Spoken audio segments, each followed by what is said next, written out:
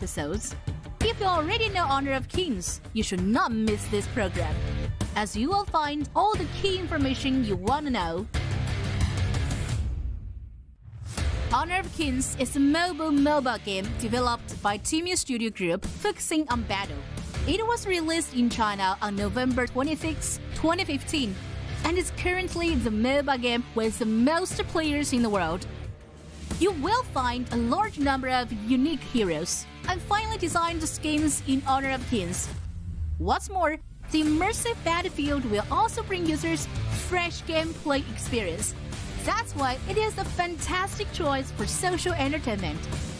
The first season of KPL was officially launched in September 2016, and we have witnessed the birth of 13 champions. After about 2,900 days and nearly 8,000 matches. Honor of Kings International Championship is an annual world-class esports tournament with the highest level of competition. It's worth mentioning that the 2021 Honor of Kings International Championship, which contributed 600 million content views on the day of the grand finals, reached 170 million users during the tournament. 2022 Honor of Kings International Championship will witness a whole update and hold a dazzling $10 million prize pool. The wild card qualifiers will start on November 22nd, and the group stage will start from December 3rd. You will see the strong teams from all over the world fighting for the World Championship. KIC 2022 will kick off shortly. Let's witness the wonderful performance of players on the stage of the 2022 Honor of Kings International Championship. Let's high five for highlight.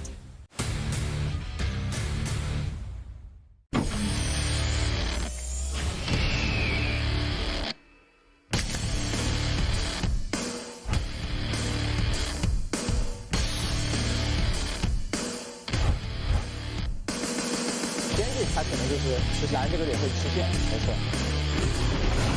闪，点大两个在之前上去，哇，行云流水。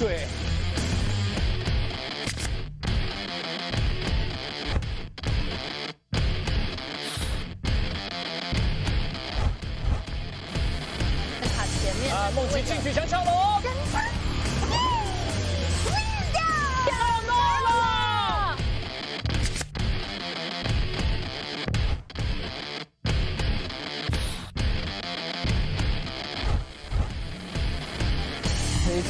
Nothing draws a shark better than the sweet scent of blood.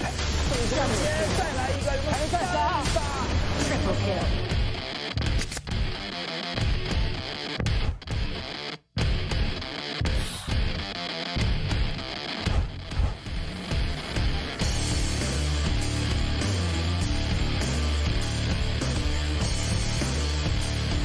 Perhaps you'd understand me better. Perhaps you can. Double kill.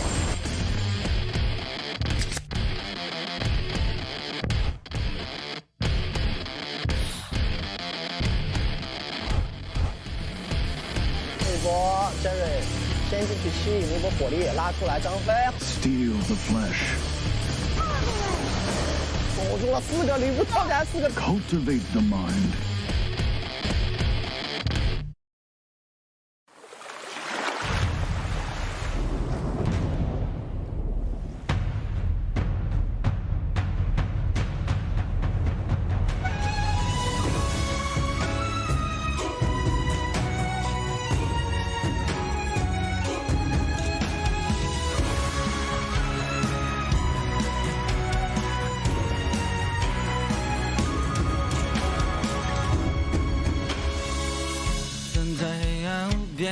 空荡在对光，无尽渴望。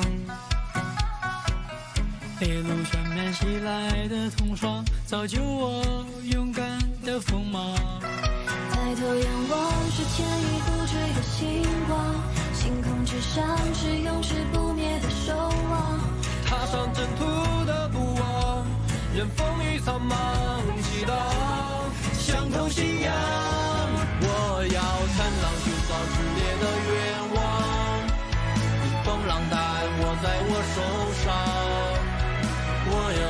现实梦的想，只因为有你陪在我的身旁。我要浴火聚光，但志忠诚，不去灵魂自伤。有解释的力量。在这座赛场上，从来都没有什么机缘巧合，抱着必死的决心，有着必胜的信念。强者就是无论身处怎么样的绝境，无论对手是谁，永远战意盎然。正所谓，死去拳台招旧部，荆棘10万斩阎罗。就算世界崩塌又怎样？我还有一座倔强。你我并肩助你于野火，让性命飘回家乡。宁可一战，绝不要平凡的时光。尽管再样，还是记下我模样。背负着使命前往，越绝望越敢冲撞。不可阻挡，就是勇敢。寻找只为了你的我，逆风让它握在我手上。我要踏破梦里现实的墙，是因为有你陪在我的身旁。奇迹永远在绝望中诞生，人间中好，不去灵魂之上。有解释的力量。那个路又扑进去了，没有被顶到，上海直接砸掉了，冠孙子阳，在上海还要去杀秦荣吗？不让手，对，再回头给2剑，不让你守。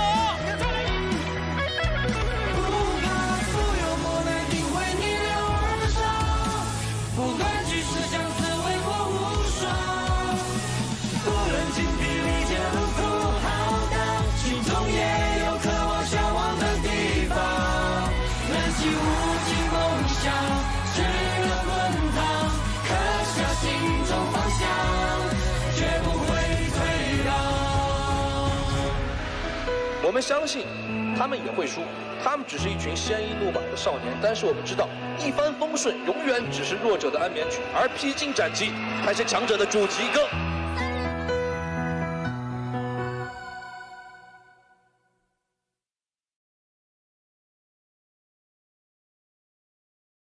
欢迎来到2022年王者荣耀世界冠军杯 KIC。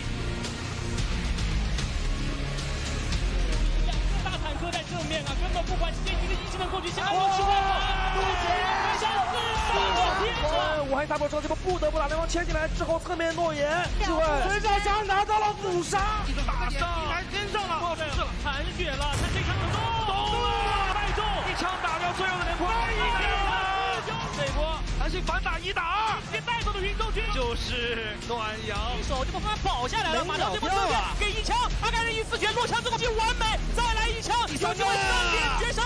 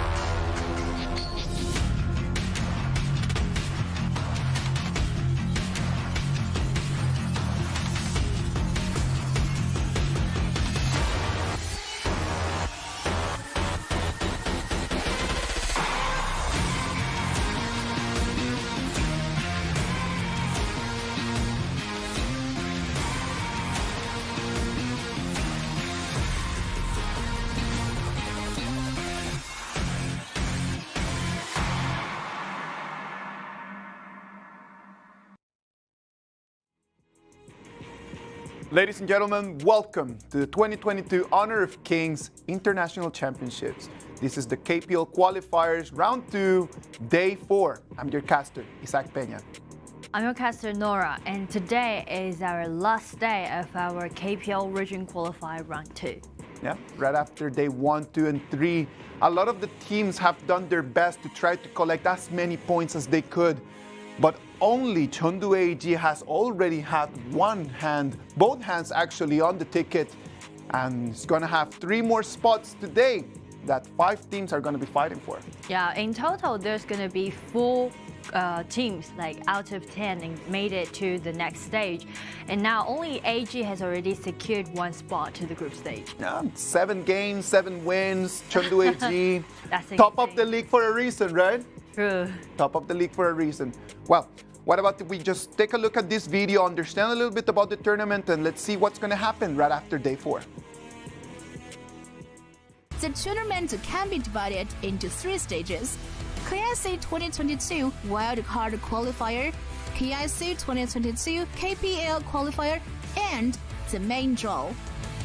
8 teams from KPL area and 8 teams from other areas will compete in the KIC 2022 group stage.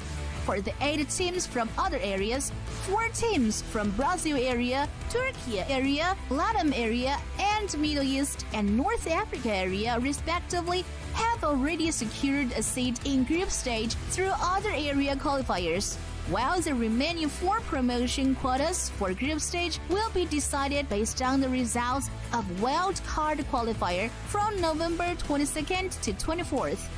48 teams from all over the world will fight for points through single-cycle best-of-1. Meanwhile, in KPL area, Chongqing Wolves and Wuhan Eastern Pro have directly won 2 seats. During KPL Qualifier from November 25th to 30th, the remaining 6 seats will be decided based on KIC points ranking results of other 12 KPL teams through a competition system, which is best of 7 for the first round and best of 1 for the second round. The 16 qualified teams will be divided into 4 groups by drawing lots based on their promotion order. The group stage begins on December the 3rd. After 10 days of grouping matches in the best of 2 double round robin system, 8 teams will advance to KIC 2022 quarterfinals. The final 8 teams will be matched up into 4 groups by drawing lots and fight for the 4 tickets to semifinals from December 16th to 19th in the best of 7 single elimination system. The semifinals will take place on December 24th to 25th and determine the final 2 teams through a best of 7 single elimination system. Finally, we will witness the birth of the championship together on December the 30th. KIC 2022 will kick off shortly. Are you ready?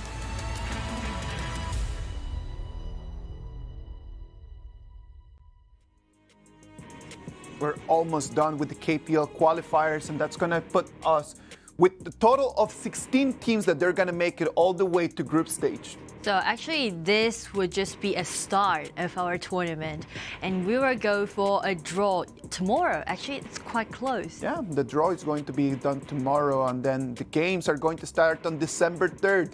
They're going to start from December 3rd, and they're going to go all the way until December 13th. That group stage is going to be BO2.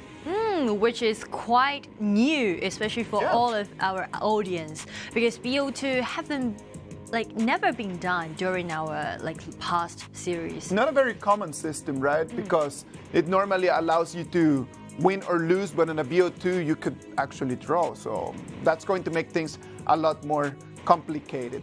Now, let's move on into our daily hero workout. Right? Again, we love doing that. Pay attention. Liu Bang, Charlotte, and Zhao Jun. These heroes, for the 2 that we've just mentioned about, Liu Bang and also Charlotte. We saw Charlotte yesterday, right? Yeah, we saw Charlotte yesterday in a great show of skill. We know that Charlotte is very item dependent. We made that comment yesterday a lot. But whenever that you have an advantage, it's a force to be reckoned, that's for sure. And also for Zhao Jun, this hero might be one of the most played hero for the majors during our past series. Yeah, incredible how Zhao Jun has become just that combo of the second ability plus the continuously with the ultimate can be a lot of damage. And actually, we saw several standouts done by a lot of majors before by using Gen.G. So actually, I'm really looking forward to them to playing Gen.G again today. Yeah, let's wait and see what's going to happen today. And today's matchups are going to have 12 electrifying performances. Let's wait and see what's going to happen. We're going to start with what could be the most important match for today, Suzhou KSG against XiAn WE. Well, if we want to make it clear and simple, let's just say the first matchup that we are gonna go for today, it's gonna be impact like 4 teams' fate. Yes, exactly. KSG that they need. And yesterday in their last game, right? Kevin says, I hope both Beijing Weibo and Nanjing Hero can qualify. Come on. Seems like they already had some fans. And we can see also some audience said you would never know what's going to happen, what's the outcome of the game. The pace is so fast that things are just going to change so quickly. Everything is just going to be just changing in a matter of seconds, that's for sure. We're going to have interesting matches, Shanghai EDG.M against Guangzhou TTG, and Shanghai EDG.M, they're going to face Chengdu AG today.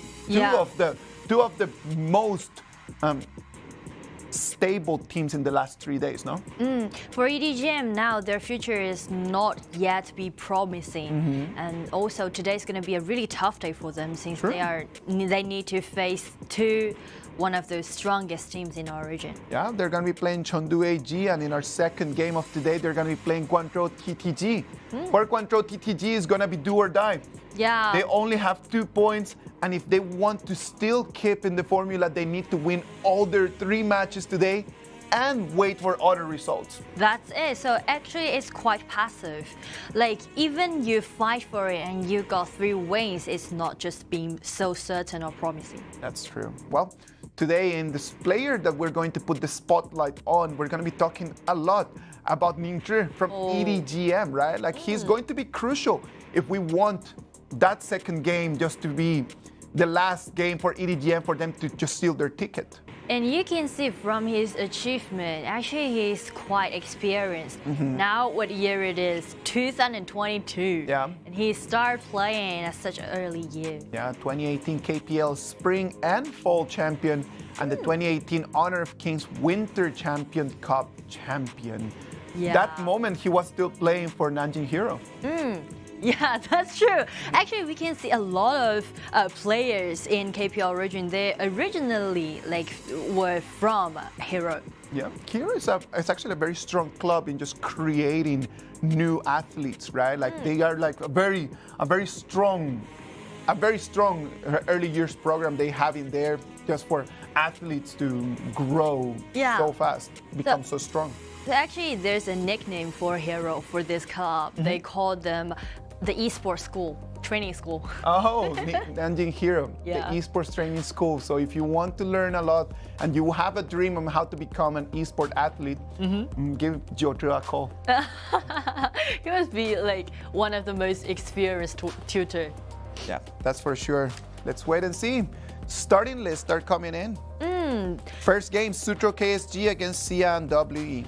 Yeah, and we can see there's another rotation just happened in XiAn WE. Another rotation. We can see actually they put An, who's playing support yesterday. Now, today, they let him to do the jungler. I respect this man a lot, even. Wow.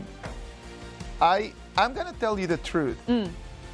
I was yesterday very harsh on An, and then after the stream finished, like I had not a short one, but a conversation with the WE fans, and then we were just discussing a little bit about what's up with An, what's up with his performance, right? We have expectations towards players. And it's our responsibility to voice those expectations out. And those who can do more are going to be expected to deliver more. Look at An. He's right now just shouldering himself, playing support, playing top lane. And today he's going to show us that he can still play jungle. Yeah. Let's see what he can do. I have a huge respect for An, but at the same time, whenever that I see something, I'm gonna say something. Like we really respect this guy. True. like in this short tournament or short stage, we only have 4 days, right, during our qualify round 2. But this man has rotated to 3 different positions. It's not a normal thing. Like people at home need to understand that this is not normal. Yeah. It isn't normal that you can just like move from position to other. For those who understand about MOBA games, mastering one lane, mastering one specific position takes a very long time. Yeah. And then being able to just get a gigantic hero pool that you can become a professional athlete takes an even longer time. And look at him. He's playing his 3rd different position in 4 days. In 4 days, especially they are engaged in such a high-level tournament. It's professional gaming, it's professional tournament, and he just need to rotate to like be suitable for every position. Let's wait and see what he's going to do today. I'm gonna have my eyes on him. I'm gonna be expecting that he can do his very best, and hopefully he can help XiAn WE to take the victory. Yeah, because it's not only about XiAn WE. We know, like, due to the ranking now, actually XiAn WE, they had no choice to make it, to go through to the next stage. But if they take this win, if they take this win, they will allow WB and also Hero to move forward.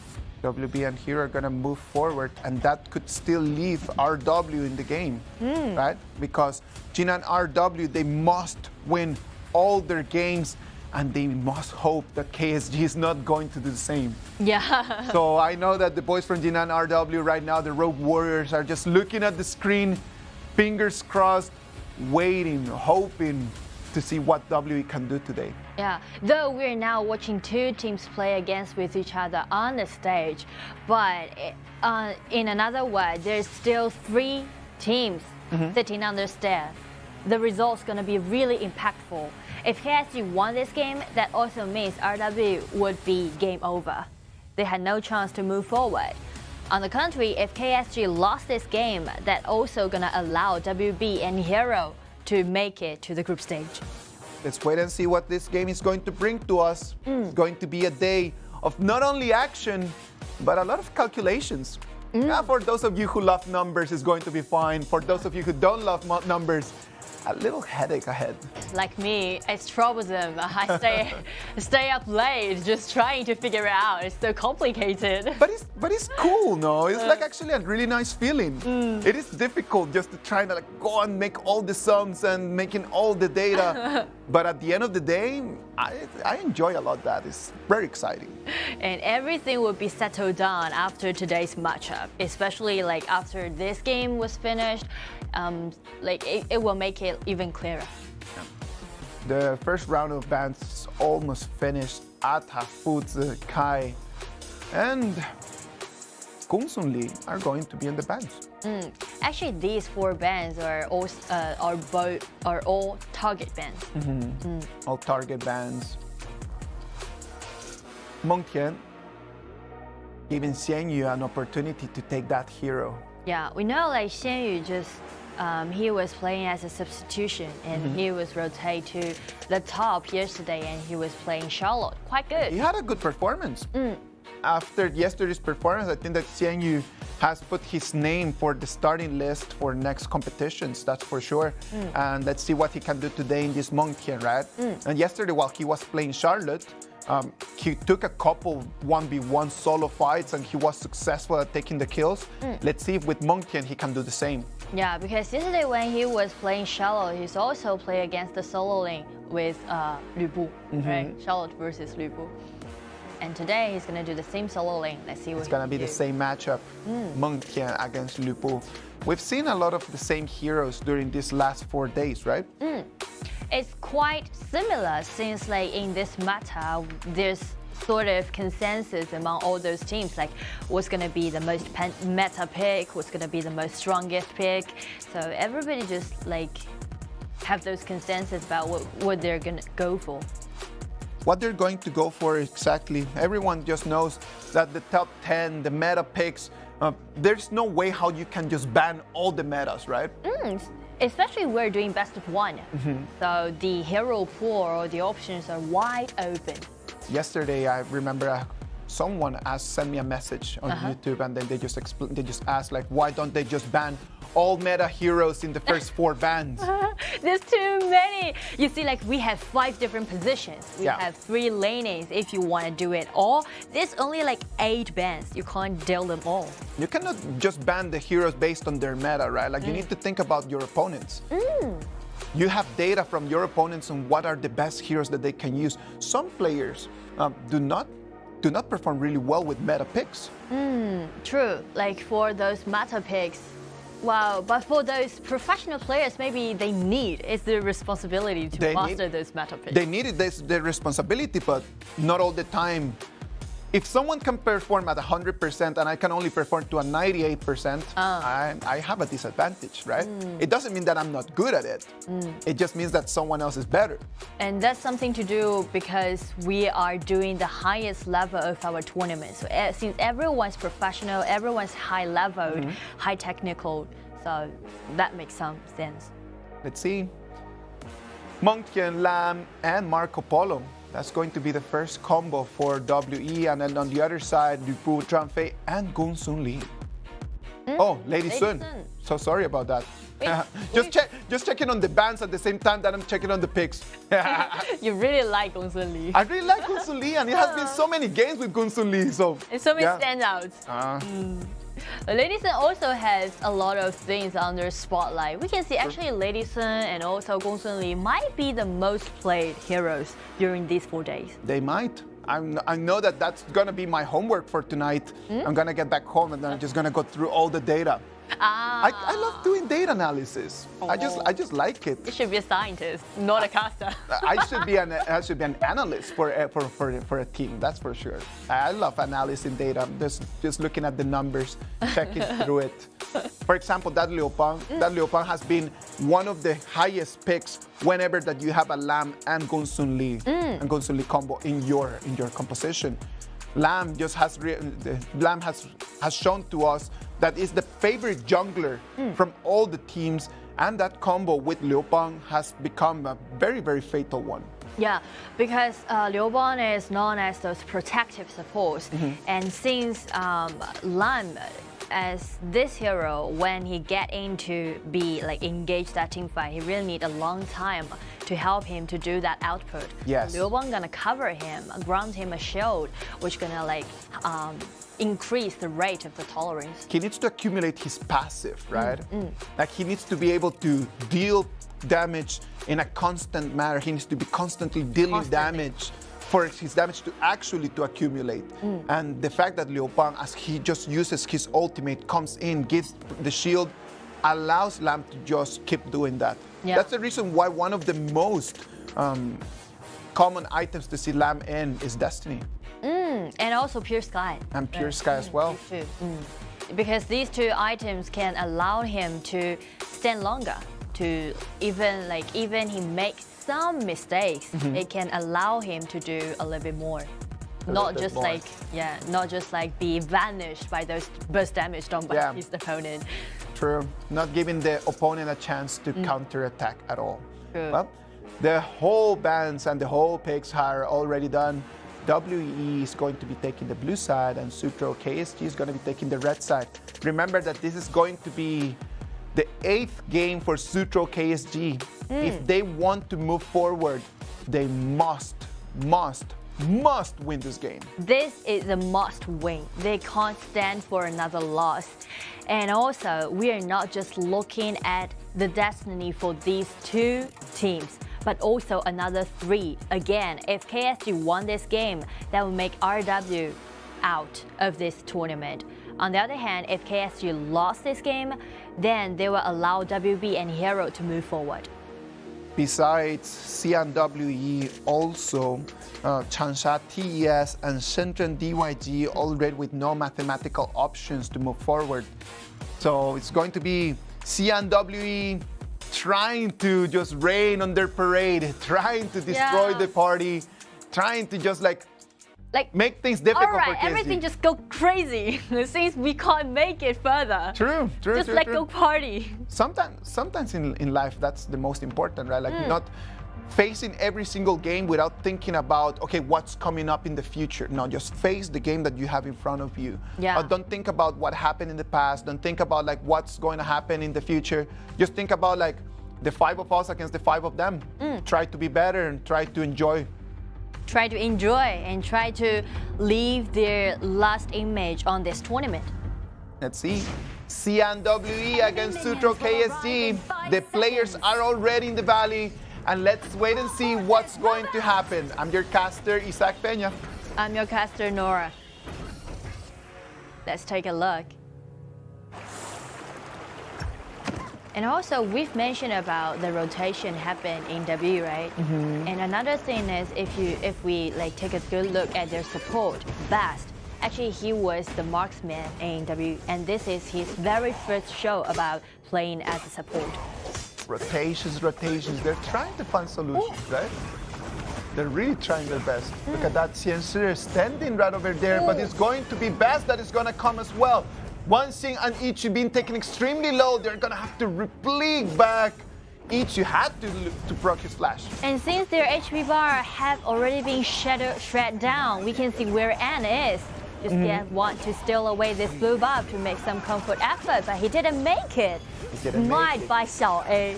XiAn using his smite to protect that blue buff. Yeah. Good start for KSG in terms of buffs, right? Like they were able to protect their blue buff and invaded successfully WEs.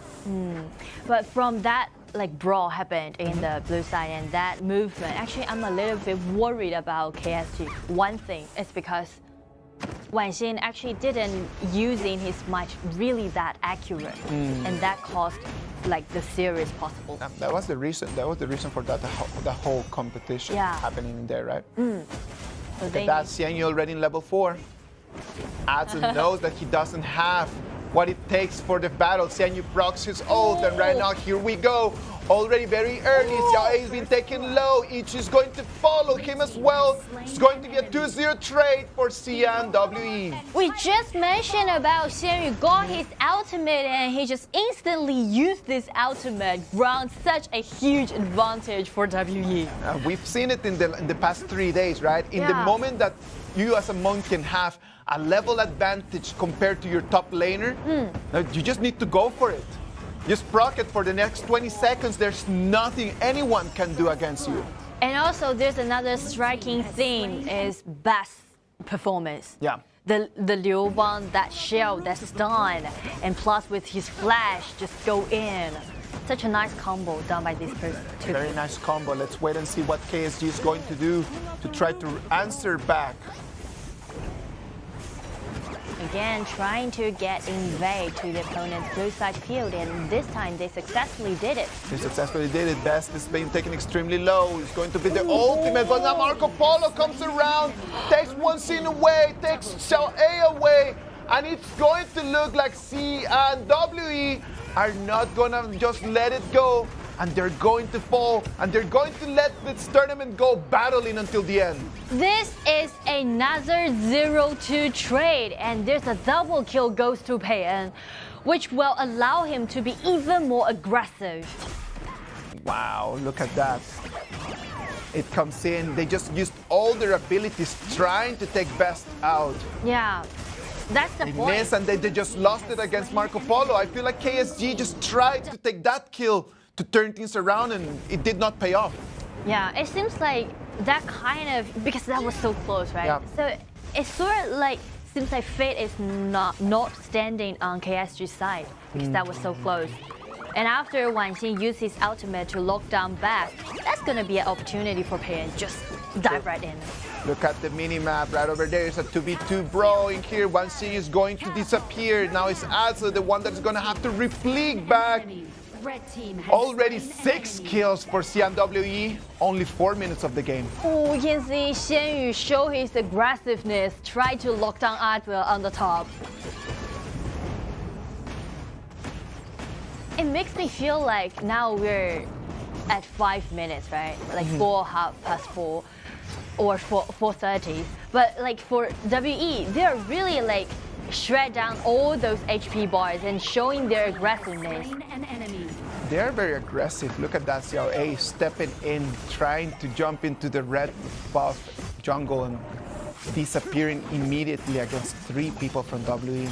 KSG need to just take care of their own resources. They have no ability to fight right now. They just need to just clean their waves, try to clean their resources, protect their turrets, and not do this, because look at that. Wow! The flash. The flash in there was so critical in that last moment. Yeah, the timing. Actually, Asa sees the timing. That was so close. And that's the reason why, like KSG now, they can't withstand WE. They can't contest WE. They just need to act defensive, and that's it. They just need to clean wave, protect the turrets. If the turrets don't fall, they can still try to protect their jungle resources. Yeah. In the moment that the turrets start falling quickly, nothing is going to impede WE just to jump in and invade. Especially KSG need to pay attention to their mid tower. Yeah. That's going to be the most crucial tower for all their vision control, for all their neutral resources. Trying to buy some time. There's already only 6 minutes mark right now. 3,000 gold lead goes to WE. Another nice stun, but this ultimate. He's going to have to proc his ult, pushing WE back, trying to protect the turret. That's going to be a 1v1. Xing is trying to take on Lam. It's not going to work out as best. It's going to TP to make it a 2-1. That's why make Liu Bang such a popular support during our meta. That's supposed to be a 1-1 solo. But due to the ultimate provided by Liu Bang, first ground and another shield, and then help to offer a little bit control to Xing. It's supposed to be a 1-1 solo. Was supposed to be a 1-1 solo, but when you have Liu Bang, it's never a 1v1. Now you can see things look really good goes to WE. They just need to use Meng Tian to stand in front of all those team members and let Marco Polo plus Zhou Yu to push forward those lanes. Things are looking bad. And right now, it's going to be Beijing Weibo and Hero, the ones that are extremely happy about this, about the way that this game is working out. Yeah, I promise you, they are just gonna be sitting downstairs, and now actually there might be some big smiling face on there. A little smirk for sure, right? Yeah. At least. Because again, WE is not just fighting for themselves. It's more like they're fighting for the future of WB and Hero. An has had a very good performance in that lap, right? Yeah. Like the rhythm that he's playing, like the fact that right now, look at that, he's already making spike mail. He's got the items, and it just shows that he's been able to control not only his resources, but the ones coming from KSG as well. And he really just gave an answer to our expectations. Like for this guy, for An, we've seen him rotate so many times during these 4 days. And now as he's playing as a jungler, he's doing really great. Pena being the richest man in the valley right now, leading with almost 6,500 gold. And 2-level lead against Lady Sun. That's gonna be huge. It is dangerous just for KSG, right? Because KSG has very, very strong and big frontliners, right? Marco Polo just really enjoys poking them and just accumulating his passive. Yeah. If he's got the items and he's got the level advantage, what can they do? Yeah, and also you can see he's always carrying a red buff, which gonna using the effect granted by the red buff to slow down the front lane. Even make it easier to help him to do those poking damage. 6,000 gold lead. That's quite significant. That's pretty big. Has destroyed a tower. Yesterday, KSG had a very good advantage against EDG.M, right? In that game, that EDG.M took the victory at the end. It came down to very, very late in the game, almost 30 minutes. KSG had the opportunity. They did not make the last punch, putting them in the situation that they are right now. Yeah, so for now, they need to bot call. They need to know like this is gonna be their last chance. As you mentioned, they can't stand another loss.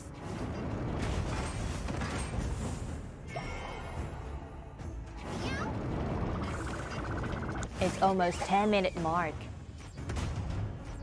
Almost 10 minutes. It's going to be the Overlord and the Tyrant that are going to come online. WE already with this big advantage. What they are going to have to do is just protect Marco Polo. As long as Pena can keep controlling both the red and the blue, and then An can just keep controlling the resources just the way that they're doing right now, it's going to be a matter of time. I don't see that if things don't change, if W doesn't make a big mistake, I don't see KSG just finding a solution to turn this game around. The only thing that came in my mind that how KSG can turn this around is that we need to put we need to put Lu Bu under the spotlight. You can see like he's now ready for doing this siege breaker. He's ready for his siege breaker. And that's going to be gigantic. He will need that item if he wants to survive and he wants to take this.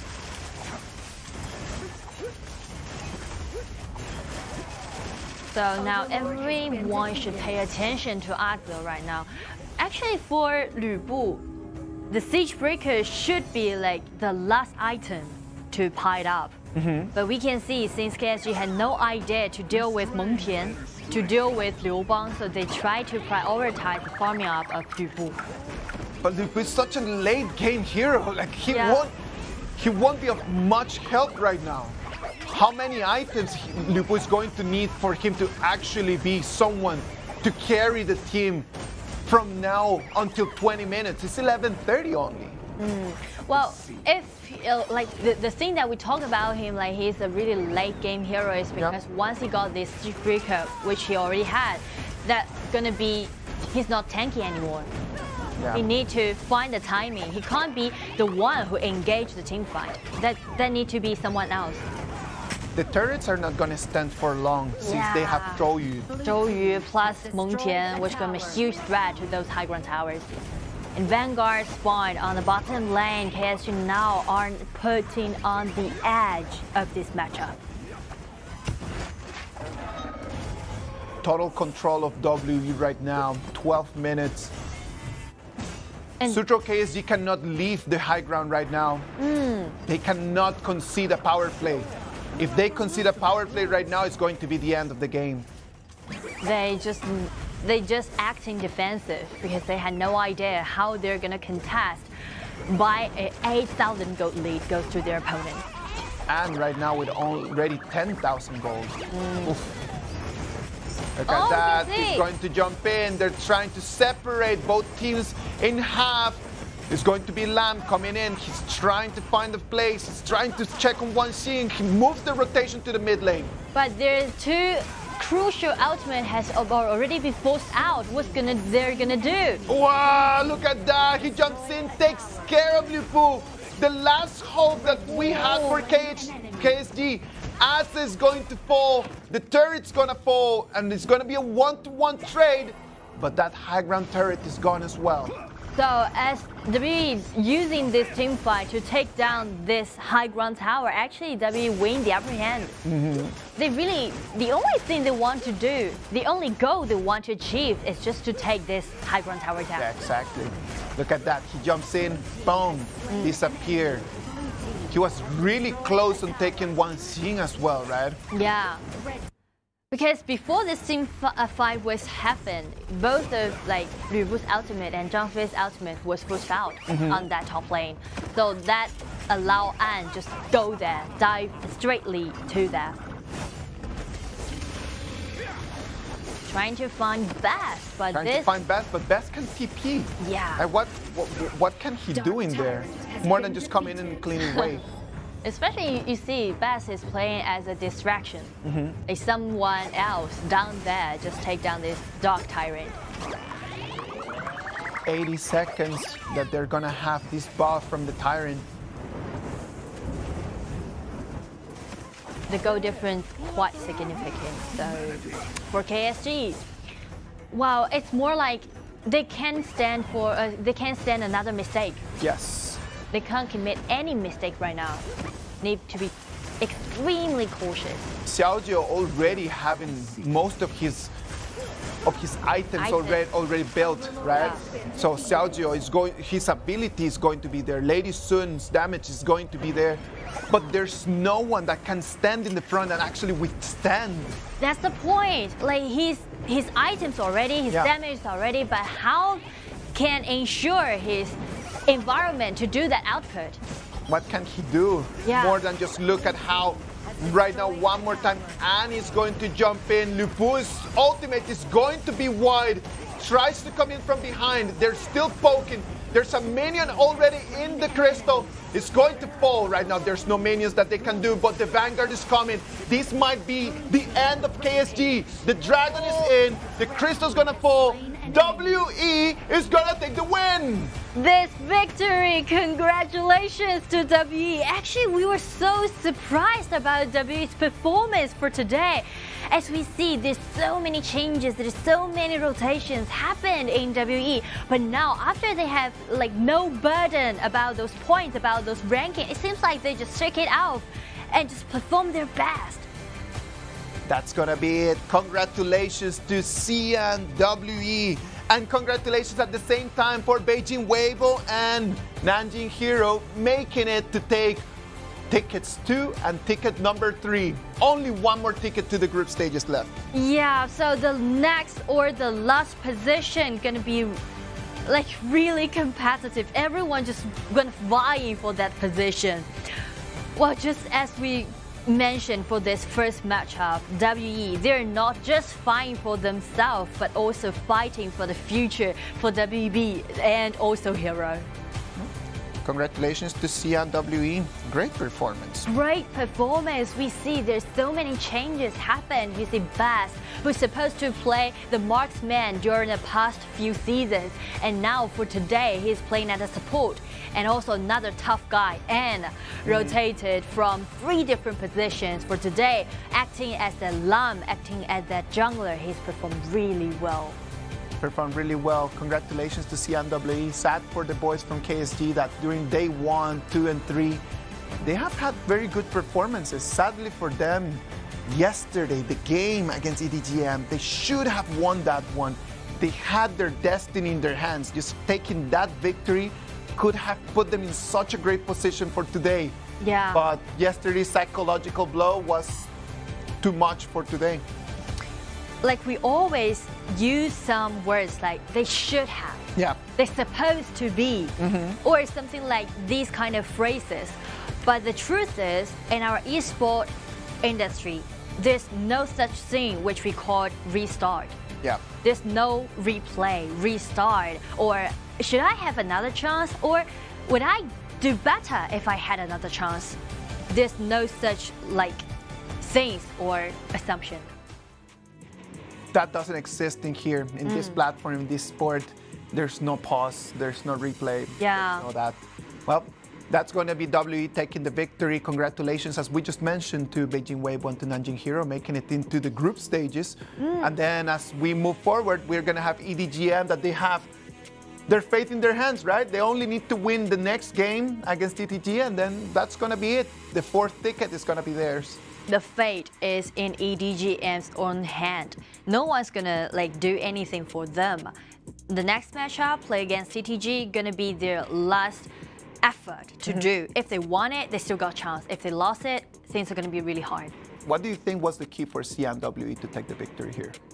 I guess it's because for their mindset, for their pressure, they don't have any pressure about those points, about this ranking. So that even just like such a relief, you know. They just like break down all those bounds, those limits, and they just perform themselves. And that's it. You know, sometimes it's just like not having that pressure of like, okay, I must perform. Yeah. Oh, I must win. Maybe just like relaxing and actually enjoying the game is the only thing that they needed. Maybe that's it. Maybe that's the way that all the other teams are going to have to look at the games for today. Just coming in and trying your very best. Just do not have any burden, or do not like set those missions on yourself, or put those things carving your mind.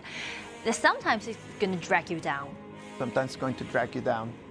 Now, MVP, WE, best on that Liu Bang. He's really doing best.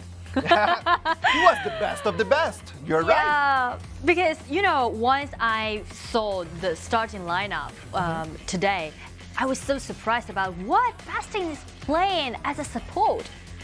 He never played as a support before, but today, as he's playing this Liu Bang, incredible, impressive. They had the whole control of the game since the beginning, right? Like the fact that they used all their abilities in there. I think that this was the moment where KSG completely just handed the game for WE to be theirs. They just handed the initiative in there. You cannot just use all your abilities to try to take on a support. Yeah, that's something I guess maybe to do with KSG's own mindset, which we call those pressure. They really try to prove themselves. So actually there's only 2 engagements happened in that early game, but 2-0-2 trade settled down all the situation. Yeah. You cannot just let it snowball like that at the beginning of the game. You cannot just hand it to your opponents for them to have to be in control. Yeah. You want to be in control of the game. You want the decisions to be yours. You want to be the one saying where the game is going to go. You don't want to just hand in the initiative to the other side. And the key point might be no rush. Yeah. Don't try too hard to prove yourself. XiAn, a great performance there against Azula, right? He did exactly what he needed to do. He made it to level 4 before Azula, and then he just jumped in, and then he opened the victory for WE. Yeah, that's something really interesting, when you're playing our game. It's more like he's a warrior player. Yeah. His personality is to be that kind of aggressive. Exactly. Look at that. Chengdu AG 7 points, Beijing Weibo 6, Shanghai EDG.M 5, and Nanjing Hero 5 as well. Suzhou KSG can make it to 5 points, but because they already lost most of their face-to-face matchups, they do not have an advantage against people that already have 5 points.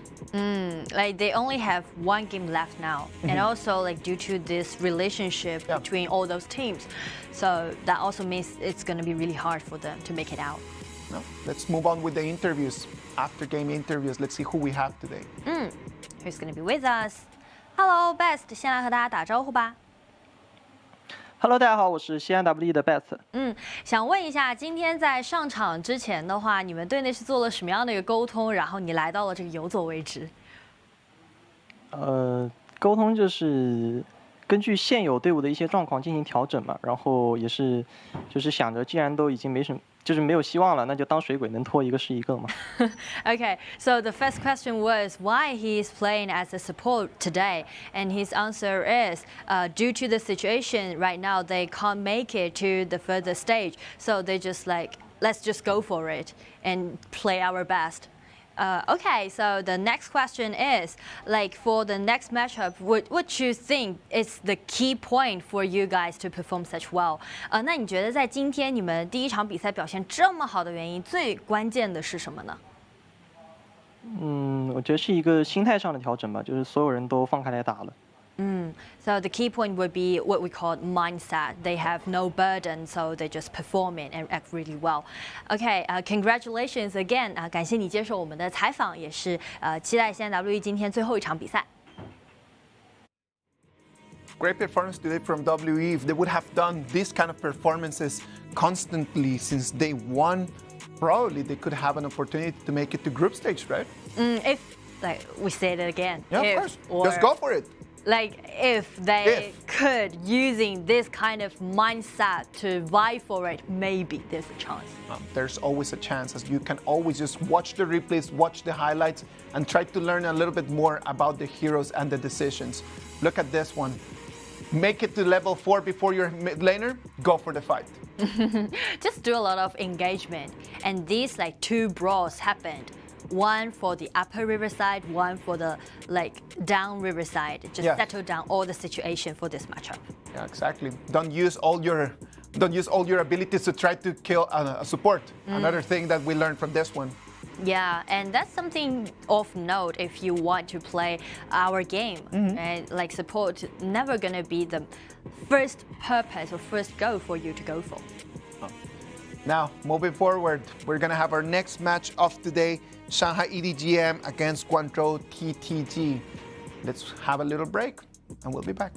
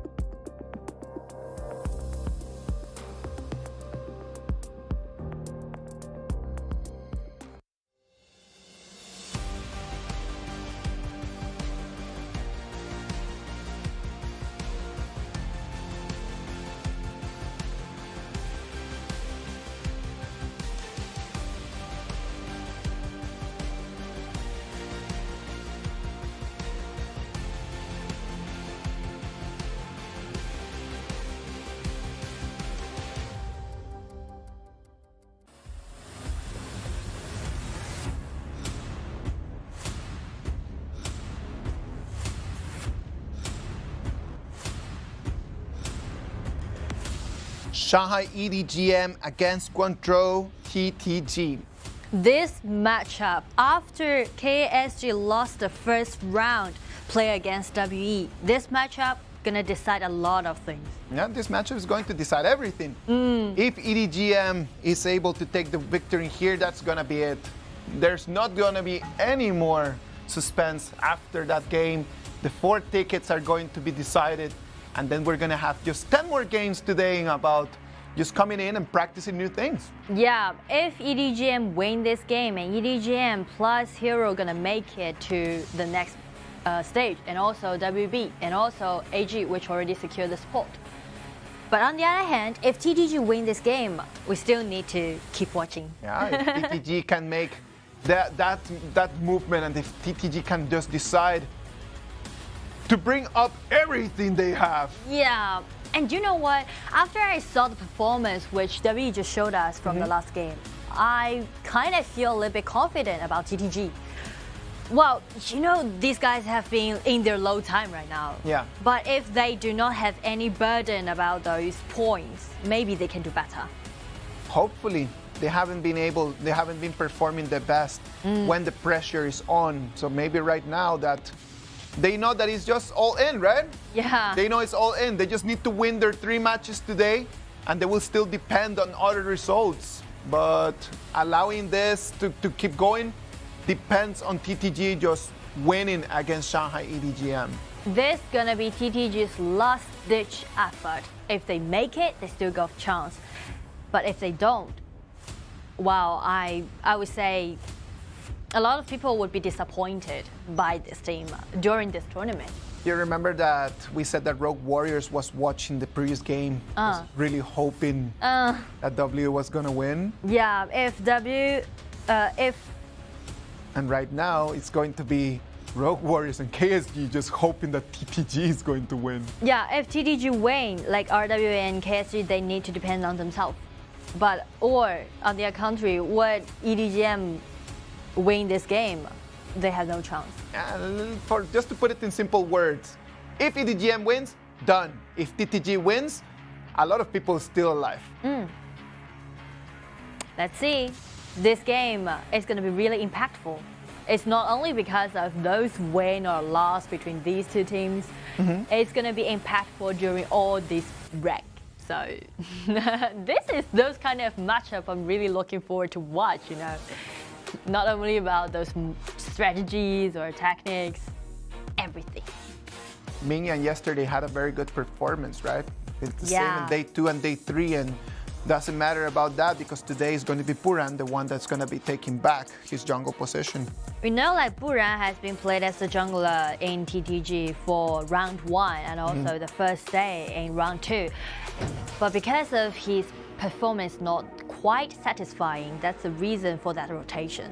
So, like, at this particular time, they still want to trust Puran. Let's see if he can really undertake the responsibility. The first ban from Shanghai EDG.M, Machao.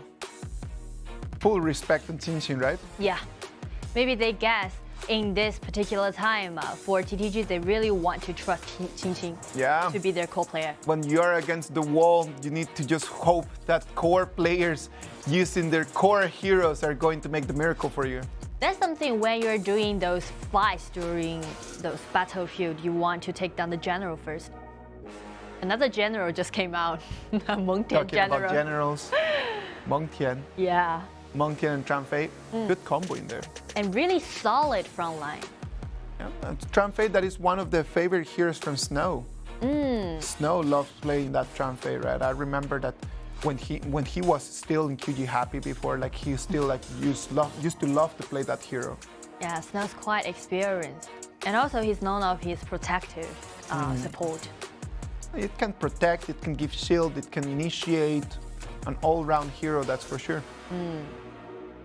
And we can see from EDG.M, they really want to gain themselves at least 2 of those winning lanes. And if they want to do better, maybe for the top they may choose Ata. Top Ata? Maybe. Well, yeah, top Ata would be a good choice against Meng Tian, right? Those what we call counter pick. Would be a good counter pick, and Guangzhou TTG is just going to shut the door on that option. Yeah. Liu Bang and Ata just straight going to the bans. One because it's going to be a good counter against Meng Tian, and the other one because it's become a very strong combo with Gunsun Li and Lam. And also, if EDG.M want to pair that composition with even Sun Bing, that's going to be a really nice composition. So they just shut Ata down. Yukio Tachibana. Well, actually, I've seen this hero appeared frequently during our matchup, which is quite surprising, I need to say, because during the previous matchup, actually Untitledtachibana is not that popular. It is not that popular. It's a very strong early game hero, but then as the game starts moving forward, then it does not provide that much burst damage, right? Untitledtachibana can prioritize the early game, but that also means the late game wasn't being that promising. The more time that they're going to be playing, the weaker and weaker that Untitledtachibana is going to look like. Lumber and Byron.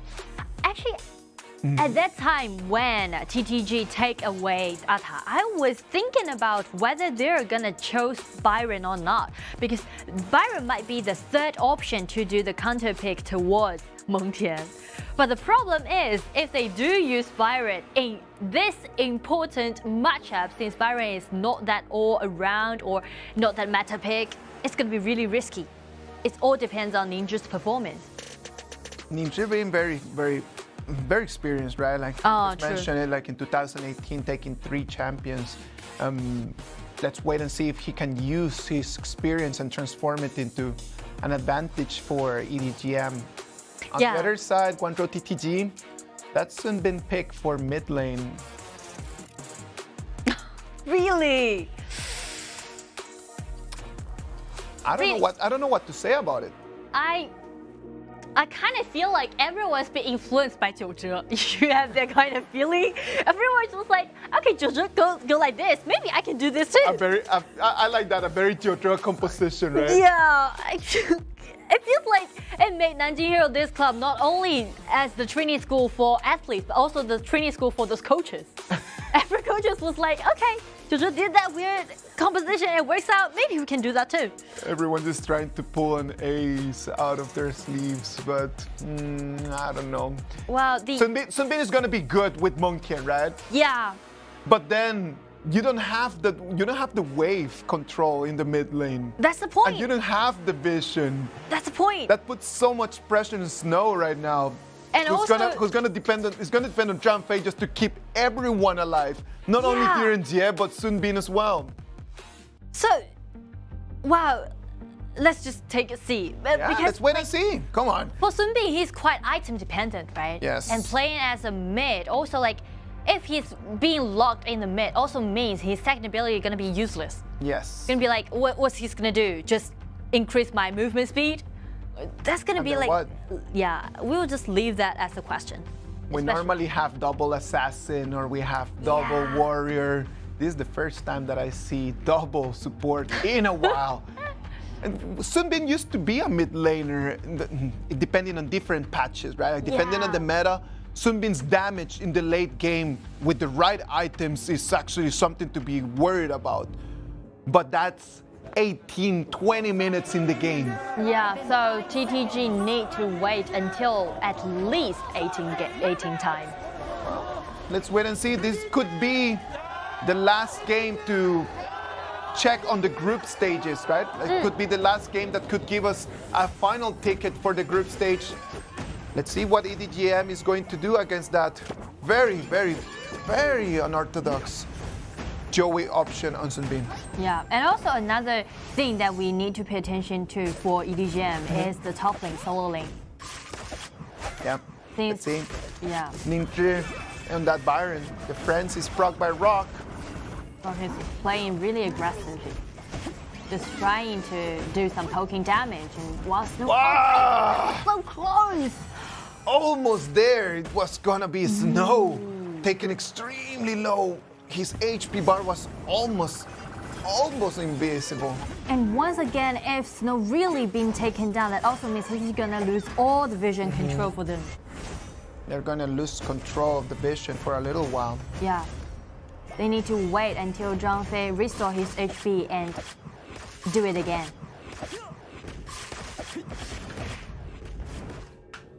Shenzhen is gonna have to clean wave and then just go back under his turret, right? Yeah, like on that 1v1 against Gunsun Ling. It's gonna be difficult for him. For this hero, is usually played as a defensive marksman. Yeah. Just standing there. since his second ability allow him to purify the mark done by Ling. That's gonna be a little bit helpful. Look at that. First time that we see that Monkey not having the advantage. Yeah. And that's something to do with what we call counter pick. Yes. Overlord and Tyrant have spawned. Rethink about it, I found it really interesting. Because the first time when I saw Ninja take out Byron, I was like, that's sort of risky, isn't it, in this important matchup? And then, boom, Sun Bin comes out. I was like, okay. It is good. Like yesterday, we saw how that Byron could be a good counter pick against Monkey. And I think that yesterday, most of the teams just showed us different ways how to solve that problem, how to solve that Monkey problem, right? Like Byron is one of them. Then we had Atta being another one. A lot of different options for you to try to pick. And Ninja is just going with Byron because he should have like full confidence on his skills on that hero. And that's something to do with Ninja for his personality. Yeah. He's quite aggressive and also experienced. So he's like those warrior players. Let's see, the time lapse comes in. Right It's going out. to be wide.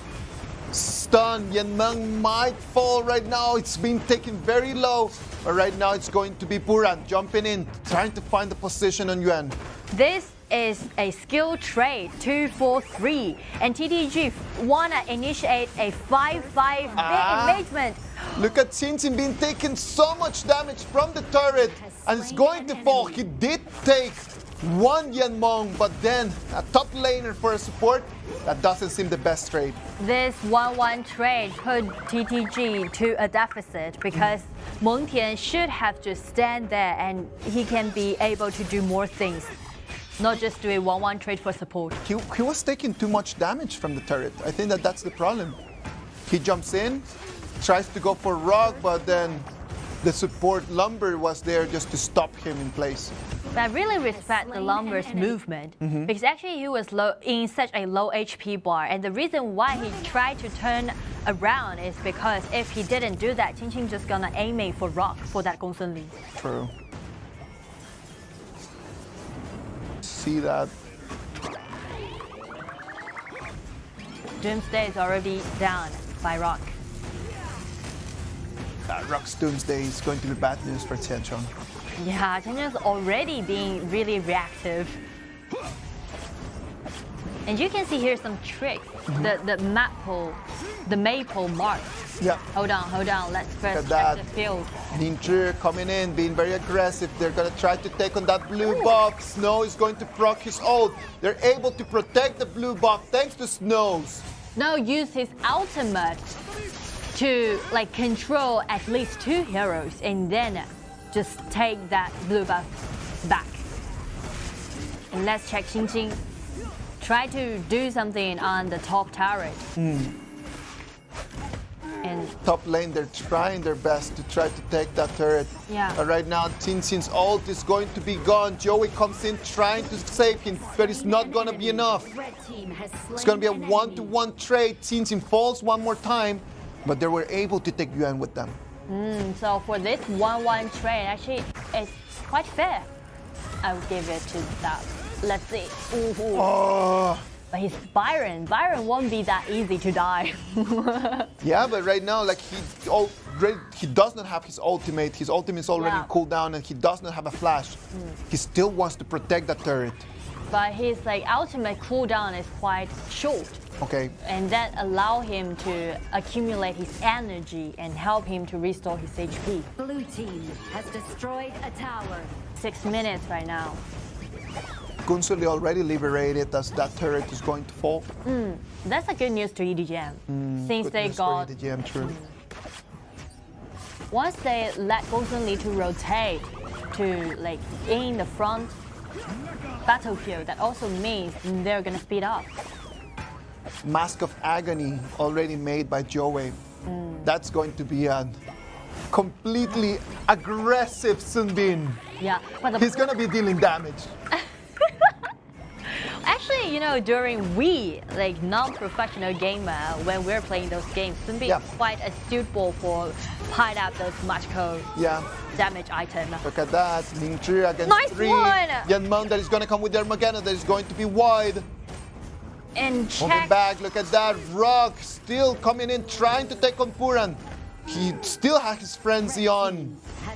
So he still got chance. He don't need to panic. You can see EDG.M, they got a sure winning lane on the bottom. And Rock's are just being so liberal. No one can actually deal any damage to him. It's because TTG's composition is quite late game style. The time lapse comes in, Yanmeng that is going to have to use his ability to run away. You see, the point is TTG has no idea or no skills to slow him down, slow the opponents down. Yes. And there's no burst damage at all. There is not that much burst damage right now in this early game, right? Like Shenzhen, only with Doomsday, one item is not going to be enough if he wants to get through Lumber and he wants to get through Byron. Get through gonna be another point about this composition. Actually, for Gen.G, those frontliner cost him havoc. Byron's gonna threat him, Lam gonna threat him, and Lambert standing in front of him, that's gonna be really tricky. Everything's a threat for him. Yeah. So that's the problem. If TTG really wants to like utilize this comp, they need to wait until like at least 15 minutes. They're gonna have to wait for a little longer. Qin's ult is going to disappear in any second. Ning Zhi knows that, and look at him, he's coming in, he's trying to spot on Joey. Qin, and right now Ning Zhi just trying to come in from behind. Gen.G is very low, he's gonna have to jump back, and EDG.M taking control of this mid lane turret. You see, like EDG.M are acting really bold because no one can threat him. The damage is quite low, no burst damage from their opponent. And also like Lam and also Byron, they're really farming well. They are trying their very best, right? GTG. But once they take out Sun Bin, that also means they make the whole composition being reactive. The good thing about Sun Bin is that it can allow you to recover HP, right? Yeah. Like whenever that Sun Bin uses the flux capacitor, it allows you just to recover HP from the damage that you take from that moment that you are under the effect of Sun Bin's ability. Again, it has its own advantage, but let's just see if they can like do it until that time. It has its own advantage as support. As a mid laner, right now, still no. Blue team has destroyed a tower. EDG is gonna be really reactive, and this mid-game time is gonna be really painful and torturing for TTG. They got no idea. They don't know how to contest EDG.M in this time.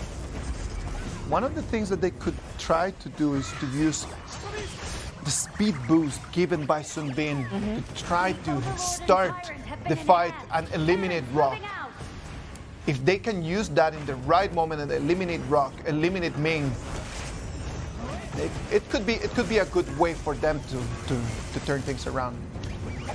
Wow, if they really want to do that, Qin is going to be really important because he's the only one who can be a threat to Rock right now, using his ultimate. So the only solution would be by using the second ability of Sun Bin to provide them an instant movement increasement, and combined with Qin's ultimate, maybe they can find some chance. Yuzaling Gold lead goes to the EDG.M. EDG.M is doing quite good. You see Ning Zhi, the position. This is being like, come on, come to me. He's given a lot of vision, right? Like it allows his teammates just to take on the objectives that they want to take. Look at that, the Tyrant being taken to 1/4 of its HP. Snow coming in with the Wild Blood. Lambert that is going to use his Armageddon, but he's going to fall. Rock being taken extremely low. It's going to be bad news right now for EDG.M. Rock is going to fall. Right now it's going to be Lamb trying to go on the counter attack. Coming in, taking on 1, taking on 2. But then he's going to fall as well. Ming Can he use the kitty bombs to try to turn this game around? Qin been taking extremely long. Ningzhi still alive. Still alive. Not for long because Buran is going to split him in half. This is a quite nice team fight by TTG, and they do it for a 2-4 trade. Only one mage remain in EDG.M side. We can recheck this. Actually, everything just engaged by this Dark Tyrant. Eventually, he didn't die, the Dark Tyrant, and then the battlefield just be split up. Exactly what we talked about, right? Like if you can get Rock out of the mix early in the game, then you have an opportunity, you have a chance to fight. Ming could have been a little bit more aggressive in there, I believe. Yeah, by using his first ability. Yeah. To try to leverage more poking them. You see Snow, whenever they did a really nice movement, Snow always waving his hands and cheer him up. All the time, just trying to cheer everyone up. Yeah. And he's well done, boys. Well done. That's really nice. Check the Dark Tyrant goes to TTG. It's a really nice news to TTG. That Dark Tyrant is going to level up the gold. And now the Armageddon comes in. 3 people on air. The damage is not following. Ningzhi is trying to use his abilities to try to regenerate his HP, but it's not going to be successful at that, and he's going to fall. For TTG now, after they've taken down this Dark Tyrant, allow him to be more aggressive and also buy them more time to farm up. Buying them a little bit more time. Oh, solo. Solo fight. It's going to be a 1v1, but then it's going to be more people from TTG coming in. Yuan cannot take that fight right now. Hey, yo, bro, isn't we just doing solo kill? It was supposed to be a solo, man. So, the Pierce guy for Yuan has been forced out during that solo fight. Now, TTG is showing their aggressiveness, try to gain more neutral monsters and try to, speed up. And they're being successful at pushing the game out of the early and mid stages, right? It's already 14 minutes, and it doesn't seem like they're under a lot of pressure that they would need to force back to protect high ground. It looks very healthy for them in order to keep pushing and letting their people just keep farming. Look at that, the time lapse comes in. It's more like even their comp is quite passive, quite reactive, but they are not acting reactive. Try to take vision, it's going to be the Overlord. It's going to go for TTG. And you see the gold difference has been overturned. And now here's 1,000 gold lead goes to TTG. Yeah, quite a good news. It's not that big an advantage, right? But it's still an advantage. So actually there's something now we need to talk about is EDG.M. Okay. For EDG.M, for this composition, they can't stand for late game. Because after they go for the late game, Rock's going to be really weak. Okay, so Rock's damage is going to start being not that strong as the game moves forward. The same is going to happen for Ming, right? Yeah. In the moment that TTG is going to have all the Long Night Guardian, the Succubus Cloak, depending on the option that they decide for magical, for magical armor. Qin already got his Succubus Cloak, and Qin's on his way to do that. The time lapse comes in, and right now it's going to be the second Vanguard pushing on that second tier turret. So actually things not going that well for EDG.M. Wow. Going around the wall. And also you see there's 2 Vanguards gathering on the bot lane. TTG can use this Vanguard to do something, to make something happen. Let's wait and see. Look at that. Rock trying to push on Qin. He's not being able to join, trying to protect that turret. The turret's going to be taken down to 1/3, and it's going to be fully disappearing. That's quite easy for TTG, which is surprising. TTG just being able to turn things around in a couple minutes, right? Yeah. They just went from being down 1,000 gold to be right now leading almost 3,000. From that pushing, no deaths happened, no kills happened. Everything just went so smoothly and peacefully for TTG. And that's something to do with EDG.M's stage right now. They're trying to do something, but now they're just being like, they don't know if they can have enough burst damage to support them to finish that team fight or not. So they are just acting reactive. Well, let's wait and see what's going to happen. Remember that this game is going to decide on a lot of different things. If TTG wins, then that means that KSG and RW still have a chance. On the contrary, if EDG.M wins, that's gonna secure their spots to the group stage and also another 2 teams. Everything just gonna be settled down if EDG.M win this game. Oh, a nice chance! Nice chance, but then Yuan was just stopped over there, straight to his face. He tried to jump in, spotted by TTG, given the power play. Right now it's going to be 30 seconds until Yuan can come back, and the minions are coming from all different lanes.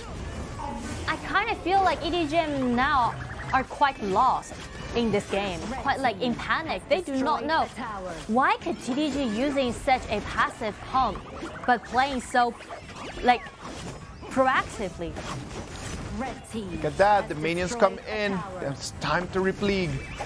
The mid lane turret was the goal, and they have taken it with them. And now EDG.M has 4,000 gold in deficit. 4,000 gold deficit right now as we hit the 18-minute mark. That's been damaged right now. Is something that EDG.M is gonna have to be worried about, especially for his like first skill of Sun Bin. By powered up those magical damage item, if he land his first skills on Min or on Rock, that's gonna be really torturing. And at the same time, like the time lapse, his ultimate has such a big area of effect, right? Yeah, the silence. Overlord has been defeated. It's nearly go for the Tempest Dragon right now. Only 130 minutes away. EDG.M. Once again, we've talking about this topic for quite a long time. Yep. Once you got the chance to gain yourself something, you shouldn't let it go. And this is exactly the moment, the chance for EDG.M. They need to fight for their future. But then that, look at that, Yuan trying to come in from behind. He's trying to find the spot. Yenmon that is going to be stunned and taken down. Since him being extremely aggressive, coming in, taking too much damage from the turret. The kitty bombs come in. The resurrection that is going to be brought by Puran. He's going to fall once, but he's going to stand up and try to keep the fight going. And we can see they already taken down the high ground tower on the top, and they have got 3 high ground towers in vantage that can fully support him to gain for that Tempest Dragon, which is going to be spawned in 30 seconds. Look at that, they were just waiting. The Armageddon is successful. Yuan trying to find a place to jump into the fight, not being able at the beginning. He comes in, it is fully wide. Thanks for him, he had this ability to just run away. Yeah, thanks for his item and also his ability. It seems like Lambert, Yenmon trying to initiate something, trying to gain some advantages for them, for the preparation for that Tempest Dragon. But TTG just like Snow really do it well. The ultimate by this jumping. Puran trying to start on the Tempest Dragon right now. Trying his very best. Look at that. Try to rush the Tempest Dragon is gonna come to 1/5 of its HP, and it's gonna be uncontested. Puran is going to take it, and right now they're gonna have 80 seconds. 80 seconds of that buff. Blue team. Wow. And once again, we've mentioned after TTG has been successfully make it to 20 minutes to the late game, now they're totally bombing up, decked out. The composition is complete right now. The CC is quite good, and also the error tolerance rates are quite high. Last push. Lan just come in, try to find Zhou Wei, and also another one is Jinan try to kill them. but just use a nice movement to avoid him. Yuan is out of this game. Let's check the battlefield right now. Double kill already goes to Qian. He revived again. He haven't been taken down. Another kill goes to Zhang Fei, goes to Snow. TTG made it to a 0-3 trade. It's only going to be Ming and Rock, the two last options for EDG.M to keep alive in this match. The Dragon's already in. The Crystal is falling. Right now it's going to be TTG taking the victory. And then they're still having hopes for going into group stage. Congratulations to Guangzhou TTG. Congratulations to these boys for this game. After they select such a weird composition, but they successfully made it, show their resilience. And by those teamwork that they put all those effort together, and they win a really precious points for themselves. It was a good show from TTG, right? And the same as we mentioned at the beginning, that unconventional strategy just really paid for them. Yeah. They did it quite good. They did it quite good. But on the contrary, EDG.M, again, I really hate to say so, but why, like in this qualifier round 2, a lot of teams just lose their chances or gain something for themselves. Right now we're just trying to make the math just coming in, just cracking, completely crunching those numbers. Yeah, we can see after TTG win this game, first of all, KSG and RW still got chance, right? Yes. TTG still got chance. And KSG gonna play against RW in the next matchup. Right now, Guangzhou TTG already still have a chance. Shanghai EDG.M, the only chance that they have to get one more point is to try to beat the invincible Chengdu AG. Again, attention, AG now has got 6 wins in a row. They haven't been defeated even once. That's gonna be a really tough battle for EDG.M, but what else they can do? Nothing. Nothing. Need to go for it. You're playing against the best. That's Yeah. it. And when you play against the best, then anything could happen. That's what Guangzhou TTG is just showing us right now. They did not perform well during day 1 and day 2. They kind of took some wins after that, changes in their match and playlist. And right now they've got 3 points. They have 2 more games. They could make it to 5 points and make things really complicated for everyone else. Really complicated for the ranking. It's not only about themselves, but also, as we mentioned, this win can be really impactful for the ranking, whole ranking. So everything just went insane right now. We don't know what's going to happen next. And for these teams, especially for these 2 matchups we've already seen, it seems like it's out of our expectation. Everyone just acting not weird, but just like you don't know what's going to happen. Yeah, of course. Like, it's the last day. They need to go for everything they have. What are your thoughts on the game? What are your thoughts on the game? On this game? I don't know, it's just odd. To be honest, really odd. It's like for the composition that EDG.M, they're supposed to win this point because the one that TTG just had was quite risky. Yes. But somehow EDG.M just, hand those advantages over to TTG, and they just do nothing. They feels like kind of lost. Yes. And that might remind me something like in this tournament, especially in our last day, the deciding day. The most important thing is never about the strategy or those tactics or those what we call mechanics. It's more like those mindset. You need to calm down. That might be the key. I think that the whole Sunbin strategy worked really well in terms of being able to control the game whenever that EDG.M made the mistakes in the first stages of the game. They never had, TTG never had a very big advantage. They never had a gigantic advantage until the late game. So that was very, very interesting to see from TTG. They never made the mistake right after EDG.M just handed them the ball. EDG.M handed them the ball, and then after that they were just like very careful with it. They held to it up until the moment that Sunbin was going to be just gigantic for them. 30% damage down. We talked about that. We talked about being very, very able to provide damage, the area of effect of Zhou Sun Bin was going to be something to be careful about. Look at that.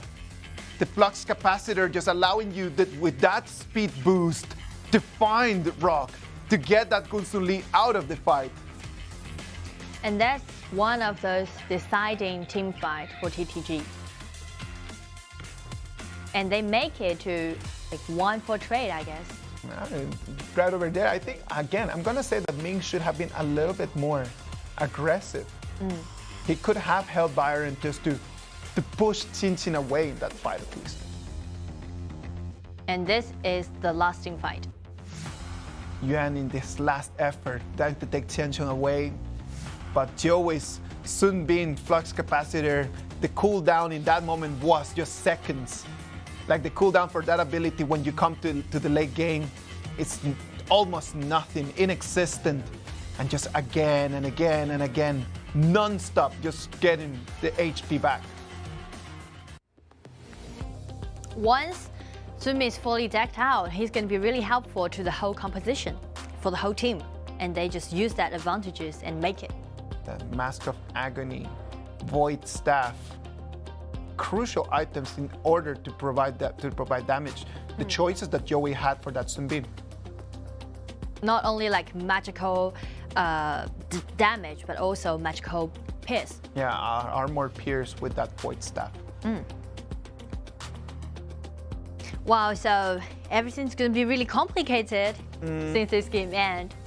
Look at that. Still the same 4 people on top, but Shanghai EDG.M only have one more game to try to make it to 6. And it's going to be TTG. They have 2 more games. They could still make it to 5. And Suzhou KSG can still make it to 5 because that's going to be our next match. Our next match is going to be Suzhou KSG against Jinan RW. These 2 teams both have opportunity right now. They still have got chance. So the next matchup going to be really crucial to both of the teams. Whoever that loses next match is going to be out. That's it. Make it that's clear. Simple. Make it simple. Imagine just whoever that is going to lose that match is going to disappear out of our formula. Right now we're just getting ready for interviews, trying to get together with the players. We're trying to just solve that, trying to get them ready for this. There are questions that I want to ask. Who came up with this strategy? Like that would be my first question for Guangzhou TTG. Who came up with this strategy? Me too. I'm really curious about that thing. So that's going to be the first question I'm going to ask. So let's see who's going to be with us. Hello， 九尾，先来和大家打招呼吧。Hello， 大家好，我是广州 TES 的东安选手九尾。第一个问题啊，我们所有人都非常好奇，最后一首孙膑是基于什么样的一个沟通，然后谁的想法大家选下来的呢？圈约赛其实玩的挺多的，然后4冠有时候没机会选吧，然后今天就感觉因为机会不太大了，现在然后就选出来玩一玩。So the first question was that the most curious thing, like why Sun Bin? And Joey just said they used it before during those training days, and it's kind of really effective. So since they do not have a huge possibility to get further into the group stage, they just take it out and just enjoy the game. So the next question would be like after taking this win, what's the main point for you to take this win? 那在赢下这场比赛以后，你觉得对于你们这支队伍最大的意义或者说影响会是什么呢？就是意义其实还好吧，主要是就证明原来是有实力的吧，只是比赛场上没打出来就比较可惜。Okay, so the point would be prove themselves. They still got that power. It's just because they don't have much chances to show it out. 好的，那谢谢你接受我们的采访，也是期待你们接下来的表现。TTG has the skill. They're really good. They're a very strong team. And sadly for them, not every single match has worked the way that they want it to work. Yeah, that's the point. Like they do have that power, but I don't know. It feels like for lots of the team, not only TTG but also some other teams, they never seize that moment to really show their power. They still have one more game against Chengdu AG and against Beijing Weibo. They have their fate in their hands. Let's check on the highlights of the last game.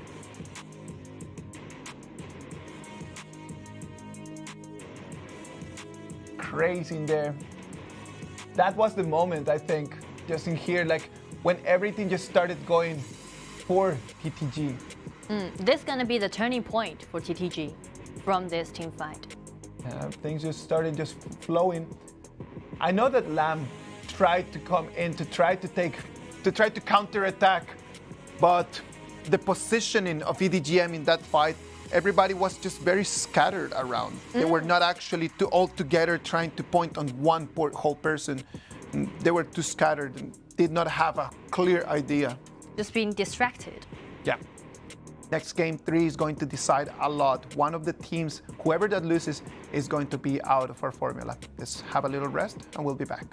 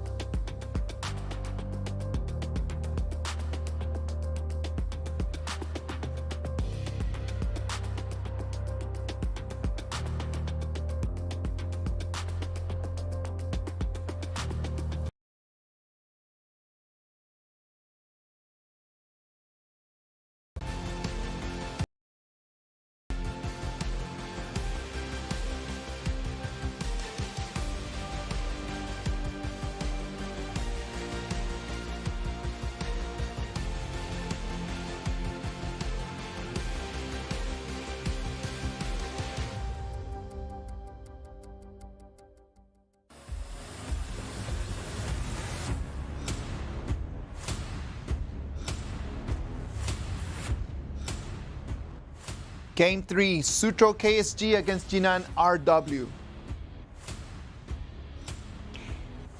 As we've been through these dramatic things happened in our matchup, now we can see the third game.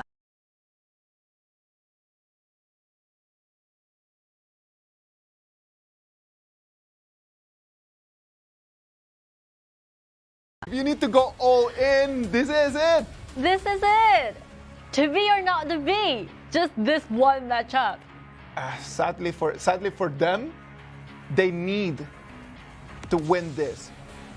Lucky for them, TTG winning against EDG.M just gave them an extra life. That's true.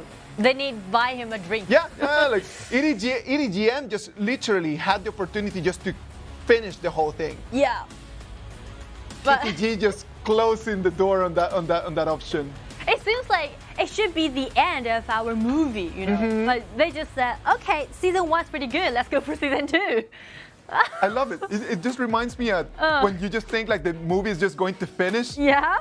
And then just the main character just dies in front of you. It's like, wait, what? What just happened right now? Or he's just revived again, you know. True. Everything just became mysteries again. Craziness. Craziness. This is going to be the last game for Suzhou KSG. Yeah, if they want to make it to 5 points, it needs to be right now. For Jinan RW, they have this game against KSG, and then they're going to have one more against Top Esports. For KSG, this is going to be their last game. And also for this game, who lose, who's going to go home? Yes, you're totally right. Ban and pick. Jinan RW against Suzhou KSG. No Tranfei, no Ata, no Zhouyun, no Mengtian. Mengtian is quite annoying actually. Oh, but Daqiao is open. And it's going to be Jinan RW, the ones that are going to say, you know what? Ooh. You hand it to me, I'm going to take it. Daqiao is available there. And Jinan RW are going to play to that strategy. Yeah. Is KSG aware of this? Do they have something to counter that? Wow, I was so surprised since like Fuzi and also Gongsun Li, they haven't been banned away. So that's going to be some problem for KSG to deal with. They left Fuzi to RW. Sorry, that Sun Bin was so impressive. Xiaojiu is going to take Gongsun Li, and then it's going to be Fuzi Daqiao. Yeah. Fuzi Daqiao, Wang Zhaojun. And we've seen this counter pick Zhaojun towards Lu Bu for several times. Yeah, and it is not only a counter pick to Lu Bu in this stage, right? Like at the end of it, if you want to play Daqiao strategy, you must have someone in mid lane that can clean wave quickly. And also from previous series, we can see how Chen Feng using this Zhaojun, the second ability, how accurate. Yiqu, Xi played really well yesterday. Quite impressive. Xi, right? It was a very good pick against Mengtian, right? And for this game, for this particular game, it's a really nice counter pick towards Daqiao. Do those compulsory movements. Yes, the compulsory movement, you're going to be controlled and manipulated out of the TP tunnel. And we all know like Daqiao really rely on that TP to send all his teammates back to the fountain and restore again. Options for support that could be useful. Could we see a XiAn support from Suzhou KSG? What do you think? Wow. Like normally it wouldn't happen. Yeah. But today, I don't know. Today is that day. It's the day full of surprises. Yeah. I don't know, because normally if you use XiAn as a support, that also means somehow you are really bad at initiate something fight. Oh. Mulan. The complete split push. They're just gonna go full split push. They're not gonna take even one marksman. And if that's a marksman, then it's gonna be Li Yuanfang. Yeah. It has to be Fang. With Fang's mobility, he can take care of himself on the bottom lane. And also he's gonna be really useful if they do wanna do that split push. The split push is gonna be the way to go for Jinan RW. And if they're going to come up to fights, what that Yao can do is going to be very important. Yeah, he needs to be a threat, especially for Xi. Need to force him to go back, not to be so easy to manipulate other people. Zhang Liang. Wow. It is a good counter to, I don't know, let's say to heroes that have a lot of mobility. For example, Yao, for example, Fang. But how is that going to help you against the TP tunnel? Yeah, that's the problem. I guess the point for KSG to take out Zhang Liang, maybe they want to do a lot of more ganking. Just let everything happen on the side lane. Everything just gonna happen on the side lane. So mostly 4v1 rotations, trying to start fighting early in the game. What do you think? That also means that active support item is gonna be really crucial, which gonna increase the movement speed, help them to do more ganking. Howling Emblem? Yeah, that's the one Zhang Liang's going for. Howling Emblem, Zhang Liang. Well, how would he survive then? Well, that's the point. They need to initiate the team fight and do those burst damage. Yeah. If they take someone down by using the ultimate provided by Zhang Liang, take one person down before the team fight initiate, they're gonna win. they're gonna have a high winning rate. On the contrary, it's gonna be really tricky. Who do you think that Chanliang is going to be aiming for using his ultimate, just using the word control? Well, if they do those split push, basically RW would be split up to 3 different laners.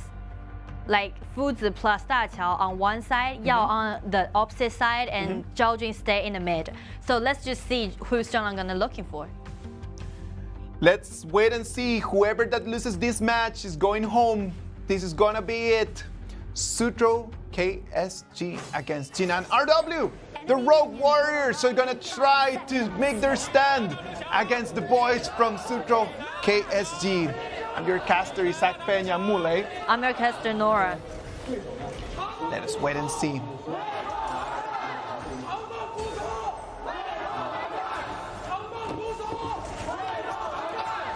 For the mid lane, actually this combo by Daqiao and Zhao Jun gonna gain them a winning lane. Well, I don't think so. I actually don't think so, because Chanliang allows KSG just to clean wave very quickly, right? Like he doesn't need to stay there. Oh, look at that. It's very, very aggressive. Xiao just being put on his back foot. It's gonna be trying to be counterattacked. Now we have XiAn being frozen immediately.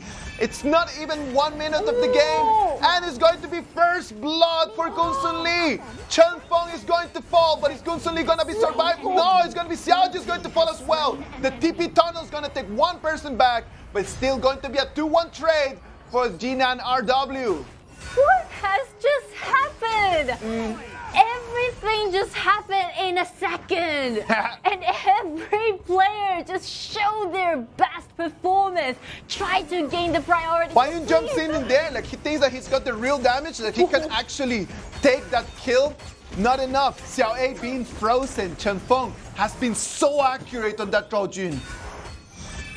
You see, the team fight actually happened for almost 2 minutes.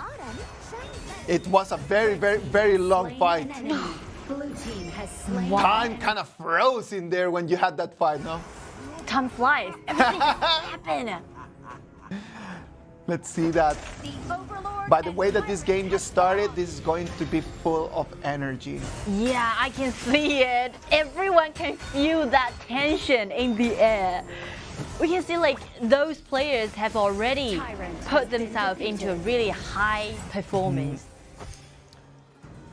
I feel like KSG is right now saying, you know what, you want to split push with me? I'm not going to fight you. XiAn does not have his ultimate yet, but his Song already level 4, almost level 5. So for Song, like until, since Daqiao got his ultimate, they're gonna start their strategy. And on the other hand, I can see like XiAn is not so far till he upgrade to level 4. He needs his ult. He really, really, really needs his ult. Without his ultimate, he's not gonna be of much help for his teammates. But somehow, I got a feeling like, actually they're not gonna do that kind of split up push. You don't think that RW is gonna split push? Like, they're now really into that kind of engagement. Oh, the Sage's Might is going to come in. He's trying to put Lifu. He's being frozen. The Winter's here. Now Yao is going to come in, but it's going to be counter-attacked by Chanliang. It's going to finish him completely. Then Fan Huang is going to counter-attack. It's going to take a 1C. Right what we talk about. XiAn needs to do this. He needs to use his word control, put him down, and just allow his team to have a little hope to move forward. Using his ultimate to lock Yao down and just limit his flexibility and to deal this 1-1 trade for jungler. You see, like some kind of feeling like everyone just do it head to head. Let's confront each other. No more strategy. But you see, like that's the problem about having that Lifu against Zhao Jun, right? Like Lifu, in the moment that he just landed his ultimate, he was immediately frozen. Both ultimate by Lifu and second ability by Wang Zhaojun have delay, and that's exactly the same time. Yeah. That's the point. Just finding the way to control the timing for that. So once Zhao Jun saved his second ability, that kind of be a threat rather to use his ultimate. They're gonna try to go and push on that turret. The bottom turret won't be able to survive from that. It's gonna be too much pressure. I think that KSG should go for the Overlord right now. Yeah, they need to use this Overlord to help them to gain and comfort constellation effort once they lost the tower. Yeah, if you're gonna be playing against a split push strategy, you must control that Overlord. You must have the bangers helping you to just diminish a little bit the pressure that you're having from both sides. Yeah, so actually we can see still even gold and even kill.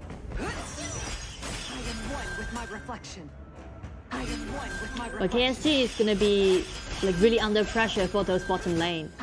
The mirror domain, XiAn still has his ultimate available. And due to that Overlord they just got, kinda helped them to not have such a burden. Yeah, not to fall behind too much, right? Look at that, Song being suppressed. All the abilities coming in on the tank, but he's right now very, very strong compared to the rest. Yeah, the Whirlpool is going to bring one, he's going to bring two. It's going to be 4 people from Rogue Warriors coming in. Try to push forward, try to take this tower down, and they can do it easily. They can do it, they will take it, and they're gonna have to run away right now. That second tier turret did not stand a chance in there. And that's the point when what we mentioned before that ban pick phase. Once Zhang Liang hasn't used his ultimate combined with both burst damage, they'll just hand over the initiation to RW. Yeah. His ultimate is going to be his main key, right? Look at that, stun, Aza taken extremely low. It's gonna bring Bro to half. It's been frozen, and then Fang comes in to just deal more damage. Power play for RW. RW is playing so smart. They know that Lu Bu's gonna be the only frontline, only tank for KSG. And since now RW has like a really nice damage out, so they just go for it. They're just going for that. Yeah. They're not thinking about anything else. They're just going for Lu Bu. If Aza disappears, they have no frontliner. No vision control. The fight is gone. Yeah. So they're really playing like quite smart. Great surprises by RW. Still staying alive in this whole fight. Ooh, nice They just mind one more time. XiAn is the one that is being controlled. He's going to suppress, but he won't survive from the Fang's damage. And we can see manipulate one person, force out Zhao Jun's flash. Forcing out her flash, but right now the ballista is already in the mid lane, damaging the turret.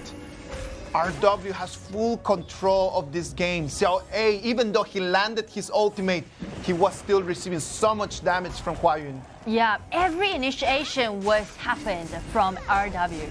Yes. They are leading this game right now. They're leading the game. They do not have a gigantic gold advantage, only 1,000. But in terms of morale, I don't think that KSG is just having a good day. Yeah, that's something to do with what we call momentum. Yeah. You got that power, you got that like kind of feeling or desire, you just do it. And now for KSG, they need to bulk up. They need to first be calm and try to do something. They've got Gongsun Li. Ichi controls on one. Chongfeng is being taken extremely low. He won't be able to come back on the TP tunnel. Right now it's going to be Song, the one that is going to come back with him. It's going to be a 2-0 trade for KSG, and that mid lane turret is going to fall. Nice job done by KSG, and from this team fight, they gained them the most important resources in our game, that is the mid tower. Yes, exactly. That is going to alleviate a little bit the whole problem that KSG was having. Turning things around one more time and showing us that this is going to be a top game. Look at that. First, using that support item that we've just mentioned. Yes, the Howling Emblem. Song being suppressed, taken extremely low. I think that that's a good strategy from XiAn, right? He waits until the moment that everyone can just focus their damage into one person. He's going to lock one Song down, getting everyone in. Zhao Jun is going to fall as well. XiAn uses his ult one more time. Song is taken extremely low. He's going to fall. And again, one more time. Look at that. such a nice play. KSG just suddenly turned all the things around. We're talking about them not having the morale, and right now they're showing us that they don't want to leave. Both teams understand what is being played on this game. They know that there's no tomorrow more than the victory here. No other chance. KSG said, you want momentum, you want desire. We just show you about our momentum, our power. Yes, XiAn and Puqi still there. Ooh, that was so close. That's a beautiful thing about this TES.A strategy, no? Yeah. That you can just step forward and then just be really aggressive. Because you know, as long as you got the second ability, you won't be that afraid. The Howling Emblem coming in. Song is going to be locked in. But it's going to be found the one that is going to fall. The marksman was be taken down, so KSG can use this minion waves to push forward. They will push forward, and they got the Overlord as well. Well, just 1 second. Everything just happened in the past 3 minutes. You mentioned it was actually a very smart call. The Howling Emblem, exactly the key item that XiAn was going to need to be able to just really use this. Boots of Deafness as well. High speed increase in terms of boots. Like not only increase his own movement speed, and also by this item, support item, he's allowed every ally to increase their movement speed, try to do more gank. XiAn is the Eye of the Whirlpool that is going to save him, but then that's going to go on a very long cooldown. At this moment in this stage, almost a whole minute for Puqi to have his Eye of the Whirlpool again available. Yeah, and you know what? The next step for KSG, there's only 2 choices. Rather, they're gonna do some ganking on the side, or they're just gonna go for it if they got people in number. Well, if they got the numbers, they have to go for it because right now they've got the gold advantage. 3,000 gold lead. Look at E2, controls one more person, bringing him in, is suppressed. The damage is going to be lethal. Song won't stand a chance. Killing spree goes to Xiaozhou, and now they just. Now look at 1C. They know that XiAn is just hiding in the bush. They're still on the hunt. They did not spot him in, and now XiAn is going to clean that top lane. Then that will buy RW more time. Yes. And also they clean the bottom wave. So actually this movement quite brave and smart. Love the way that this game is being played. Really exciting. And also, since XiAn already has his available Howling Ambulance, they're trying to find another gank. XiAn is going to clean the wave from there, and he knows that he's going to be able to take that. He knows that there's no danger for him whatsoever. TES.A is going to be forced to use his ult. Right now it's going to be XiAn trying to find the one person. XiAn is not going to jump in the TP tunnel.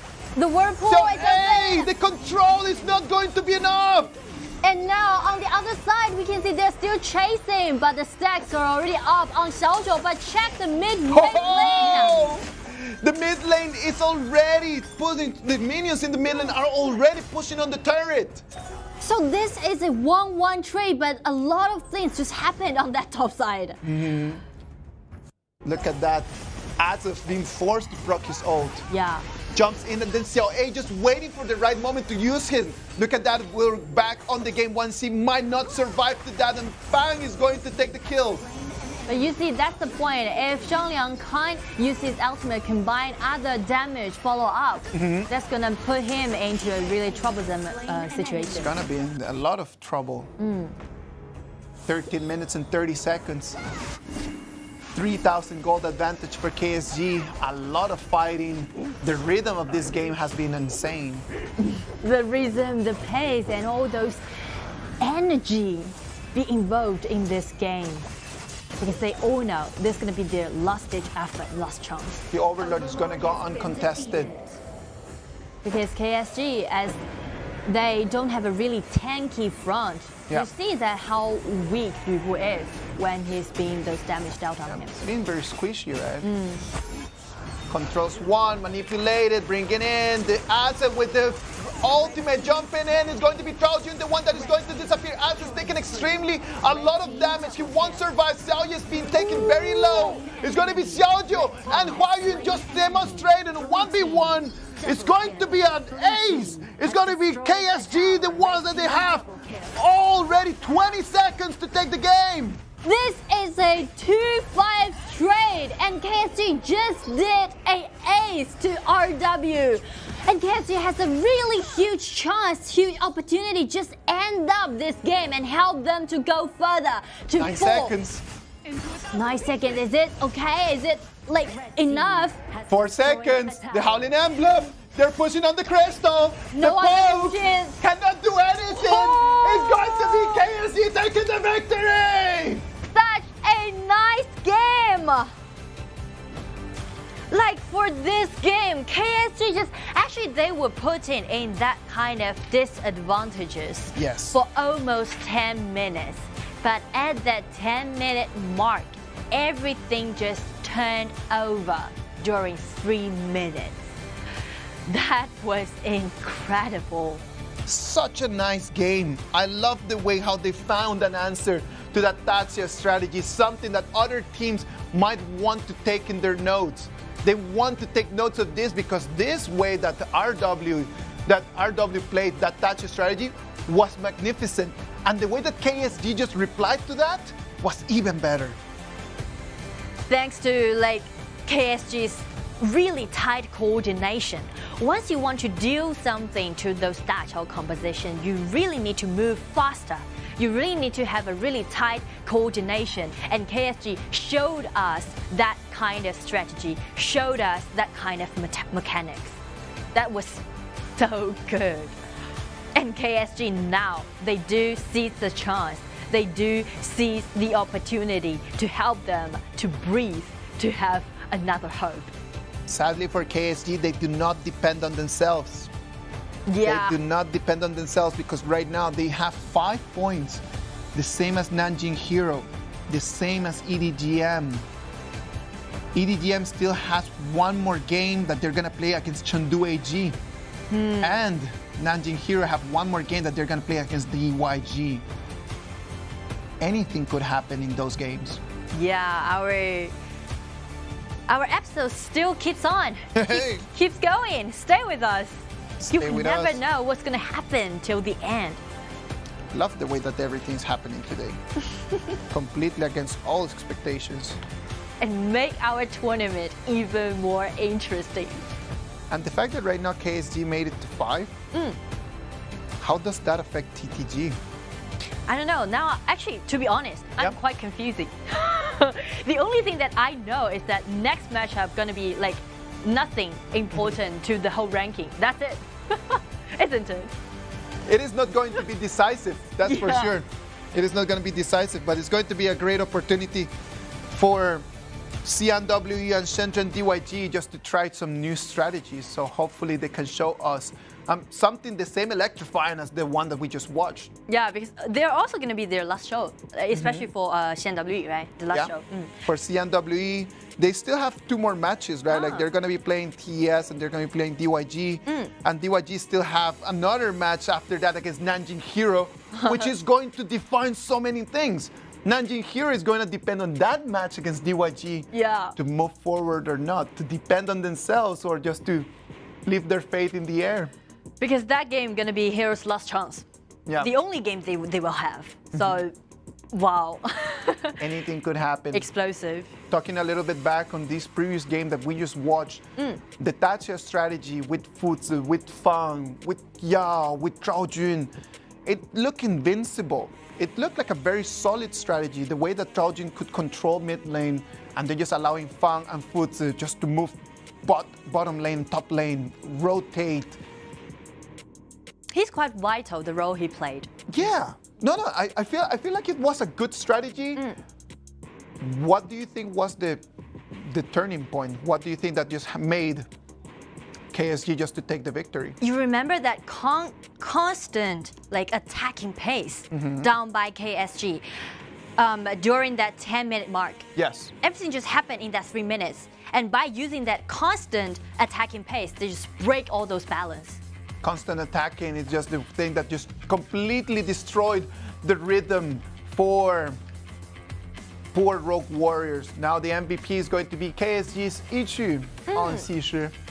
24.7% damage dealt, but actually it's nothing to do with his damage dealt. More is about the accuracy. Yeah, I think that if we could just check on the control percentage, right? I think that was the point that just made Yiqu being such a vital factor for the victory. And one thing like worth mentioning is about both Xi and also Zhang Liang has those controlling power, but they just split it up, not aiming in the same target. Yeah, just waiting, just to split people around, right? Like the way that Adza jumped in on that ultimate, just completely isolated Chen Feng and Puqi. Yeah, but to be honest, RW is playing quite good. Huayun, his performance quite good. Yeah, come on, like look at that. It's day 4 and they still had a chance to move forward. Yeah. Like you need to be good to be able to make it to day 4 and still have a chance. Because we all know, like during our round 2 qualify, actually it's 4 out of 10. It's quite fierce, it's quite competitive. Very competitive, 16 and 8, total of 24 kills in the whole match. That's a lot. That is a lot of kills, and we didn't even make it to the Tempest Dragon. Yeah, that was, and like there's 4 kills happening during that 2 minutes. Yeah, that's true. At the beginning of the game, it was insane. Like it was like not even the 1 minute mark. Yeah. Already like 4 kills. It was a 2v2 trade on top lane. It's like, what's going on? And both of us were like be stunned. We were just like, what just happened? Completely. Wow. Look at that. Top 4, still the same, but Suzhou KSG has 5 victories. Now they have 5 points right now, same as Shanghai EDG.M, same as Nanjing Hero. So as for Suzhou KSG, now they've already done what they can do. The next thing for them is just wait for the destiny call. Now they need to just wait and they just watch the game, same as everyone at home. Right now they just became part of the audience. They're just really waiting that EDG.M and Hero won't be able to take victories, so we can go to these amazing extra matches today after a 12th game. Yeah, so like later we'll have a short interview towards Suzhou KSG, right? Is there any question that you... Because it's gonna be like their last interview during our round. Oh yeah, I would ask why they allowed Rogue Warriors to have TES.A. Did they want them to go on TES.A, or is it something that just happened? Okay, let's go for it. See what's gonna be with us. Hello， 一曲，先和大家打招呼吧。大家好，我是苏州 KSG 一曲。那第一个问题啊，就是我们想问一下，当时有想法就是说把大乔让给对面，然后又是怎么样去做的一个应对吗？就训练赛打过嘛，就打对面大乔老夫子。Okay. The first question was that why they let Da Qiao to give it to RW, and they just said they used it to do some counter picks during those training lanes, and it works out, so they just go for it. Okay, the next question is, you just done the last game during this qualify round 2. Is there anything you want to say to your fans? 这是你们在这个第2轮的最后一场比赛了嘛？那有没有什么想对粉丝说的话呢？就打好每一场比赛吧，就是感谢支持。Thanks for all you like being supportive to KSG, and they hope that they can play it well. Okay, so anyway, like you just finished the last matchup and we really did good. 感谢你接受我们的采访，然后也希望你们好好休息。Right now, Game 3 is already done, and right now KSG is just depending on everyone else. Right now, it's going to be EDG.M, Hero, the ones that they're going to have to perform to try to make it to 6 points. Yeah. Everyone who makes it to 6 points after this is going to be completely safe. The magic point. EDG.M has a chance. Hero has a chance. And let's not forget that TTG, after their victory, they're still in the mix. They could still make it to 5. True. Actually, there's a lot of games still remain in this game, so everything just unpredictable right now. Completely unpredictable. All right, let's check on the highlights of this game. Let's see exactly what did KSG do in order to face this TES.A strategy. Let's see, like, This kind of gained RW the first advantages, but suddenly, like, into these some kind of marks, KSG just using their constant attacking pace, turned the table around. Just trying to turn things around. I think that this was a great example. Just completely broke it in two halves, right? Completely just putting Song on his own, putting him aside, and then it was just a matter of taking them one by one. And without Song in the fight, there was no one in the side of RW that could actually take in some damage. It seems like KSG has got those awareness. They're just ambushing there, like on the top. We are done with game 3. We're moving into game 4. Let's have a little break and let's be back.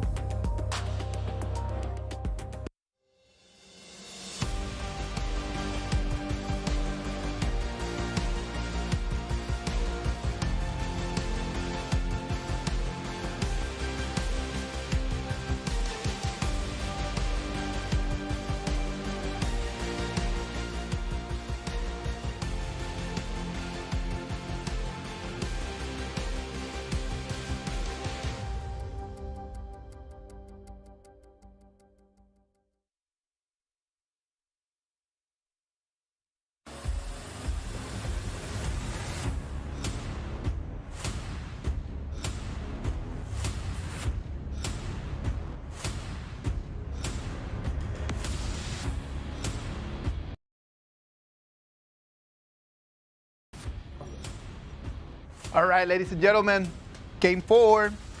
Let's go. XiAn WE, Shenzhen DYG. Well, in spite of our situation is quite complicated now, but nothing to do with these two teams, right? Like these two teams already had no chance to make it further, but that's also going to be a relief to these 10 players. Yeah, it's just a matter of coming in and then just showing their skills. It might have not been the best of their performance during these last 3 days, but let's see what they have. DYG and WE. WE played a really good match in the first one, right? Yeah. Just putting Suzhou KSG in the situation that they are right now. We all know, like, XiAn for today's lineup, they actually had a huge change and played as a jungler and also using their previous marksman to do the support. But they're really acting well. Maybe if they would have done this since before, maybe they would have a different result. But well, XiAn WE right now, they depend on just trying to reinforce what has worked. If it worked, let's keep doing it. Because after just changing things around, this seems to be a formula for success. And also after this tournament, actually they still need to prepare for the spring season in our KPL region. So let's just see. And on the other hand, for Shenzhen DYG, today they're going to have 2 games left. And due to they have got no opportunity to make it to the group stage, I'm really looking forward to their performance because in the previous series, they also did a really great job. DYG has had some really good games. Like for DYG, they won against TES. They did win against TTG. Those two matches they played really well. Besides that, it's not has been that complete landslides against them. No landslides whatsoever. every single match that they've taken, they've performed well. They have several times been so close to the victory. Especially, do you remember that one they played against with AG, which AG made a huge overturn by that Fuzi, right? So that was maybe the turning point for their mindset for Shenzhen UIG during this qualifier round 2. So after, anyway, the past is just the past. Just throw it off. And let's just see, like, for today's matchup, what kind of thing UIG gonna offer us? Go for the band pick phase. Let's go for the band pick phase. It's just very difficult right now, right? Like, if you guys are thinking, like, what's going on around, we're just here crunching numbers at the same time that we're just trying to watch Shenzhen DYG against XiAn, trying to bring you the easiest way for you to know what is happening. So, Shenzhen DYG and XiAn, Donghuan Tai and TES.A are going to be the first bans. Well, after WE saw the TES.A performed by RW in the last game, they definitely need to ban it away. Usually in these teams, TES.A would be a permanent ban. TES.A needs to be a permanent ban, even though that right now we know that TianYun is a good strategy against it. But besides that, I still don't see any other options. True. And next to ban away, we can see WE just still with Mengtian, don't want DYG to first pick it. And also for DYG, another meta pick definitely would go them. Gongsun Li always be a winning lane, and also it's one of those signature hero for Langchen. Let's see WE, Mai Shiranui. Oh, first time that we see Mai in today's game, right? Oh, yeah. It just reminds me of that because Mai was like so useful in the previous series, but today it's the first time. First time the teams have been favoring a little bit more of like fast cleaning wave, right? Instead of just the assassin that Mai Shiranui can be. And then W is going to play with double assassin with Mai and Lam. And usually during the past few like ultimate battle, which we would do those blank select, most of the team would pair them up with Lü Bu. Like Lü Bu plus Lam plus Mai Shiranui. It almost like make it of 3 initiations. And we can see W now having Gen.G as their marksman because Gen.G always been, it's not like a counter pick towards Gongsun, more like a defensive counter pick. A defensive counter pick against Gongsun Li, just because Gen.G can just survive on its own, right? Like he can just be like clean wave and then just going back. Just clean wave, go back, then use your second ability just to purify. And also that purify matters a lot because we know like Gongsun Li, basically why he's dealing such a huge damage is because his passive allows her to like put those marks. Once the mark stacks up to 4, it's gonna cause an explosion. And Gen.G's second ability allow him to purify that mark. Let's see, second phase of ban. UIG dealt with Lu Ban, which is going to be a really nice partner for Gen.G, offer him a really more flexibility. Lu Ban has been one of the supports we've seen so much during the last 4 days, right? Like Lu Ban working not only that composition between Lu Ban and Lu Ban number 7, but Lu Ban and Gen.G. And we even saw Lu Ban and Consort Yu one of these days. True. And for Lu Ban, due to his chain, the second ability, not allow him to rescue his allies, but also his ultimate can initiate the team fight. Yes, and he's pretty tanky as well. Oh, so he's like all around. Pretty OP, pretty OP. Let's see, Davi, I'm really looking forward to this support selecting. Since I never seen Bass playing support before. He played Liu Bang at the first matchup. Yeah, and then they just completely ban it away. DYG just trying to narrow the options that Best can have. Yeah, so I'm really curious about what's gonna be next. Tai Zhenren? Oh, Tai. Yeah, Tai is quite a nice choice. Yeah, Tai would be a good choice. It would be. It would allow them to have an extra life as initiation. It's not that difficult to learn how to play. And it's just gonna depend on the timing and your understanding of when to proc your ultimate. Yeah. And also that ultimate can offer them extra life, which is going to be really crucial to those assassin heroes. Lam and also my Shiranui. And also can speed up the composition's farming pace. Agutuo and Guanyu on the other side. Agutuo not needing that much gold, so probably they're going just to start building around Guanyu. Liu Shan! The first time, right? The very first time we saw it. If you could see my face right now. We were stunned again. For today's matchup, we were like, always be stunned. Oh, come on, lock it, my guy. Lock it. Whoa, yes, let's go. I love it. Let's go, Liu Shan. Let's go. Let's go party. One of the good things about Liu Shan, because the first time that we've seen that hero since our wildcard round, not even the wildcards we saw Liu Shan. So let's just have a little introduction to everyone. Liu Shan is one hero one of the supports that allow you to take out turrets very quickly. It's because of all of his skills allow him to do that disrupt towards those towers. So normally when you decide to use Liu Shan, you're not actually thinking about fighting. You're actually thinking more about how to destroy turrets at a fast pace. You don't care about the kills. You don't care about the fights. You're just going for the kills again and again and again. But that Liu Shan with the flash could be an option for initiation as well. True, because there's a small delay for him to trigger his skills. So that allows him, if he uses it with a flash, he can instantly or surprisingly got some control towards his enemy. Liu Shan, I'm really looking forward to this hero because, well, I don't know, but in our game, when I'm playing our game, Liu Shan is usually be selected as one of those most annoying hero, you know, because he's really good at tearing down those towers. And once you, like, even 1 second you didn't pay attention to this hero, he's gonna just push forward, keep pushing forward. Let's wait and see what's gonna happen. It's going to depend a lot on XiAn, right? Like XiAn is his Agutuo, like he's not gonna need that much gold. Who is he gonna give the gold to? Is he gonna give the gold to Guanyu? Is he gonna give the gold to Gongsun Li? He's not going to have the spotlight on him, that's for sure. Let's wait and see. Because after you mentioned about like how many target stands towards XiAn, one thing came up in my mind is that XiAn used to play as a core player. He usually be as a core player.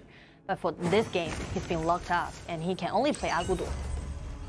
Let's see what he can do on that Agutuo. I really like the way that the compositions are just changing a little bit. For GYG, like they have break their limits. Try to do something new. Trying to do something new. Look at that, the frenzy by Lan Chen. Try to do some poking damage and earn themselves a priority. If WE can play the same as they did during game 1, that's going to be really interesting. That's going to be really interesting to see, right? And even faster to end up this game since they've got Liu Shan.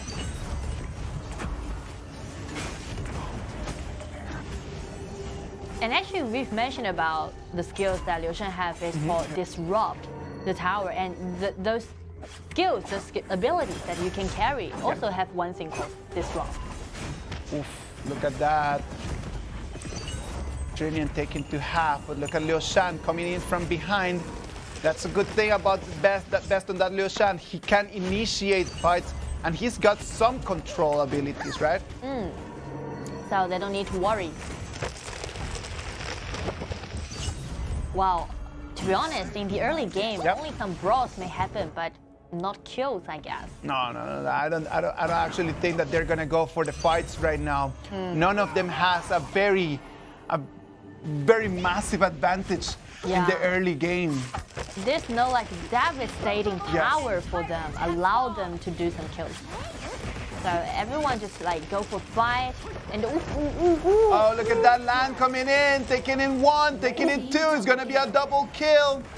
Overstepping over there from Lan Chen and XiAn, staying there too high, and look at how that turret is going to start falling.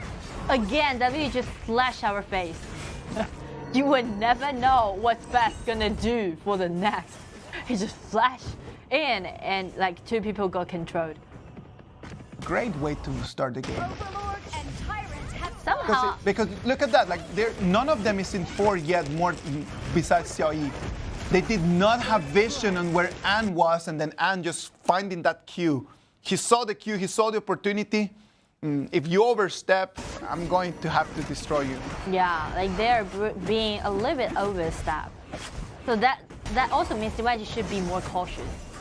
Because like now, WE are now unpredictable.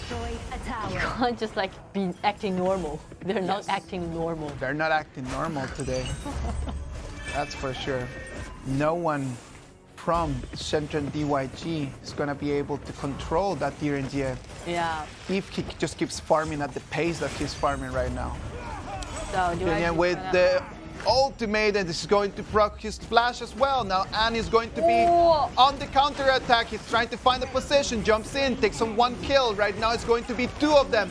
DYG that is going to reply back by taking An. They can even chase a little bit. They did a 1-1 trade and take the opponent jungler down, which can be really crucial. For DYG, they just push back. They just find a chance and push back. JiNan knows that he's playing support, right? Oh, look at that. Ooh. Oh. Almost running away, right? We know that EC has a passive that gives him like his own destiny, right? Allow him to not instantly die because of those fatal strike. It's just like he's got like an extra destiny item, right? Did you see that movement down by Maishnanui? It's so torturing for XiAn. He was the one to take down that turret, but he had nothing to do with Maishnanui. So dangerous. Best starts the fight one more time. It's going to be JiNan evaporating out of the map. Right now, WE finding the rhythm, finding the kills, having full control of the fight. Look at that. Nothing that they can do. JiNan jumps in, but the delay on that ult. You know, there's a nickname for WE in KPL region. Go ahead. When we're doing regular season, they're so called as strong team killer because they've done those things to Wolves, to AG, to E-Star. And they just show us that kind of performance now. They have played really well. And it's not because they're passive, it's just because they're being very aggressive. Too aggressive. It made me feel like once they don't have kind of pressure, they just like acting liberal. They are really willing to show off. They're ready for it. Yeah. And for DYG, well, actually, to my surmise, I was thinking about after they don't have kind of pressure, they should active like more proactive. A little bit more proactive, you think? Like, it's not about those composition. It's more like they don't have nothing to worry about. Just fight. Just go for it, head to head. Oh, look at that Pena that is going to be procced on air right now. TianYun trying to find the position. It's going to be Baz that is going to fall. He was taking so much damage. No way for An and no way for TianYun to try to jump in the fight. 0-1 trade. Nice one. That's the one that I'm looking forward to seeing. But you see, like the price that they had to pay for that fight, and just cleaned the house and took all the resources from their jungle. Yeah, so that makes DYG have 3,000 gold in deficit. An came in, used his ultimate for 1 enemy back and looking for more. XiAn just summoned his purple back, but get away. Again, Guangzhou tries to do an effort. Double kill goes to Maishnanui, a really nice flash. Really nice flash, taking 3 kills in there, 2 for Maishnanui. Great performance by TianYun. The way that he jumped in, very decisive. Yeah, being decisive and being at the right moment, the timing. Right moment. And you see the disrupt, that pass that Liu Shan caused towards those towers. Love it. Look at that. An jumps in, and then it's going to be XiAn jumping with the Fallen God. Open season for assassins in there. Nice. Wow. Being decisive. And also, An was pretty striking. He's one trying to chase it. One little detail that everyone needs to check on is the fact that Best was just taking the turret damage so the assassins could actually deal with the enemies. Best did not participate in that fight at the end because he was just needing to take turret damage. So the turret was not going to focus on An or Tianshi. Well, once you don't have minions under the opponent's tower, that also means the tower is gonna directly deal damage on your heroes. And that's what Best was doing. Take that damage and let his ally to do the poke. Good team effort. Teamwork. Like those coordination happen.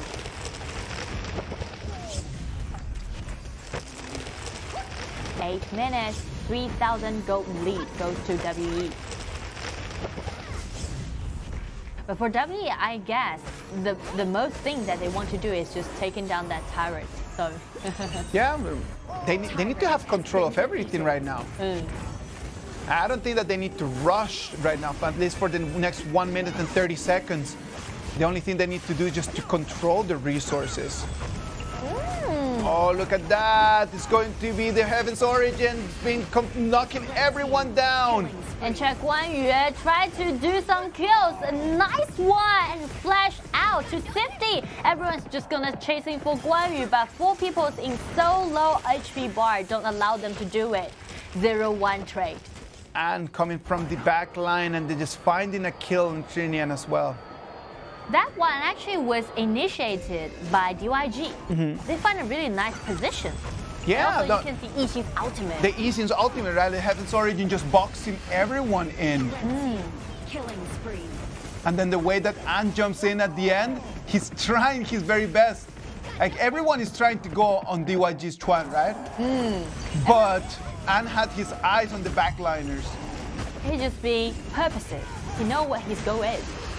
Again, try to do some engagement. Try to steal away the red buff. Not enough. Even go for another people. Wow, but he's using the bears to jump out of that fight when Guan Yu was trying to step on his head. Wow, An's being so aggressive. Love it. Again, whenever that we see good, we praise good. Yeah. And An today is being spot on. Wow, this guy. He really leave his name in this tournament. Love it. Love it, love it, love it. Overlord has been defeated.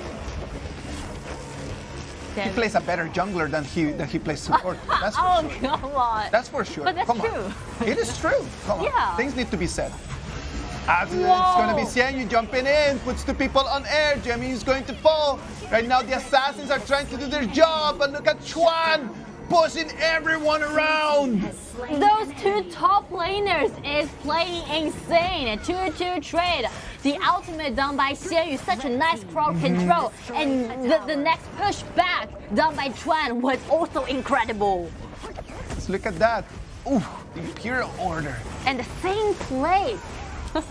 Boom, 3 people on air. Wow. Amazing. The Razor Cavalry coming in at the end just to stop that massacre. Now look at that. It's going to be a 3 against 2 in the bottom. These kind of matchups really visually stunning. Yes. And really being so explosive, so nice. Now, moving forward. Shadow Vanguards. Everything is moving on. And now things looks really good, goes to WE. 7,000 gold lead.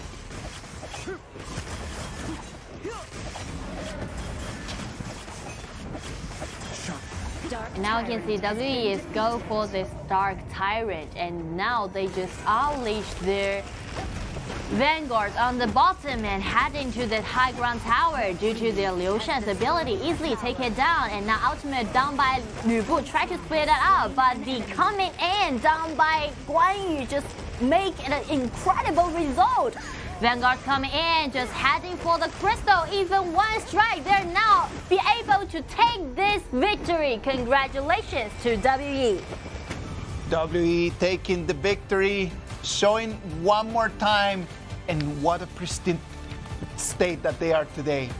Amazing by XiAn WE. WE, they made a huge rotation for today. For a lot of players, for example, Anna, for example, Bast. Being under such a huge pressure, they do shoulder it, and they do show us a totally different WE. And that makes us even be more looking forward to their next performance in the future. Shenzhen DYG is having a very good game as well, right? It's sadly for them that they were just facing the best WE that we've seen in these last 4 days. Nothing that they could have done. For DYG, the prior thing is that they need to do something to break that kind of limits. It seems like now they're in their nightmare. They are in a very, very bad place, but right now, WE, sadly for them, they do not have an option to move to the group stages. But the performances that they're showing us today is telling us that they're going to be a team to look forward in the next tournaments. And to DYG, they still have got 1 game left. They're gonna play against Hero, which won't be that impactful to their ranking, but not for Hero. Hero need that one. Yeah, Hero and Beijing Weibo already in the group stages. It could be just DYG in there trying to give us one more good show of skill, trying to show us a little bit more of different compositions. Well, as for WE, they also have another game left.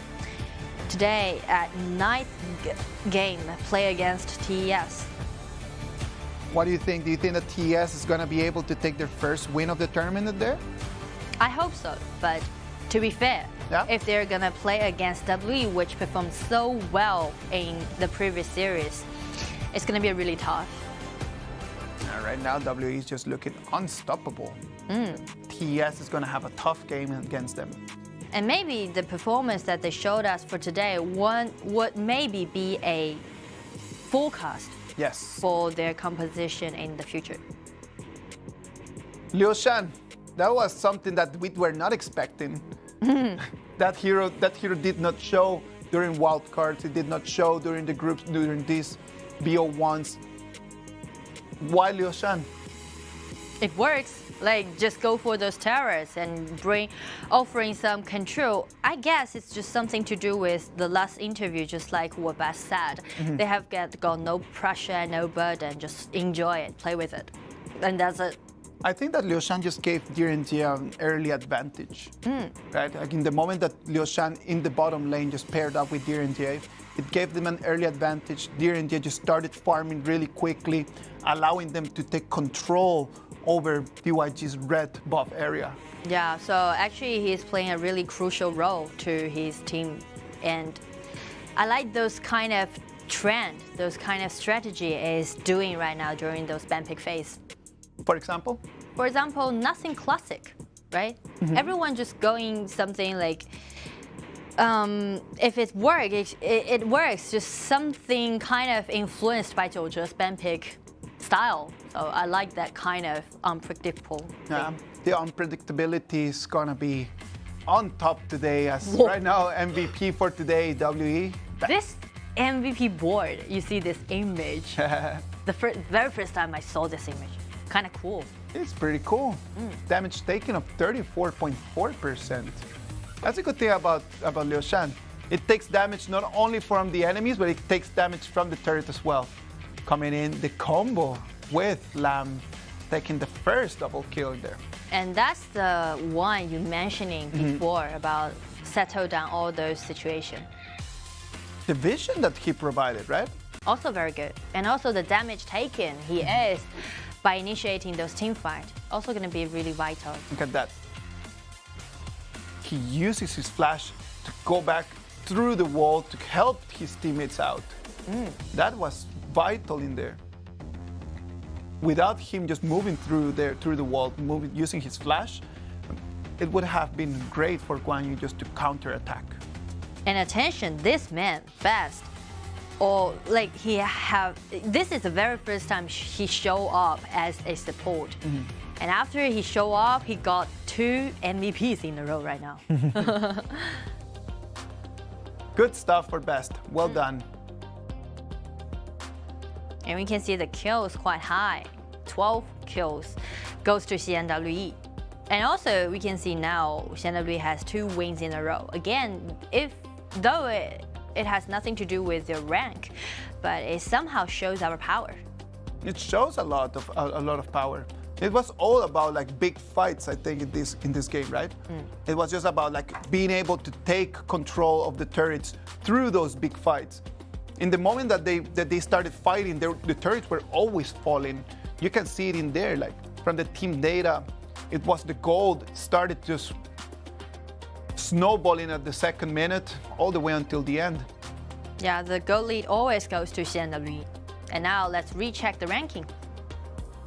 CNWE right now making it to their 3rd win. And the next follow-up match is going to be really important. Yeah, the next follow-up match is going to be amazing. It's going to define a lot of different things. Now, for the interview, what do you want to know? What's the reason for Liu Shan? What's the reason for Liu Shan? Yeah. I bet that he's going to say just because it works. We did it during training. Now everybody during training was doing everything, right? And then they just decided just to bring it out right now. And well, yeah. Why Liu Shan? And also, what brings them that kind of energy? Yes, the energy has been really different today, right? Like the skills and their performances yesterday, they were on top. But the energy today is completely different. Like they just feel like, wow, on a completely different level. And also those vibes also slightly changed. You can feel it. Like everyone just like no burden, no pressure, go for it, teamwork. It is difficult for an athlete when you want to perform at the top level and you don't have the ability to just take on that pressure. Yeah, true. Okay, let's dive into our interview. Let's see who's going to be with us. Hello, Best， 来和大家打招呼吧。Hello， 大家好，我是CNWE的 Best。好久不见啊！那请问，这个再一次拿下这个比赛胜利，现在什么感觉呢？就是比较开心吧，Okay, the first question is, how do you feel right now after taking 2 wins in a row? Best said, pretty happy, pretty satisfied. Okay, so the next question would be, like, do you think this kind of lineup may be gonna be a forecast to like the future composition? 你觉得就是鉴于你们这样的一个组合表现这么好，它有没有可能会成为你们接下来首发的一种组合方式呢？这个得回去看就是赛训组的一个安排。Okay, just wait for the arrangement done by their coach. All right, so congratulations again to WE, and really looking forward to your last matchup.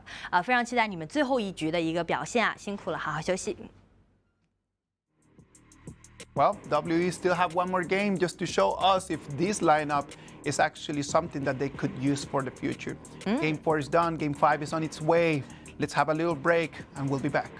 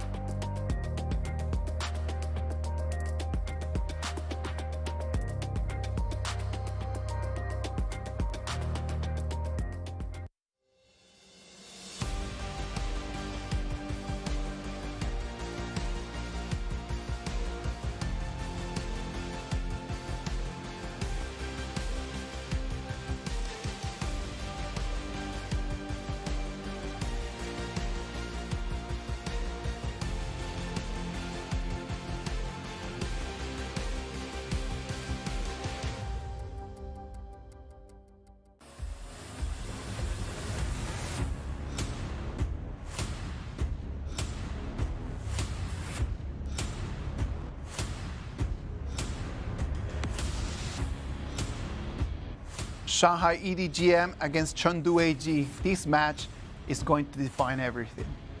If EDG.M win this game, that also means it can ensure them to go further, to make it to the group stage. But if Chengdu AG, on the other hand, just keep showing their invincible shape, then it's going to depend all on TTG, because then TTG would have the option to just keep winning and bring it to a three-way tie at the end. Yeah, if AG win this game, that also means TTG, if they do win 2 wins in a row, play against AG and also WB, we'll have extra matchup. Yes, you're totally right on that. We gotta see this match. EDG.M just needs to win. If they take the victory, they qualify. It depends, it's in their hands. Ball is in their court. Come on, make something happen. And now there's like 3 teams already secured their spot into the group stage, which is AG, WB, and also Hero. And the only one is like there's only 1 position left for teams. This Chengdu AG, based on their performance from before, it's really tough for Shanghai EDG.M to take the victory here. Again, AG already had 7 wins in a row. So actually the point for AG's game now is C. Well, they make it to 9. And what do they want to do, right? Because in order to make it to 8, in order to make it to 9, they might have to just show a little bit more of their compositions, right? A little bit more about their strengths. They already have the spot for group stage. So is it completely necessary right now just to come in, show all your hands? Is it necessary? And due to their coach, if they want to like contain or maintain that kind of vibe, when you're winning the row, you have sort of like undefeatable feeling. They won't just go for it. What would you do? I would go for it. You would go for it? Because we will go for a draw tomorrow, and the group stage will start for only like 2 days. Time's short. So let me ask you a question. Let's say that right now, because you really want to win these next 2 games, you want to keep just undefeated, you end up showing some of your weaknesses to your other opponents for the group stage. Would you take that risk just because you want to make it with 9 victories? Yeah, I would take that risk. Because I want to be undefeated and I want to make it to kind of a threat. Yes. To let them be frightening of me. And frightening those kind of mindset would be really vital if we're doing those matchups for the first time. You're gonna be like, oh, you've already got 9 wins in a row? Am I gonna like do it? Am I gonna defeat you? You already have 7 victories. What's the difference between 7 and 9? I just find this a completely unnecessary risk, just trying to force your hand just for the sake of making other people's life just harder. Like Chengdu AG could completely just try a different strategy right now that this is a good platform for them to try something new. Wow. There's no risk. If they lose, well, they already made it to group stages. Well, one reason maybe is because AG, this team has already been really experienced, so they don't need to worry a lot about their like compositions or hero pools. They just want to keep that feeling. Because you can see like those 3 picks, especially Gong Sun Li for Nora, already show their purpose. Yeah. But what if EDG.M is able to find right now a way to how to counter that Gong Sun Li? Oh, that's gonna be the most important thing for them. That's mission. They need to find a way because they have no chances anymore. Let's wait and see. I remember a coach of mine always told me that winning is a habit. If you are in the habit of winning, then you just keep winning because you get used to that feeling. Yeah. Psychologically, just winning again and again and again just helps you build that confidence to become invincible, right? Invincibility is just it's a habit. It's the habit of working hard. It's the habit of always having that result. When you feel like nobody can beat you, they probably won't be able to beat you. Yeah. So I understand your point. That's the thing for AG they want to maintain. But for EDG.M, this fight gonna be tough. Though we can see they already did some homework. They banned away Yaria at the 2nd round, at the 2nd ban phase. Yarya and Gunsunli together just make Ino super OP. Yeah, good.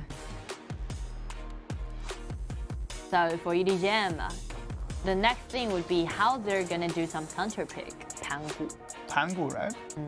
Trying to disarm Gunsunli, trying to disarm Lam. That's a very good counter pick. Let's see if EDG.M can find a way how to counter those two, if they can restrict the way that they're going to be playing. But again, towards heroes like Pangu, though those skills are really counter pick to neither Lan or Gongsun. But the point is, to this hero, it's all about timing. And if you're due in a kind of same level, you can do it counter pick.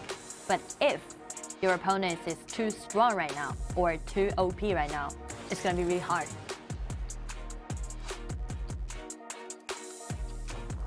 The pick of Pangu is a good one. Do they have the skill? That's the actual question that we have right now.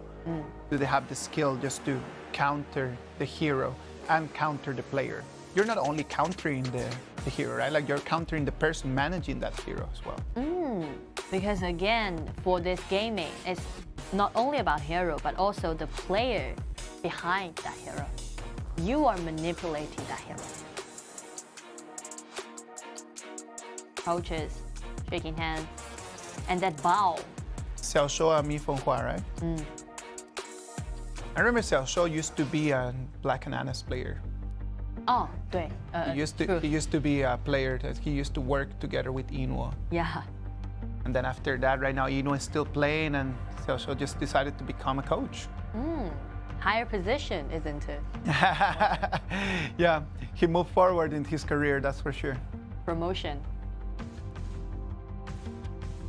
EDG.M. Last chance. Or it's not like last chance, but last chance in their hand. Yeah, of course. Like if they want to have the victory here, like the victory here would just send him to the group stages. If they lose here, then they depend on TTG. But TTG has a super complicated schedule ahead of them. Yeah, because TTG need to have 2 wins in a row, play against both AG and also WB, who had already secured their spot into the group stage. So let's see, EDG.M, for this time, will they seize the chance? Will they gain the opportunity by their wrong?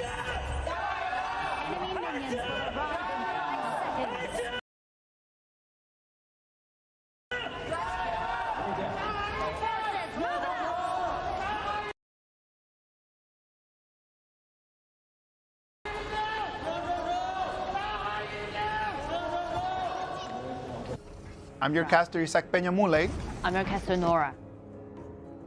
3v2 formation in mid lane. Nothing gonna happen, but AG gonna win the priority. Yeah, they will have priority in there as they move constantly to the middle. The rotation happened in the early game. This kind of arrangement not only allow them to have the priority, but also speed up Ino's farming. They will have 2 lanes. Ming helping Ningzhi to have control of the river sprite.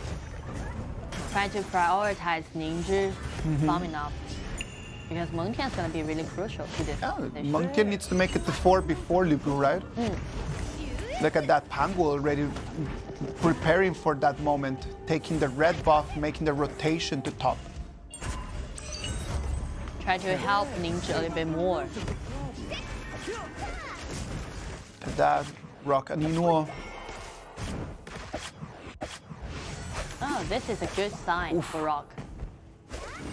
Because Rock seems like not be afraid of Ino.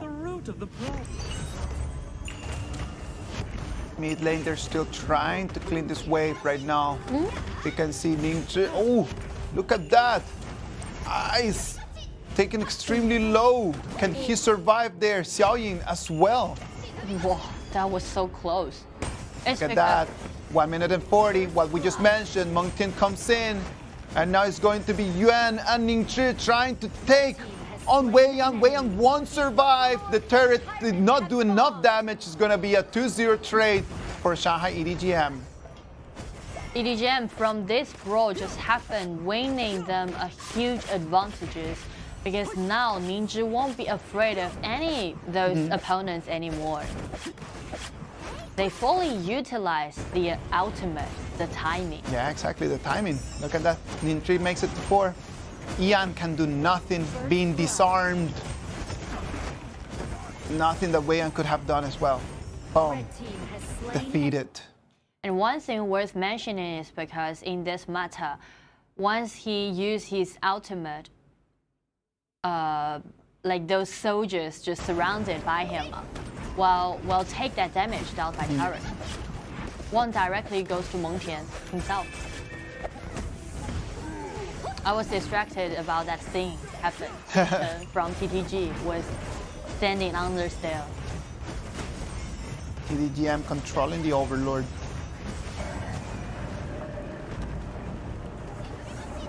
Something feels different from AG today. Oh, true. It feels like AG trying to slow down their pace.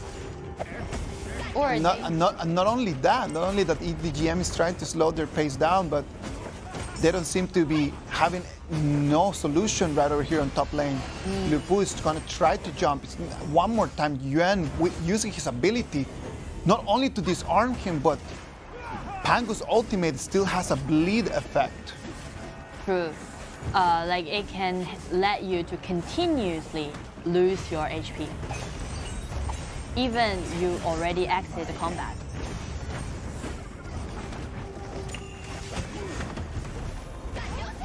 Rock uses his second ability to run away. Tower shields have been shattered. I think there's really nice job done by Rock. He's doing a great laning phase. By now, he's almost tied in gold with Gunsun Lee. Gunsun Lee has a little bit of an item advantage that he already has the Doomsday. Look at that, the flash comes in. Ino is going to survive. And right now, he's going to try to put pressure on Ming. Ming is going to fall. Right now, they're trying to take on Ino, and Ino is going to fall as well. This is a 1-1 trade. See, Ningzhi want to do more, but just kind of force AG to move backward. And they've got Vanguard on the bottom. Vanguard on the bottom. Whoa, look at that. It just takes time. They can just use the next round of those spawning minions to take down that first tower on the bottom. True. Oh, and also another thing worth mentioning, Yuan is pushing forward another minion on the top. Yeah, like they're moving just from top to bottom. Both sides trying their very best just to take control of the map. It seems like EDG really did a full homework towards AG because you can see, though it's 5 minutes, but EDG got a huge advantage.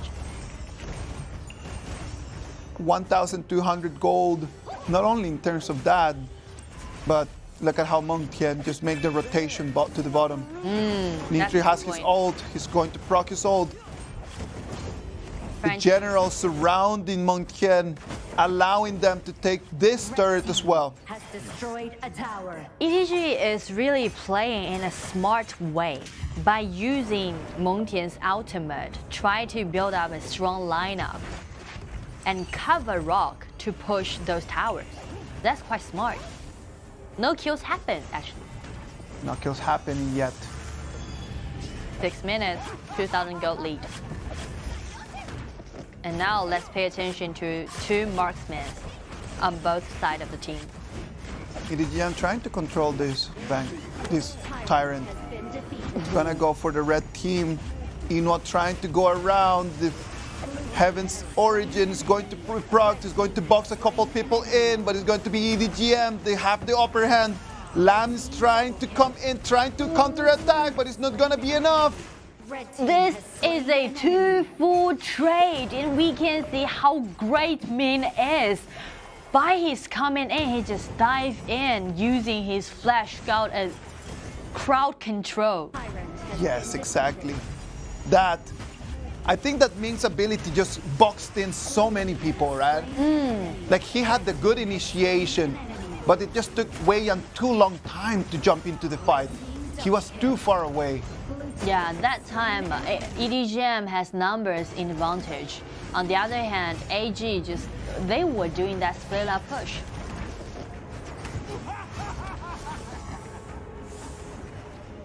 Nice performance right now, and actually I think there's a huge hope for EDG.M to win this turn. They could, right? Like, I feel like everything is looking different from AG. They have not been able to find a solution for that Mengtian. So that's something to do with the ban pick phase? Look at that. Falling God is going to jump in. It's going to be disarmed. Double combo chain. It's going to vanish 3 people from EDG.M. The hard CC down by AG. The ultimate by XiAn and also the ultimate by Ice. That was incredible. Yeah, the combo, right? Knocked up into the sky. One link after the other. Yeah, and it was so tight. XiAn jumps in. 1, 2 times on air. Wow. Perfect. Great sequence. Like EDG.M's member just continuously being bounced up. Nothing to do. Like nothing you can do, right? Like you just want to put your phone down because you have no control of what's going on. That's going to level the gold to 25,000 for both sides. So actually now AG just even the gold, and they are leading this game now from that specific team fight. As well as XiAn is going to proc his ult, he's going to box a couple. Right now it's going to be XiAn jumping in. They've been trading. It's going to be Yuan and Ning that they're going to fall. Right now it looks like AG is deciding right now just to go back to their shape because it's going to be main falling as well. A 3-0 trade. EDG.M really want to do those big team fights, help them to seize the opportunity to go further. But one thing I want to highlight during that team fight is XiAn. His second ability really keep watching my Slanuis comes in. Nothing to do for Yenmong. He's going to fall as well as right now. AG was down for 1,000 gold, and right now they're already in a 2,500 gold advantage. Look at that. And look at XiAn, this second ability. Slain an enemy. If it's not because of this second ability to slow down my Slanui, maybe EDG.M still got a chance. And we can see AG, though they fall behind in the early game, but from these 2 big team fights, they turn it out around. Turning things around, the 10 minutes mark. It looked like EDG.M had control of the game, but AG just remembering that they've been 7 out of 7. They do not want to lose their first game on the last day.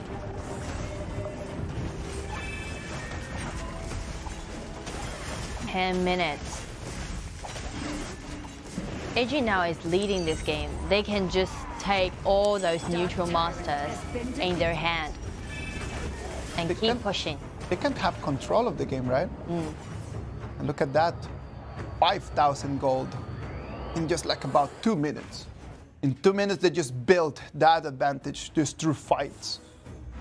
And again, due to this situation, actually we can reclaim a little bit about this ranking. If AG won this game, that also means EDG.M stops depending on themselves. Yeah, they need to look at TTG's performance. If TTG won 2 games following up, TTG is gonna make it to extra matchup. Look at that, Yenmong trying to run away from Wei Yang. He's hopeless. That's not going to have any effect. But Wei Yang is going to take the kill. Wei Yang now had really nice item. And also, if he's doing those solo lanes, he won't be afraid of any of those opponents from EDG.M side. Nice ultimate. Nice ultimate, boxing in 2. Right now it's going to be launched, going to disappear. Right, AG wants to finish the game in here. After taking down my Shiranui, now AG has no, they won't be afraid of any of those opponents. Nothing that they need to be worried about. Ning is gonna have to put himself on fire to try to protect the turret, try to hold a little bit to their hope. Wow. You know, now for EDG.M, the relationship between EDG.M and TTG are gonna be really complicated. TTG don't wanna see EDG.M take this round, because that also means they still got a chance. On the other hand, if EDG.M lose this game, they're gonna finish today's matchup, and they don't want TTG to win any of those games. The relationship is gonna be really complicated. Complicated relationships for sure. 13 minutes. Trying to take control of that overlord. 7,000 gold lead goes to AG. The situation seems really optimistic. Like to AG, if they take this down, they will go have 8 wins in a row. 8 wins in a row.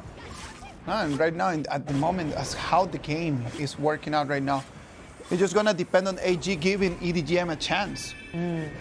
Is that chance going to come? They want to end up this game. They managed 2 lanes arrive at the same time. Yeah. First takedown. They're going to put some emphasis on this bottom lane first. And then, well, they go for more. Do they want more? Try time to repleague. No, it seems like they managed another 2 lanes with vanguards and trying to end up this game. Wow, look at that. Decisive jumping straight into the back laners. It's going to be a double kill. It's going to try for a 3rd one. Whoa. It's going to be triple kill for Lam. Can he take 4? But now the minion waste is already down down there in the crystal. Congratulations to AG. Got their 8th win. 8 wins in a row for AG. 100% effectiveness. I don't know how to describe this team right now, because we already say they're invincible, they're undefeated. Yep. We're running out of adjectives. Yeah. It seems like we're using all those massive big words to describe this team. But due to this kind of vibe, due to this kind of performance, I'm really looking forward to their future play. A lot of different things could happen. As we can see, the coaches thinking about like what's going on. They had the opportunity to control their own future. Sadly for them, they let that one go. Yeah, that one is the 2nd matchup today. Play against TTG, but they lost it. Yes. Now they need to look TTG's performance right now, because since EDG.M lost this game, the priority is going to be again back to TTG. If they got 2 wins in a row, play against AG and WB, which is going to be really tough, they'll make it to extra matchup. 3 teams going to be involved in that extra matchup. Will be EDG.M, KSG, and also TTG. But if TTG lose even 1 game, EDG.M still gonna make it to the group stage. TTG playing against AG and playing against Weibo. Tough. Really match. tough. Really tough. But well, if they want to make it through, they better just go and prove it. Yeah. They need to prove that they're worth of that spot in the group stages. Like, we don't want just to hand it out to them. Like, if they want to take it, well, go and beat the best. But to be honest, to be fair, the reason why TTG are now putting into such a difficult situation is because of those performance, which is really disappointing in the previous series. So that's the reason why they need to face these difficulties and confront those 2 top teams. They lost some matches that they were not supposed to lose. That's it. They had lost a couple of matches that, if you want to make it straight into the group stage, you cannot be losing points against people that are not your direct competitors. That's for sure. And TTG lost a couple of matches against teams that are not trying yet to make it for that group stage. So things, although we mentioned about it is complicated, but actually it's not that complicated. All depends on TTG right now. It's not that complicated? Yeah, all depends on TTG. Like, if they got 2 wins in a row, extra matchup. How do you make those 2 wins in a row? Oh, that's not my business. Oh, so sorry, but you cannot say it's not complicated and then not providing a solution, sorry. right? Yeah, wow. But they need to like be well prepared. They need to be well prepared. Well performed, and that's going to be the point. AG turning things around. Like at the beginning of the game, it looked like EDG.M had the upper hand, right? Like it looked like they had full control of the game. But then AG just going back to their performances and going back to their best stage, and in 2 minutes, turning things around. Yeah. Let's see. This time, MVP goes to Wei Yang. Wei Yang. Lamb is just an option of jungler that hasn't been able to be countered. They have come with a lot of different strategies trying to counter that hero. And it seems like in the moment that he builds items, in the moment that he's got gold, there's nothing to do about that. Look at him jumping in, separating everyone, just pushes Rock out of the fight. And he continuously doing those damage, which is going to be really important. He's the one to shut down all those HP bar. Keep chasing, keep following up. Great job. I'm totally sure that Xiaoshu is very, very satisfied with the performance that his boys are having right now. Definitely. And also for his own preparation, isn't it? Yeah. Self-tapping on himself on the shoulder. Yeah. Tap, tap. Well done, me. Well done. Really well done. Like those tactics he's playing right now. Help AG gain an 8 wins in a row. That's incredible. The team synergy is the reason why they're being so massive. The team synergy is the reason why they're being so superior to everyone else. The team fight rates are always for them. Look at that. They had it. EDG.M had it all the way until minute 8, but then they lost a couple fights, and that allowed AG to make a 5,000 gold advantage. AG has a really stunning score right now, and also those stunning performance. Not only like how great they are to leading those kind of game, but also how they always overturn those situations. Never letting it go. Trying to be resilient, trying to find solutions to problems on the spot. That is the experience that these AG players have. They could actually come up with solutions on the spot. Now our interview is ready. Let's see who's going to be with us. Hello， 魏阳，先来和大家打招呼吧。Hello， 大家好，我是成都 AG 上海会的魏阳。这是第8次采访到 AG 了，就是恭喜你们又拿下了一个比赛的胜利。很简单，现在心情怎么样？就很平淡吧，感觉还是挺开心的。Okay. So the first question is like this is our 8th time to have those interview with AG's members. How's he feeling right now? And we just said nothing special, but quite happy. Okay, so the next question is now there's only 1 match left. Is there any preparation you want to do if you already secured 1 spot to the group stage? 那其实你们现在已经稳定进入到这个小组赛了嘛？有做什么特别的准备吗？或者对于哪些其他的这个队伍？我觉得做的准备就是尽量调整好自己吧，就是我们自己的东西做好就好。Okay, so the answer is just stand their own strategy and do their best. That's it. Okay, thanks for you having our interview and really looking forward to your next play. 那感谢你接受我们的采访，也是期待你们最后一局的表现。They depend on themselves. Just keep doing what they're doing. If they keep performing at the way that they're performing, what do you think? Do you see Chengdu AG as a contestant for the championship? What do you if they do like consistently do things like this, high possibility. High possibilities. Well, we're going to talk a little bit more about that when we come back right after the break.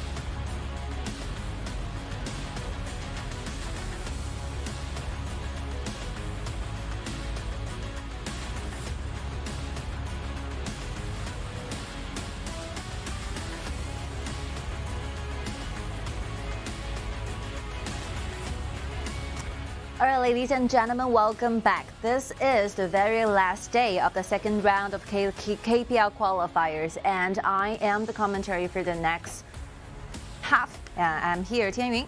I'm here, Jacko. Yeah, so you know, a lot of things have been happened in the very first half of the matches. Yep. So after EDG.M have lost this fight towards AG, so it means that the only mystery will be taking place between TTG. Yeah, especially the TTG. They have to win 2 games. Yep. They're gonna against with the Chengdu AG and the Beijing Weibo. That's the only factor that can create a 3-way tie. Is TTG have to earn themselves a double win. This is the only way that all around the whole entire KPL region qualifiers and our audience from all over the world, the only chance we're gonna together witness the 3-way tie will be TTG have to win 2 fights going against AG and Beijing Weibo at the same time. It's a quite hard challenge for Quite TTG. hard because that's a top bone. You're hard to buy this. Yes, but you know, it's very interesting to be looking forward to. Yeah. But just pay more attention to this particular match now. So since the 2 teams are already like disqualified for the whole qualifiers, so hopefully they can just relax themselves and trying to enjoy the game. I think they already felt relief before those matchups, and right now they relax and just enjoy the stage. You know who will be leading the whole like disqualified teams, which will be WE. Yep. You know, after being totally disqualified, they're really like making a lot of miracle happens. And let's jump into the BP phase. Top East was in the blue side and Jinan RW in the red side. Mengtian Daqiao, Kai and Agudo in bantamweight. The first pick Gongsun Li. Wow, it's the very first time for Agudo to go up in the very first round of the band places throughout the 4 days of our qualifiers. So basically, I think Rogue Warrior choose to pay a lot of respect towards Sumo. Yeah. Trying to eliminate the choice of a warrior. And Sumo actually is a good player, who is very good at playing the warrior. Yes, I like this kind of targeting styles where you do not choose to put your band places on those particular warriors, but you put your best partner instead. For example, Kai and Agudo. Exactly. And look at the second and third pick of the blue side, Zhang Fei and Mai Xinniu. It's definitely a meta pick of the BO1. So Mai Xinniu is a common like hero pool for both teams to choose. And in my memory banks, I think Yu Chen and Chen Feng really like to play this kind of assassin mage goes into the mid. Yeah, exactly. And Mai Xinniu actually show very high participation rate during this tournament. Yep. So a lot of engagements are being provided by both Yu Chen and Chen Feng at the same time for yesterday's matchups. But it will be like Yu Chen's turn to use this kind of hero and just expect what kind of movements and strategies will they trying to pull off in this game. Yeah, we'll find out in the game. And the third pick of the blue side is Lu Ban Master, which will pair up with powerful marksman maybe? Yeah, but maybe Lady Sun? But Lu Ban number 7 is getting away because use a very good use of the second round of BP. Yep. So TES managed to take this option away. Believes like TianYun Yeah, TianYun is still available. A lot of like very meta picks, especially to the marksmen, are available for like RW to choose. TianYun, Lady Sun, and Fang. I think it will be a TianYun. Yeah. Very countering against Gongsun Li during the matchups in bottom lane. Yeah, really can show a lot of competitive in the bottom lane. Yep. Oh, I like this Mulan. To totally release this game. I really like this. Yeah, release this game in an enjoy moment. Yeah, of course. Yeah, like Mulan is basically one of my favorite heroes in HoK. Yep. I have been spending a lot of time trying to gain the mastery on this hero. So basically, like Mulan is very hard because like this hero have like 2 modes. 2 modes. One mode is for this hero to use a very light sword mode, and the other will be like a strong. Like heavy sword mode. It's completely 2 different modes. The different combo can deal with a different situation. Yeah, you can switch mode according to what kind of like game style you want to play. So we will try to explain more to you about this hero during the team fights. Yeah, exactly. And look at the last pick of the marksman. From the side of the RW, actually, he picked the Fang. Surprising, you know, very surprising pick. There's a lot of marksmen available. They can choose Lady Sun. They can go for Gen.G when they're trying to do matchup against Gongsun Li and Zhang Fei. But I think, you know, Fang will also be explainable. Yeah, Fang is a hero that his second ability can, with a dash. And then he can turn into the mute when he issues the second ability. So it will be more safer combined with the Luban Master. Yeah. Yeah. Coming against the opponent's drop, you can see the Mulan has been showed out, and then you kill Tachibana, and then a lot of CC or AoE just inside. A huge threat, you know, from your opponent's composition, and that's a reason why like Rogue Warriors finally switching their strategies, choosing Fawn in the marksman. I think it's a signal, provide you with the information that we are looking for flexibility in our composition. We want our marksman to can have the ability to try to find someone and someplace safe by his own. That's a reason why they choose Fawn as the marksman goes into the bottom lane. Yeah, and the other reason they choose Fawn is they can use the Luban Master as an engage option. Yeah. Yeah, because Luban Master can combine with Yixing's ultimate. They can play as a combo, and just like you said, Fang need to find himself a safe place by himself, so the Luban Master won't be providing a lot more protections. Yes. So I think this choice basically changed entire strategies for Rogue Warrior to play, but somehow I think the choice of Fang kind of released like Luban trying to look for more damage, to look for more team fights, trying to engage in the game. So here we go, dive into this match between TES versus Rogue Warrior. Yeah, they're joining the battle line in the mid lane and trying to clean the way as quick as possible. As you can see, Fang's second ability combined with Luban Master's second ability, which means his stack chain can just show up as a yo-yo. You can play yo-yo. Yeah, you can rotate for quite a long distance, you know, using this kind of combo chain. Yeah. This is another very classical duo with the very good use of the second ability, the dash and the chain together enable Huayun Fang to move for a very long distance. A very typical way to do this. Again, trying to gain the mid lane waves here. Look at the mid lane, trying to trade some HP for the Beaver Sprite. You know, if you put your marksman for the very first round during the matching up period, I think Fang together with Luban will gain the priority against Gongsun Li. Yeah, exactly. We can see the priority already gained by themselves. Of course.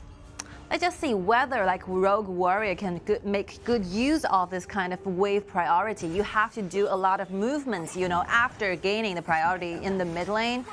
So let's looking forward to their next move. When you gain the priority of the mid lane, which means you can move so fast and make the rotation to the side lane. Another gaining of the wave in the top rotates into the mid. I love the rotation shown by Rogue Warrior. Finally, want and do a lot of things. Let's see their next move are. Yeah, and trying to gain more vision. Yep. The river boost. That's a good sign. And TES using the fans, trying to gain the vision here. The master has been taken a half. So you have to move down below. But Sumo, the hero Mulan, has already get to level 4, enabling herself to have the ability to trying to change into different modes. And you can clean the wave so fast by using the heavy blade mode first ability. Yep. We're seeing this character basically turning around for one circle, and that's some signal, the semblance, showing that Mulan is shifting phases, different modes. Yeah. Every time Mulan switches the moves, switch the mode, he will dance to circle around. The silence up there, gaining some HP back to their side. Yep. The whole designing of Mulan is very interesting. Look at the invasion of the top esports right there, but they zoom away by Yixing's ultimate. Changing of the modes during that particular time, actually Mulan will have a moment of immunity. And that's the reason why Sumo changed the modes, trying to avoid being hit up by Sung's control chain. So that's a funny combo of that. Yep. We can try to learn this hero.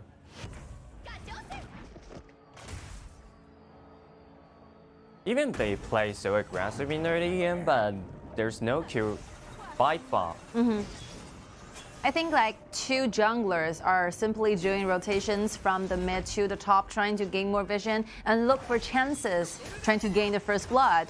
Look at XiAn, been taken very low, and then Xiaohouten come to provide some assistance. But still, nothing happened down there because the damage is not enough. Lan chooses to retrieve back. The ultimate's been used by Buqi, but the only member he got back was via tank. Yeah. A lot of tanks in the front line.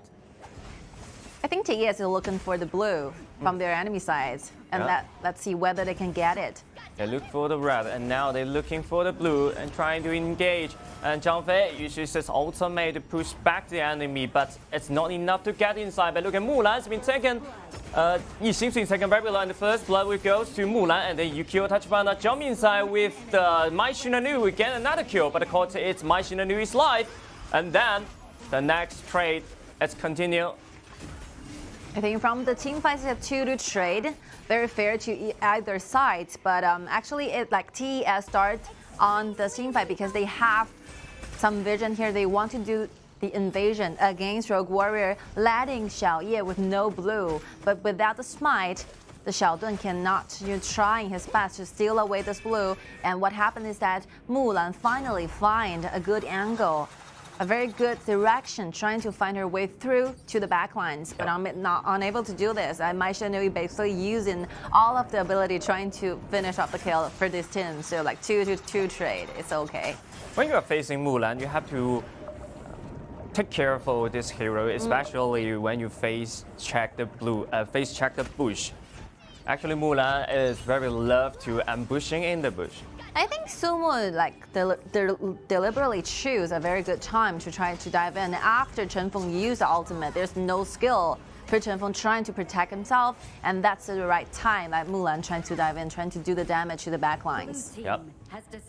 So after like several movements from there, TES will be the very first team to get the tower of their opponents on the bottom. Very first tower down. Another spawning for the blue. Again, TES. They play so proactive. Yeah, they really want it. Yeah, they really wanted to do the invasions, but simply use the ultimate from Zhang Fei, I think that's not enough. You have to gather like your teammates around. Yeah, that would be a little wasteful. Using the ultimate in this kind of situation. I will only say that you have a very minor opportunity to use your ultimate together with your smite to gain back the blue. But once you unleash your ultimate, your team will be facing quite an awkward time waiting for you to gain the cooldown of your ultimate. Exactly, and the jungle constantly actually is the teamwork. You're gonna do it by your own. Yeah. It's a very good sign for like TES Xiaodun to know the timing of their jungles. So if you can like deliver this message to your teammates and do a teamwork, it will be a better choice. And look at Luba Master, he pulled back the Zhang Fei, and then a lot of damage will follow, but they strike back by the HoK, and TES just got a lot of kills inside. Oh, very good engagements right now. The best use of the 2 assassins available, the Mulan, together with Mai Shinanu. Mai Shinanu actually have the crowd control like onto the 4 members. They're like only 5 members in the other side. Very good, perfect time to dive in. He's drive back very quick. Let's see the replay again. Yu Chen. Actually, from the very beginning, he was quite brought low, by Song. But this one, knocked out 3. Wow. Together with Mulan. That burst damage, no one can take it. It's a very good sign of the communication right there. Oh, look at Mulan trying to immune. Like undertake a lot of powers and a lot of damage here. But using like the heavy sword mode will enable Mulan to be tankier than the light one. So can absorb more damage to her side. And look at Xiaohouten has been taken very low. Another combo with guaranteeing this kill. Xiaohouten actually it's in the wrong positioning, and look at XiAn trying to find a solo kill, but of course it is live. That's a 1-for-2 trade. Yeah, like they're basically exchanging the kills, exchanging those kind of lives. using their own. And right now, very hard to clean the wave, but TES managed to do this. And the reason Rogue Warrior put the marksman in the mid is trying to gain more towers to their sides. I think this game might last for a very long time. Because, maybe 18, 17 minutes. I think both teams need to be more decisive when it comes to like decision making, where you should be going, what kind of common objectives do you want to choose. Especially in the team fight. Yes. I mean, after you're gaining some consequences, after a single team fight, you need to do something. Yeah, exactly. Look at Gu's been taken very low and isolated by the opponent. And my Shinanui is on the back side. Nothing's gonna happen. Again, Rogue Warrior gave themselves another kill, and let's see what they're searching for right now. Like a tank, Song, Xiaohouden actually goes quite deep into the jungle, but there's no jungle available. Yep. So he directly shifts to his rotation to the mid, trying to gain the wave here. But wow, Xiaoye was brought very low by the marksman. What a damage. Yeah, if Xiaopeng issue his frenzy, that's definitely a solo kill on that. He could have the chance to gain himself the solo kill. And look at my Shinanui jump inside the backline, trying to find a kill onto Yixing. And then Yixing's been taken very low. Look at the overload. Wow. With assist, but the Destiny is triggered. Once again, jumping issues ultimate to retain the enemy. Wow. And then 3 kill back over to top esports. I think Sumo is really dominating in this game. After several endeavors of the team fights, after several engagements with one another, Mulan managed to take down 5 kills to his side. Like, Sumo is playing so well. Every single time we are seeing like this Mulan will be a constant nightmare to watch the backlines for Rogue Warriors. Yep. Especially this one. Like, Mulan was constantly looking for chances, and right now, together with Ryukyu Tachibana using the flash, got closer to the backline, and the damage is impossible to handle. Wow. That's what we're talking about.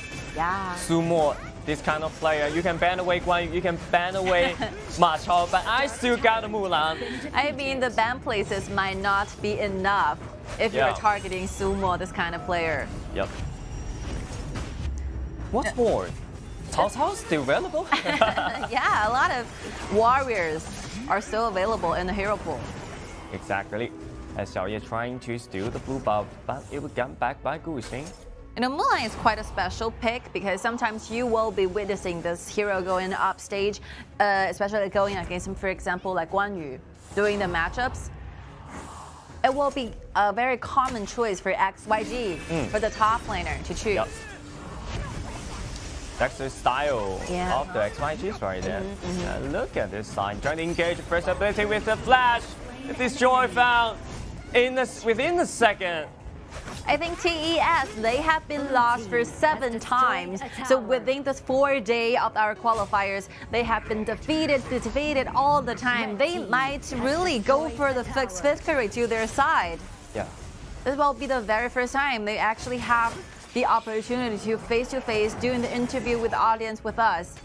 And let's see whether TES can take this victory to their side. So close, but Ryukyu Tachibana is in danger. It's been isolated by the opponent, and the rest of the squad will strike back right now. Look at the Mulan to jump inside. Look at the burst damage. That's wow, complete showcase of personal crucial talent. kill. Like, those individual ability are completely dominating this game. Yep. And right now, Rogue Warrior only leaving 1 member alive. Huayun kind of facing the dilemma here because like 2 assassins are standing on the 2 sides. And the time is about to go on. 12 minutes. 12 minutes. They claim the ace and they claim deep scan. They finally have the chance to interview face to face to us. Yeah, I mean, I'm very happy for TES. So after, you know, making a lot of changes during the gaming style, during the gaming strategy, finally they have brought themselves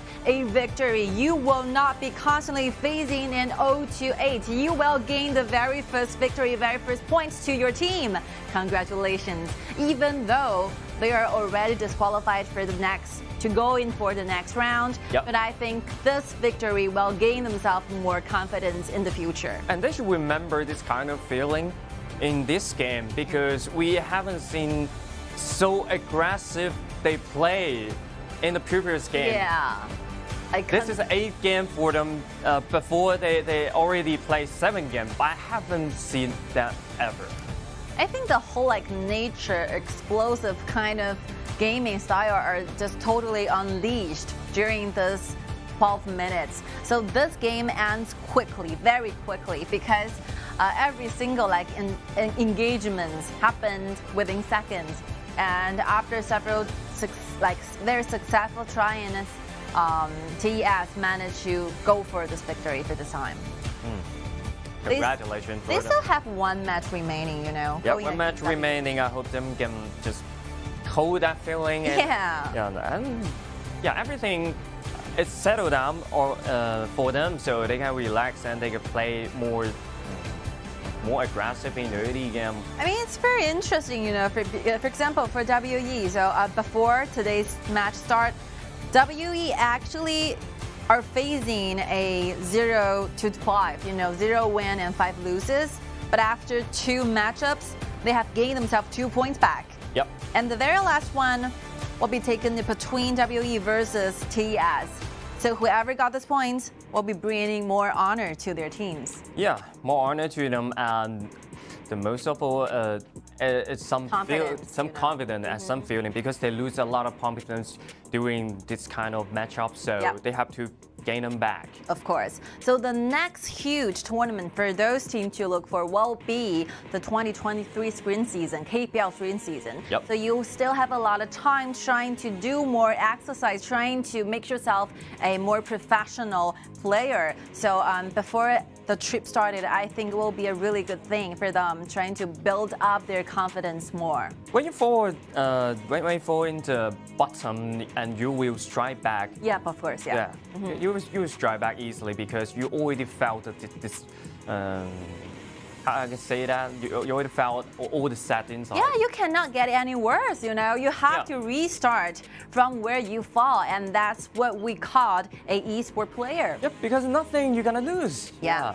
Giving up will never be our choices and options. This is one of the things I learned after several years of working, and I really like this kind of atmosphere because esports really brings a lot of, you know, good and positive energy to us. Yeah, because a lot of teams, they've been to the top, they've been to the bottom, and they always can find a chance to come back. Of course, MVP. I have like no doubts towards this kind of result. Yeah. Definitely, you have to reward Sumo with the MVP. Every time Sumo jump into the backline, will create a nuke damage and destroy the backline. This is more than a truck. Yeah, like 7-1-5 KDA. Yeah. Perfect, like a dream for this kind of warrior players. Every single time using the flash right on spot, gaining those kills. Yeah. So cool. You know, I actually learned a lot of moves, you know, learned a lot of strategies when we are doing the casting, because I really like this hero. I've been playing this hero for a long time. You can learn that while you're watching it. Yeah, really. Hopefully I can do better jobs in the future. But while you play this hero, something we'll just forget at the moment. Oh, you got very nervous, you know. A lot of things will be happening when you're trying to master this kind of hero. So you need to train more in the training mode to practice this 2 mode. How can I switch it more free or more expert in it? Yes, using 1 second of the immunity to dodge those crowd controls really shows your talents, your mastery on these heroes. We can see from the team data right now, so like TES is gradually building up the goal lead. I really like to see this kind of, you know, shape going on here. It means that the game will have ability trying to finish and end the game. So how to end the game is really quite a very hard task, you know. Sometimes you see some teams are really leading, but ending up losing in one fight. Yeah, and they're actually showing the ability of the top esport. They actually have the power to end this game so quick, and they actually can play so aggressively in the early game to gain more resources as much as they could. So I think they have to remember this kind of feeling and play at the last game. The last game of them. Definitely. So we've been waiting for this moment for a very long time, and that's welcome the member from TES to join us for a little bit interview. Hello， 苏沫跟我们打个招呼吧。Hello， 大家好，我是长沙岛苏沫。How do you feel after, finally gaining the first victory to your teams? 总算是拿到了第一个积分了，非常替你们感到开心。此刻的感觉是怎么样？跟我们分享一下吧。感觉好像很熟悉，好像跟之前有一点像吧，就还行吧。The feeling of being victorious sounds familiar. I really like this feeling back, and hopefully we can gain more and trying to maintain this kind of atmosphere. So 其实，在班位上啊，就是对手呢，先是搬了凯，又是搬了阿古多，挺针对你的。当时团队是怎么沟通这件事情的？当时就觉得反正搬不完吧，就还有一个还能玩。So your opponents actually are very clear targets towards you. They put a lot of hero and available systems away in the ban places. How do you feel about this? The answer will be, yeah, I think I'm a very clear target, but I think they cannot ban away all the heroes available. I still have a lot of options in my hero pools. 其实滔博真的是挺困难的，在这一整个阶段。苏沫希望在未来的比赛团队可以有哪些进步呢？我觉得就是我希望大家都可以进步一点嘛，就各个方面啊，然后一些问题啊，怎么样，也更团队一点那种感觉吧。So what do you hope for the entire team to improve in the future? I really hope that we can gradually doing the improvement together as a team, and each of us should improve more in our individual skills, and really looking forward to the future battles. 谢谢苏沫接受我们采访，希望未来的你们越打越好，谢谢。Thank you. I've been interviewed Sumo for a very long time. Yeah. A lot of I couldn't even remember the exact number of the interviews I did with Sumo, but I really like this kind of players. They are so honest. The honesty is what I really admire about this player. Yep. So honesty and they actually show they gain back some confidence for themselves. And look, they are just looking for the former self. And right now in this game, they just feel every brother just return at the same time. Brotherhood, I like this. Okay, let's see the highlights clip from the match just now happened. I think basically we're together watch again and again how Sumo gained those kills in the team fights. And he was dominating the game at that moment, especially in the team fight, every single team fight. And look at that, they get strike back beautifully, especially my Jinan first ability combined with the flash, and then Sumo with first ability combined with the flash jump inside to destroy the back line together. So that's another teamwork for that. I'm really looking forward to see more different heroes being picked in the future battles, because we have a lot of heroes available that we still does not have a chance to explore and to introduce to you guys. So hopefully we can see a lot of variety going on, and we're looking forward to see a lot of more interesting happen. We will take a short break. We'll be back soon.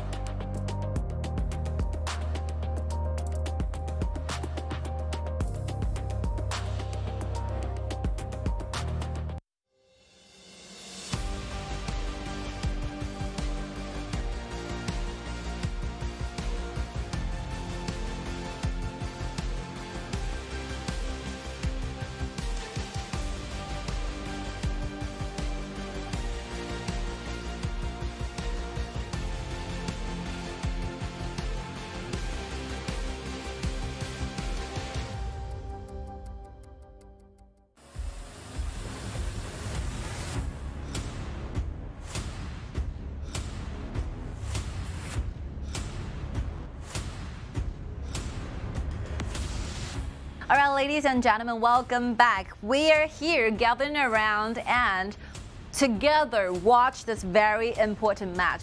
Like for me personally, I will address this match as the most important match for tonight. Yeah, which is the game number 7, Chengdu AG versus Guangzhou TTG, and the destiny will decide from here, because Guangzhou TTG, they have to win the Chengdu AG, but they are facing the most powerful team in this group, which is Chengdu AG, 8 wins in a row and 100% winning way. If they win the Guangzhou TTG, they will earn the promotion quota with 100% win rate. Of course, yeah, that's some huge accomplishment you will be really looking forward to get, in your career, in your whole professional career as an esports player. But on the other side, I mean, there's nowhere to go. There's no other options. So TTG, they will only try their best to go for double wins. Double wins in the last 2 matches. That's the only way they can try to make it to the group stage, by getting us to the 3-way ties. 3-way ties. Extremely hard and very difficult task to handle, but that's the reason why we are so excited about the single match. Yeah, because they have to, again, with the Chengdu AG, which is already the first play of this group, and they have to against the Beijing Weibo, second play of this group.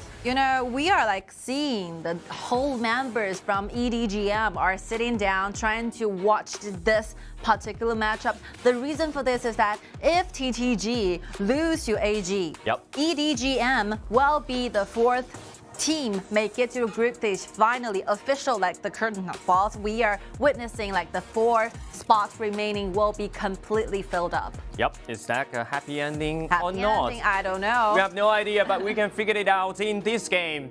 So let's dive into the BP phase. TTG in the blue side and AG in red side. Gong Li, Lü Bu, Da Qiao, and Meng Qian. Gong Li, they have to ban away because you have to target on Yino. Yino play Gong Li so well and with a high winning rate. And on the other side, AG still shows a lot of, aggression, I would call it, by playing these 2 heroes, take machinery together with Xiaohuden to their side. Wow, they're not giving TTG any room to breathe, I think. Yep, they're gonna attack. Pushing very hard. The pressure is there. They're gonna impact early game. So, what's the response from TTG? Kai and Zhou Yu? Well, it's kind of a little weird in the blue side, but I think it's reasonable. Maybe they wanted to pick Guan Yu, but you didn't pick the Guan Yu in the first round. The second round, they will ban away. I think TTG is trying to force AG to ban away Guan Yu. This will be a possible way, trying to steal some ban places from your enemies. And I think there's an answer hiding from all the strategies. TTG definitely have a lot of alternative choices when it comes to the top laners. Of course, Guan Yu will be taken away, but I think they're ready for this. Yep, they're ready for this. Maybe Ma Chao, Charlotte, any kind of soldiers, any kind of warrior. We're seeing Mulan getting the victory, right? It's just now happened. Maybe Mulan is the next choice. Yeah, I think it's okay. Yeah, and Liu Bang, you have to separate Liu Bang with the lamp, so you have to ban away. Ma Chao, okay. Okay, that leaves us, we are counting down, literally counting down the choices available for Qingchen to pick. Charlotte is okay, Mulan is okay, the soldiers, I think probably maybe they will play Kai. Yeah. Maybe they will play Kai in another way, to play as a warrior, to build up the eternity, blade and the master sword. Yeah, that's a chance. That would be an opportunity to do that.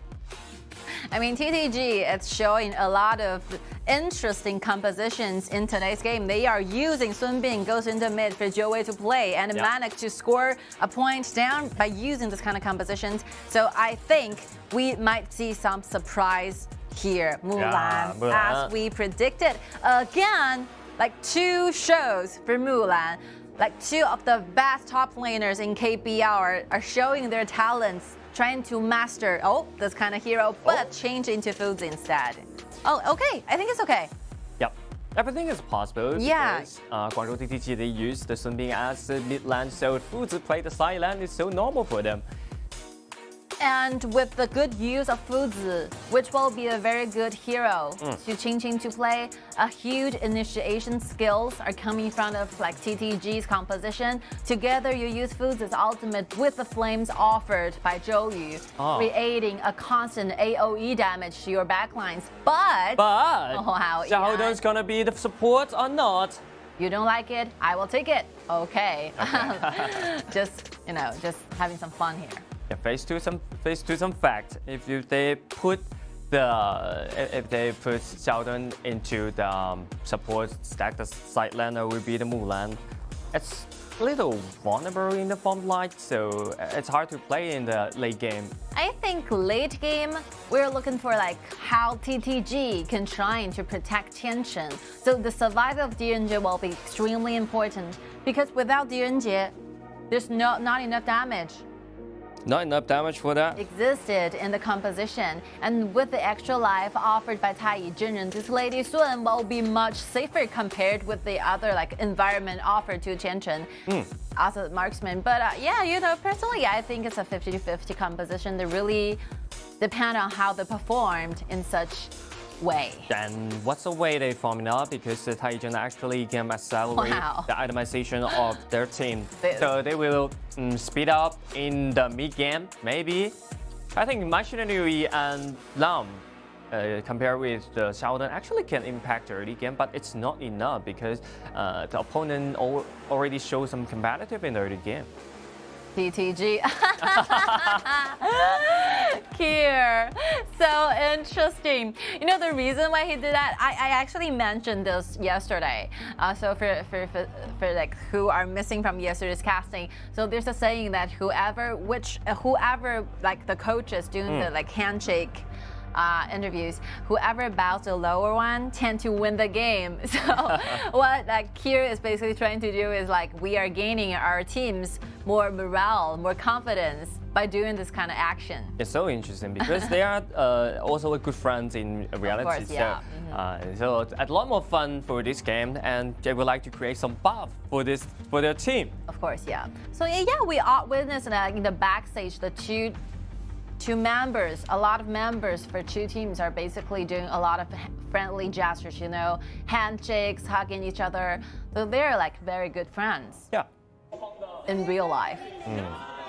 Now when it comes to the competition, everything will change because you are in the battlefield.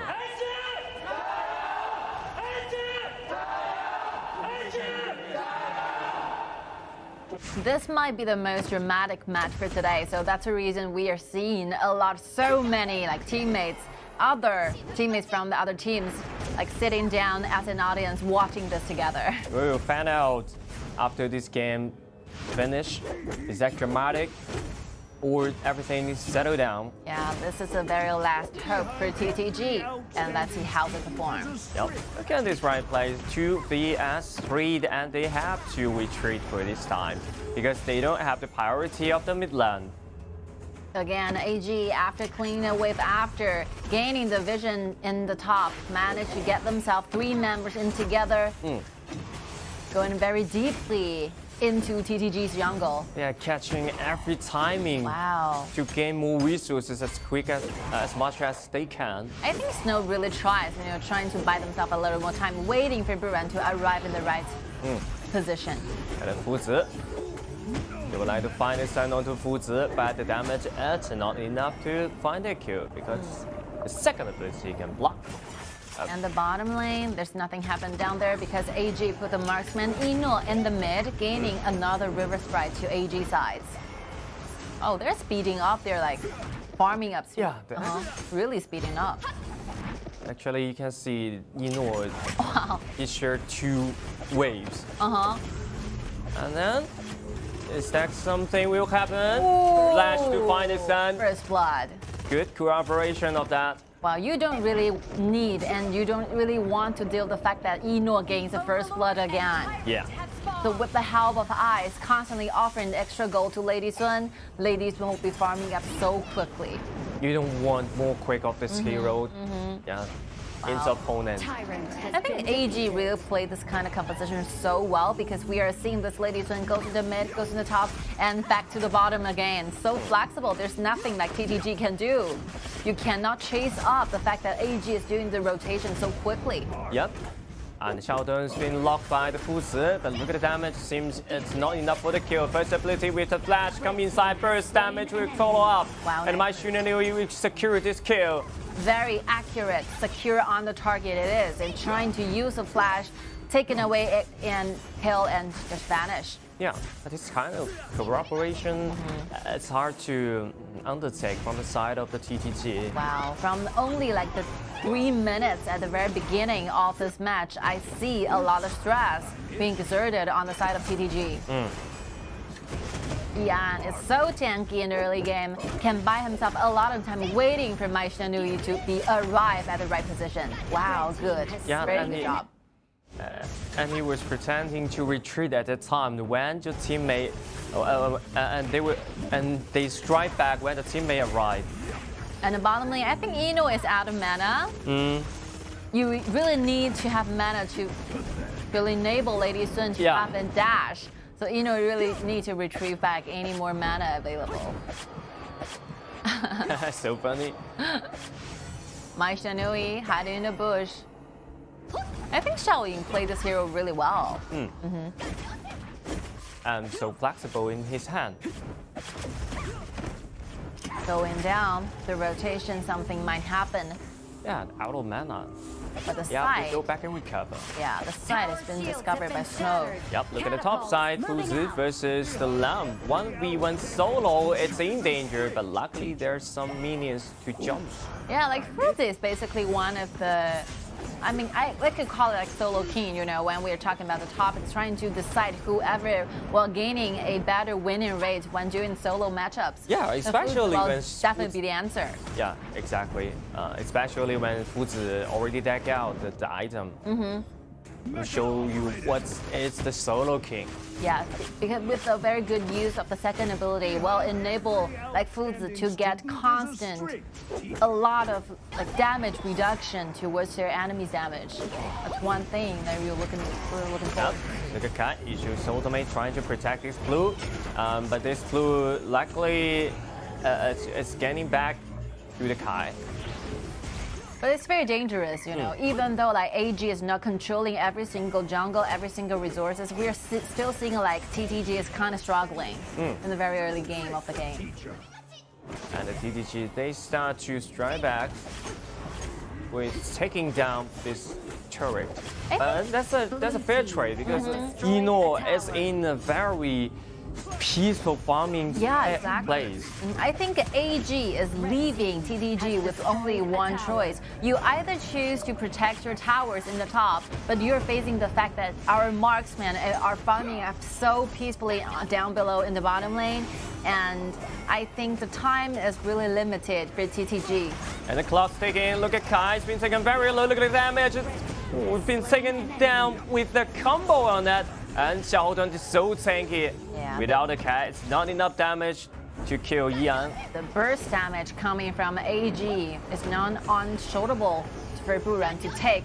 Even with a good use of the ultimate, cannot shine to keep Buran alive. Another stun here. So aggressive there, but it's in danger. Uses the flash out to keep him alive. But Zhang jump inside as a solo kill on the support against the support.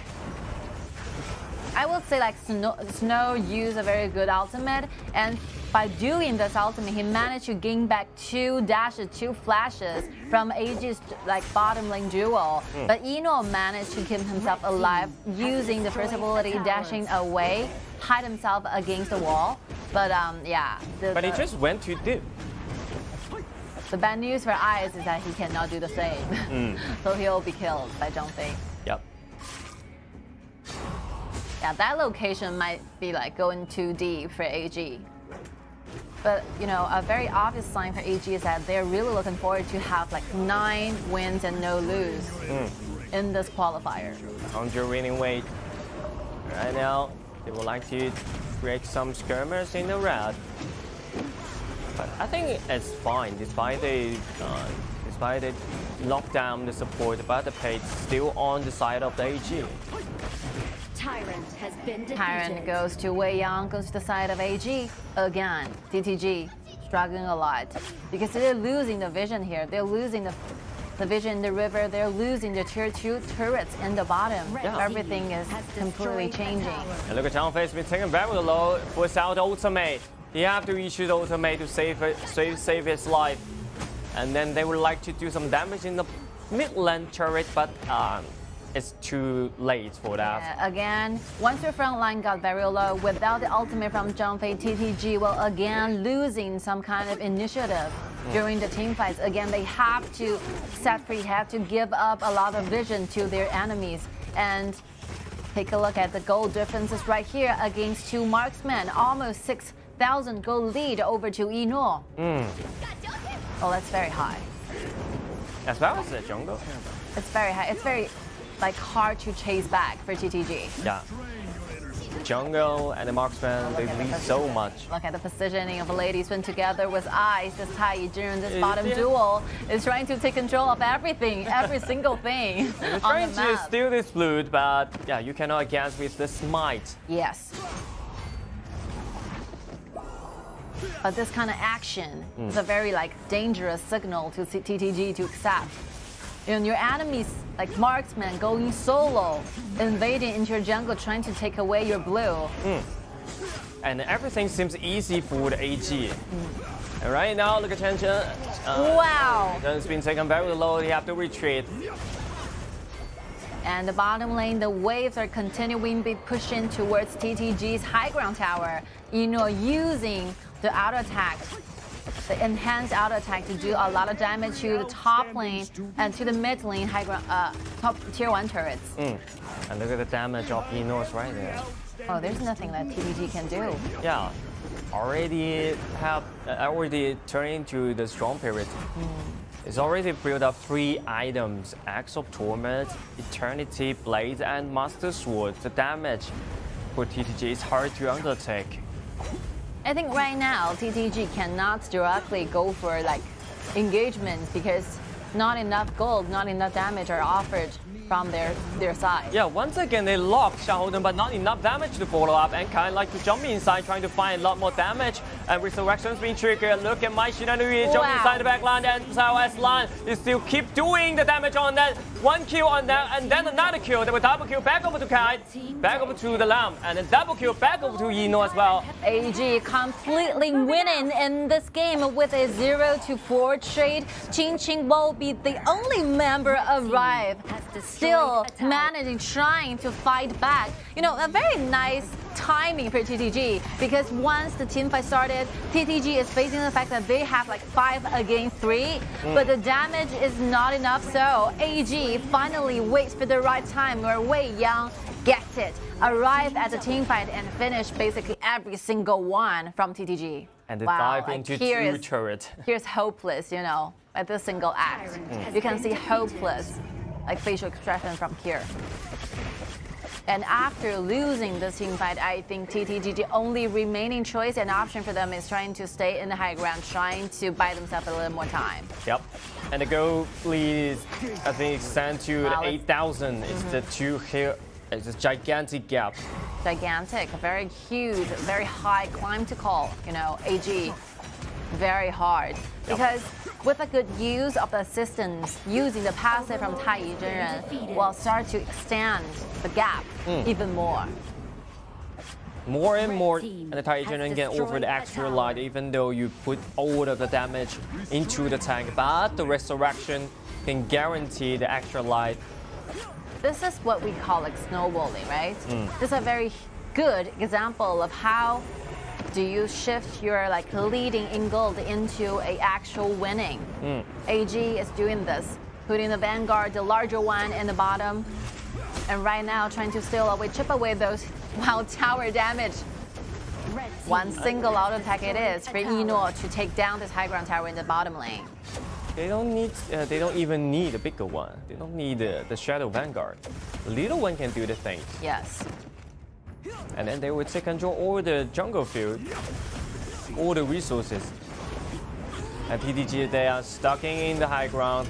They have to fight back, but this is a way they have to engage. Look at Kai issue the ultimate. Might should not do jump inside, but it's taken very low. And Nora trying to do a lot of bad burst damage. Rampage, double kill back over to Yino. And the Vanguard still alive. 3 Vanguards it is, trying to get to the base. Yino still keeping himself alive. That would be another ace and not. They would destroy this base before they claim the ace. And the win goes to them, and congratulations to Chengdu AG. And they make it out to the group stage with 100% winning rate. 9 wins in a row. I really wonder what will be the feeling, after gaining 9 times of the victories, being undefeated all the time for like 4 days in total. That must be feeling so good. And, a good news always comes after a bad news. So after losing this fight, TTG officially lose the last hope to make it to the 3-way tie, which means that congratulations to EDG.M making to the group stage. The 4 spots are all set down. Everything is settled down. Chengdu AG, Beijing Weibo, EDG.M, and as well as Hero. So these 4 days, they have been through a lot. They learned a lot of things, and they performed so well in the stage. Hopefully, there will be a good experience and memorable time for them. I think the fact that TTG cannot continue their journey in the KIC is very hard to accept. But one more thing, you're watching yourself having those kind of differences against your enemy. You lose because you're still not strong enough. That's one total fact. So by facing this kind of fact will finally make you grow. Yeah. We really hope for the best for TTG to fight back at the sprint season in KPL 2023. We look forward to see more improvements, more miracle made by your endeavors and hard work. Hopefully we can see a better version of TTG. We're looking forward to brand new TTG at the stage of that time, but this time it's gonna be the end of this kind of journey, 4 days.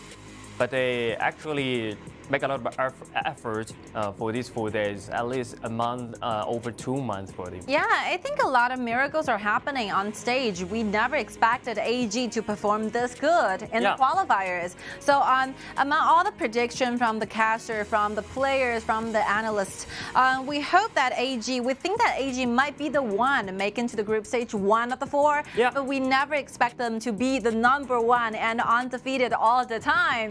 So they have 9 battles in 4 days, and they kept winning all the time. That's something that's a huge accomplishment. I can basically see their confidence growing, bursting out from their bodies. And we're actually seeing this team is undefeatable, but I hope they can bring this kind of feeling into the group stage.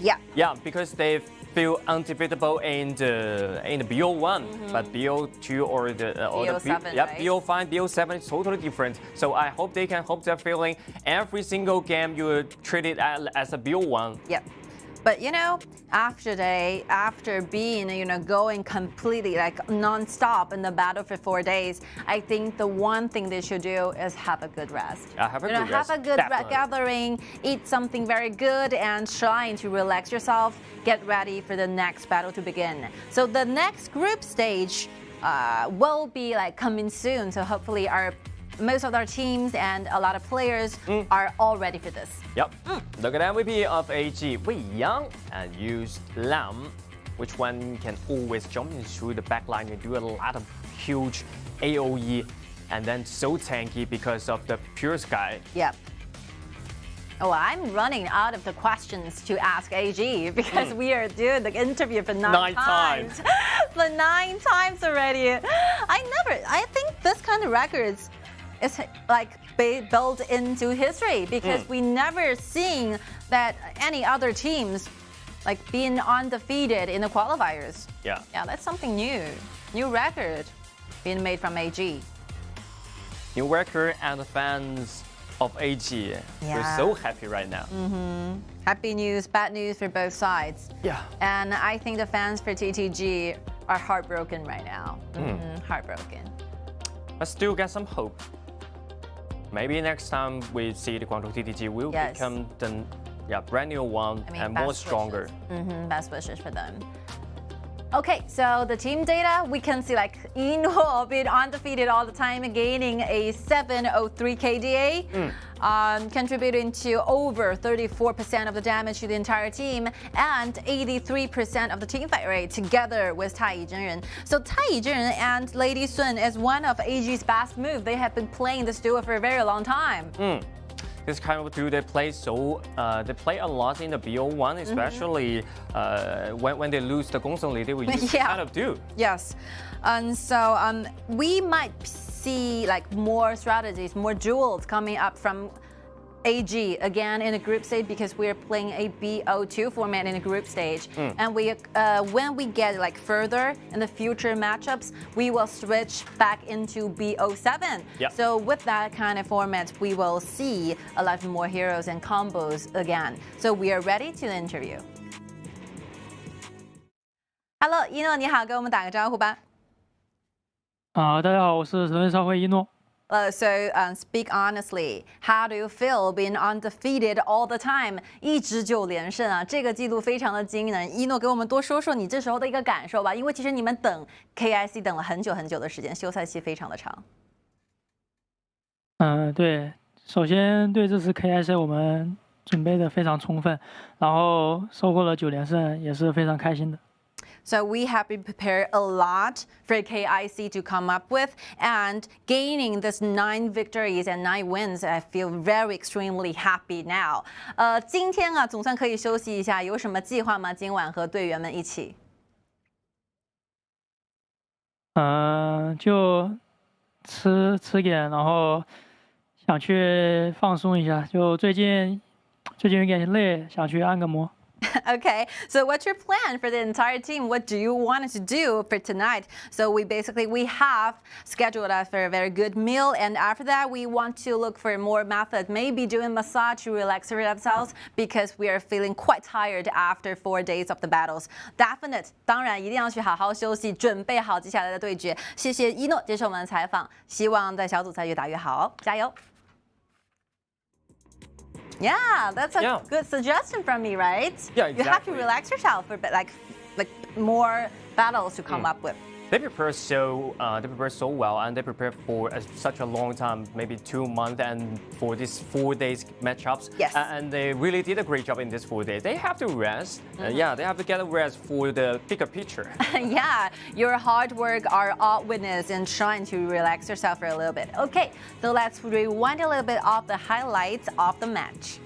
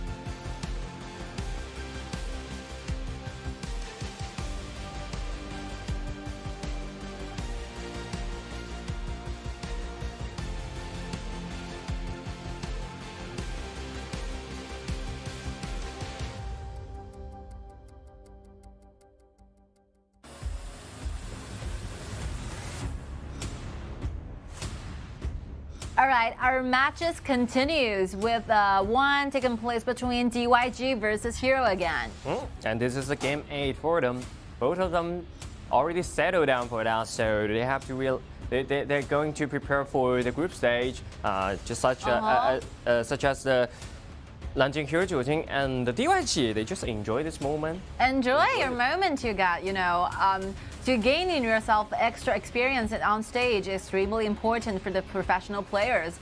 And interesting fact, so No Fear used to be the teammates with XiAn, so the two junglers are very close, you know, they have a very close bond towards one another. Yeah, the destiny bring them together against each other in the same position.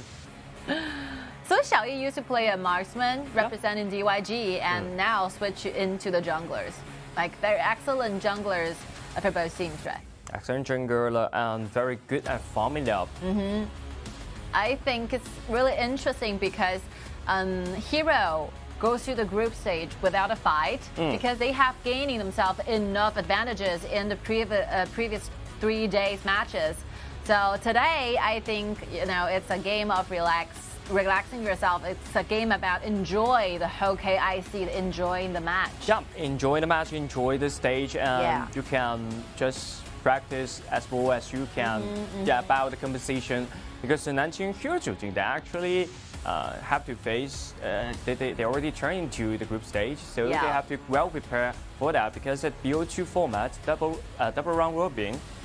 You just see like how excited and happy for these players, you know. So you can actually see the difference once they're, you know, qualified to the group stage or not. And XiAn, with no like stress exerted on him, also feeling quite excited for the match. Yeah. Oh, Jiu-Zhe at the same, of course, Jiu-Zhe. Also trying to enjoy as much as possible. I really enjoy a lot. Look at the smile on his face. Yeah, I really admire this kind of coach. You know, always bringing surprises, always find out the best solution, trying to make a best formation using the teammate, the chess he got available. So he, like, very good manipulator, you know. Yeah, and this kind of coach can actually bring a lot of a spirit for rising up to in the team. Yeah. And their starting up list, we see no changes. So here we go. The battle between Nanjing Hero versus Shenzhen DYG. Even though the scores are quite different, I think Hero will definitely want to be like a 6-3 before they go into the group stage. And DYG, I think they need to gain themselves extra points. So both of them, they need to win to build up the confidence, especially the Shenzhen DYG. Even though that's it's a last game for them in this journey, but I think they're just right at the beginning. They have a lot of matchup for the future. Hero stays in the blue side while DYG will go to the red. Zhangfei again, a very common and popular bans in recent matchups. And then, 公孙离 machinery 沈梦溪, a lot of heroes available. And the second ban from DYG might also be a support or jungler. Who knows? Let's see what kind of, you know, where is the position that DYG, the coach, really wants to target on. Carry my team. Yep. Jiu-Zhe, ban away machinery. Well, it's quite weird because usually you have the priority to trying to take this hero as the very first one in your composition. But Heng used to play as a side laner, so that would be more difficult. Maybe Heng not that kind of expert in this hero. But Heng have been played this machinery for several times, and I think the winning rate is quite high. So I mean that maybe like Heng is not today. I don't feel like playing machinery. Maybe like Shen Mengxi will be a better choice. Yeah, more stable choice. Ice again after gaining the 9 wins, becoming the audience of the following up matchups. They can be the audience and so relax. You'll learn. You'll learn from watching the matches. You gradually grow one by one, one day by one day. Yeah. Okay. Li and Xiaohodun. Okay, acceptable. You don't have to figure out why because they're like both very popular meta picks. We've been seeing a lot. a lot of heroes shows up, definitely the meta pick. So without doubt of that. And then the Luban number 7 paired up with the Luban Dashi, another meta pick duel. Yeah, Sanzang used to be a jungler for DYG, and for this match, he switched himself, changed position into the marksman, going to the bottom. Oh, that would be quite more funny. Yeah, you have to, you know, make good use of the matches to give your players more experiences. Exactly, and Sunbeam will be the third pick of them. Flexibility in this kind of drop is one of the merits. I'm not so sure. Did it ring some bell to you? Because I remember, like yesterday, Hero is paired himself with this Luban together with Luban number 7 and the Guanyu and Kai, but Guanyu is eliminated, so it's not available. Yep. And then Lam, then banned away. Okay, Lam will be taken apart. Maybe Jin, maybe Shenzhen DYG can choose Jin or Yukio Tachibana, trying to form a like early game, aggressive kind of gaming style, gaming composition for their team. Yep. Jin is being banned away. So if you want to look for rotations, right? So whoever can pair with Sun Bin, forming up a more solid composition will be the choice for DYG. Yep, Yukio Tachibana will be the best choice in the early and mid game, but Yukio Tachibana just been taken away out of the table. So Miyamoto Musashi become the best choice. Yes. I couldn't even think of better solutions. Miyamoto Musashi it is. A very good combo with Sun Bin. A very suitable answer to the entire team. I think he'll probably be locked down, and let's see the rest 2 spots for Hero.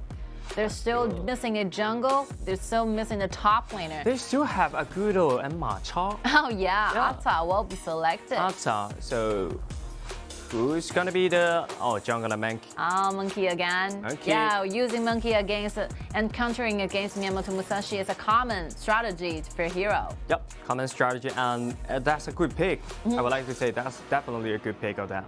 You know, No Fear actually scored like ranked number 1 in this Hero. So yeah, a very confident pick. Confident and expert in this hero. Yeah, very expert. Expertise in. Look at that counter pick of the mid lane. Xi will be the answer. Really, Xi really shows a lot of competitive on this stage. Yeah. And show up, and he comes up for a lot of times, and actually show a powerful CC from her. That's good, because Shenzhen DYG, the whole composition, really need a huge initiation for the entire team trying to start up a team fight, trying to pick up a team fight whenever they wanted to. So without Qi, they're facing the fact that they have to build themselves up a huge initiation. So Qi will finally be the answer, offering all the crowd control abilities. And I really love to see this combo going on. Make good use of the acceleration offered by Sun Bin, pair him up together with Xi, manage to take the Xi like moving quickly, having faster moving speed, and trying to get on the correct target, which will be Luban number 7, obviously. Yep, exactly. But the problem for them is if they don't have enough damage, they cannot finish any kill because the Nanjing Jiujing actually can strike back easily. They have Monkey, and they have Ata, they have Luban, master of that. Compared with the Shenzhen DYG, Miyamoto Musashi, Gongsun Li, they actually need some gold and need a huge gold lead to find the damage onto the bottom. The CC chains are there, you know, for Xi to appear and together making combo with Miyamoto Musashi's ultimate. But I think after they hit certain targets, well, they still have enough damage trying to like completely taking over the kill. I was wondering this kind of question, whether they have like enough burst control, burst damage, trying to take and eliminate one member down before the fights even start. I was wondering if the damage is enough, because Gongsun Li, not a very good at like following up the damage. And Miyamoto Musashi, we all know that this kind of hero, he will be like building up those defensive and physical damage items at the same time, like half tanky, half physical damage it is. So the burst damage might be a question, whether they have it. Because Gongsun Li actually not quite a burst damage hero. Yeah. Very hard to following up each kind of movements that easily. Oh, so Xiao will be playing Gongsun Li. Yeah, I finally know the reason why they made such a rotation. San Zhang still goes in the jungle. Finally, Xiao Yu said, finally, I can play with the Gongsun Li. Again, he used this. It's exactly like the same scenario before, like No Fear is used to be like teammates together with Xiao Yi. Xiao Yi will be playing marksman and No Fear still like is in the jungle. But they need to hurry up. Yeah. Clock's ticking because this kind of drop, if they cannot end this game in 15 minutes, so that will be the time for the opponents to strike back. Oh, this one is very interesting. Change in position again for Xiao Yi to play in the marksman while San Zhang goes into the jungle. Another interesting change, another interesting substitution. Good ones. You really have to constantly looking for more opportunity, trying to offer your team new chemistry. I think it's a good chance. Hero. Try to get inside. Ata, he carried the smite. He can jump inside. Look at San Zhang. So he want to cry. He want to cry. A lot of people just jump inside my jungle land and steal my buff in front of me. He's suffering a lot. And I have no ability to stop this. But DYG, a very quick response to that, trying to gain something back from Hero's jungle. But only this kind of little things in a jungle is not the same thing as a blue buff. Yeah, gang the little one. Yeah. That's not enough. Not enough. And always remember, the one who have those little jungles will be Xiao Yi, but Miyamoto Musashi, still nothing. Yeah. Only the red buff. Xi Shi back Luban number 7, and then Shen Mengxi trying to do some damage and find the stun on Xi Shi, but jamming his flash. That's very high reaction for that. Yeah, I think Jamming is waiting for the last moments of Shen Mengxi, because Shen Mengxi will be constantly doing the running things for a very long time, and he is paying attention to the sound effect when he hear the specific parts, but most of it is probably gonna finish his running. It's the right moment to use your flash trying to fade away. But when you're expert in this hero, especially when you're expert in Shen Mengxi, you can depends on some feeling. You can feel the end of his second ability. Yes. You're trying to predict when the acceleration will be ended and going against that direction. And that caused the jamming accurate dodges, this kind of ability. Another invasion here. Hero once again. Once again, blue buff, pull it back, and that's not enough damage to steal away this blue. DYG looking for more, diving in with the ultimate from San Zhang. The combo is quite great. You're never too worried for Hero to continuously do the invasion. So what they really excelled in will be trying to find any possible way to invade your jungle. For the current, the recent metas, Hero has been working on doing the invasions all the time. Yeah. It might be failed in this time, but they will keep doing this. Xiao Yi is a really talented player, have a lot of talents on different positions. Even though I think he plays marksman quite safely, because you can always pay attention to the positioning of Xiao Yi. So good at finding the right position, offering the entire, dealing a lot of damage while remaining himself alive and safely to the very late of the game. Yep, Xiao Yi is one of the very talented players. It's good. A lot of position. He can play side lane, he can play jungle, and he can play the marksman. The mage will be the only one he does not have the chance to be exerted on. Yeah, maybe next time. At least he can play everything in the ranking, but in the competition, maybe jungle and the marksman would be the first choice. Yes. And the bottom lane, 1 versus 2, nothing happened down there for Gen.G because completely lacking enough damage it is trying to kill Bao. Another endeavors here with the vision right now, but Hero choose to retrieve that because, yeah, I think good decision because DYG have something. They will be arriving at the jungle quite soon. And Nanjing Hero, they're actually out of numbers. Ata is it's on the top side. So if they want to invade again, they have to gather in together. Yeah. And the Primal Portal has been used once, so it's still in a cooldown state. Wait for the next one. Yep. And another fact that is because like Mengqi's blue is activated, so No Fear have to go back to gain the blue from their own. A lot of respect, you know, for Hero and DYG to play this Flash one to find the control on Shenmengqi. That's what we call Xi. This will be the idea and the moment for Heng to think of Mai Shenui. If he is a Mai Shenui, I think he can escape that easily. Yeah. Using all the dashes available for that hero.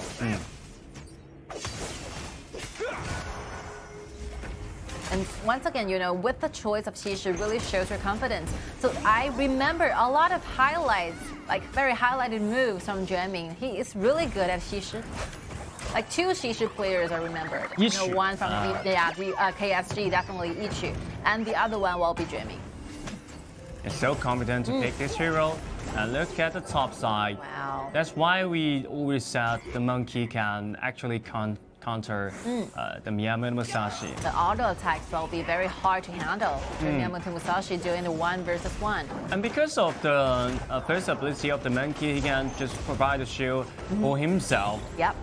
And so tanky in the early game. Miyamoto Musashi actually can play as a single combo to do a lot of damage, burst damage, but with that shield and tanky, it's hard to defeat Monkey in the early game. Yeah, so the tankiness of Monkey are really dependent on the energy bars right there, just under the HP bar. You can always pay attention of how No Fear is trying to maintain a full energy state, but the Xi will figure all the things out. Yeah.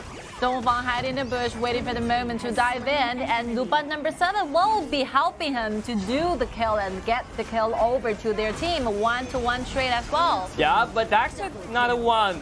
Double kill back over to Luban number 7. So yeah, that's still favorite hero, right? Still favorite hero. That's a huge pace from that. Yes. Hero can just take down 2, and then the middle turret goes down at the same time. Wow. So the rest of the squad actually like revenge for No Fear, right? After No Fear being taken down, all the teammates, especially you can see the rotation by Luban number 7. He's left behind and still trying to make his way from the bottom to the top, gaining the double kill. And a nice initiation by Ata. Yeah. To gain another kill. And now the damage from the number 7 quite enough for a lot of kills, especially Xi, Shenbing, this kind of vulnerable hero. It's hard to undertake this kind of burst damage. And look at the item, Shadow Reaper and Eternity Blade, and already dominating. Already can dominate this game. Yes.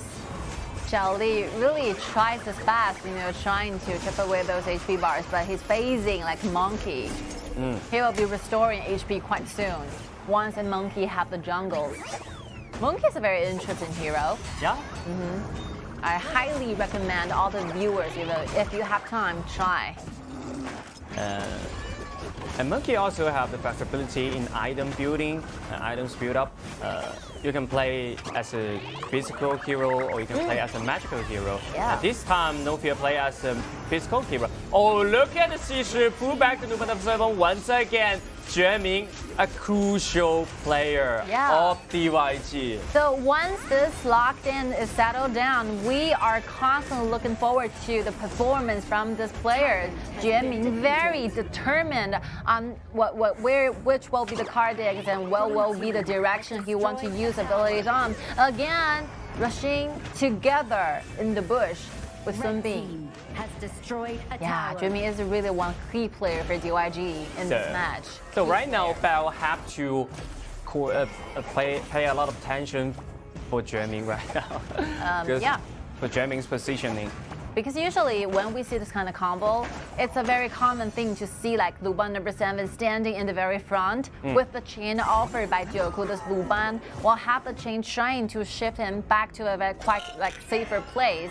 But if your opponents you're facing is Jianming, is some player who is so proficient with this kind of character, I think they should, changing some gaming style during the time. Hero really have to look forward to those poking ability from Shen Mengxi, trying to chip away those HP bar from Shi Shi, making sure that Shi Shi is not constantly fall in the HP bars. Yeah. You have to do the poke before you get into anything serious. You have to target on the back line. You have to find a lot of poking damage onto Gong Songli and Shi Shi as well.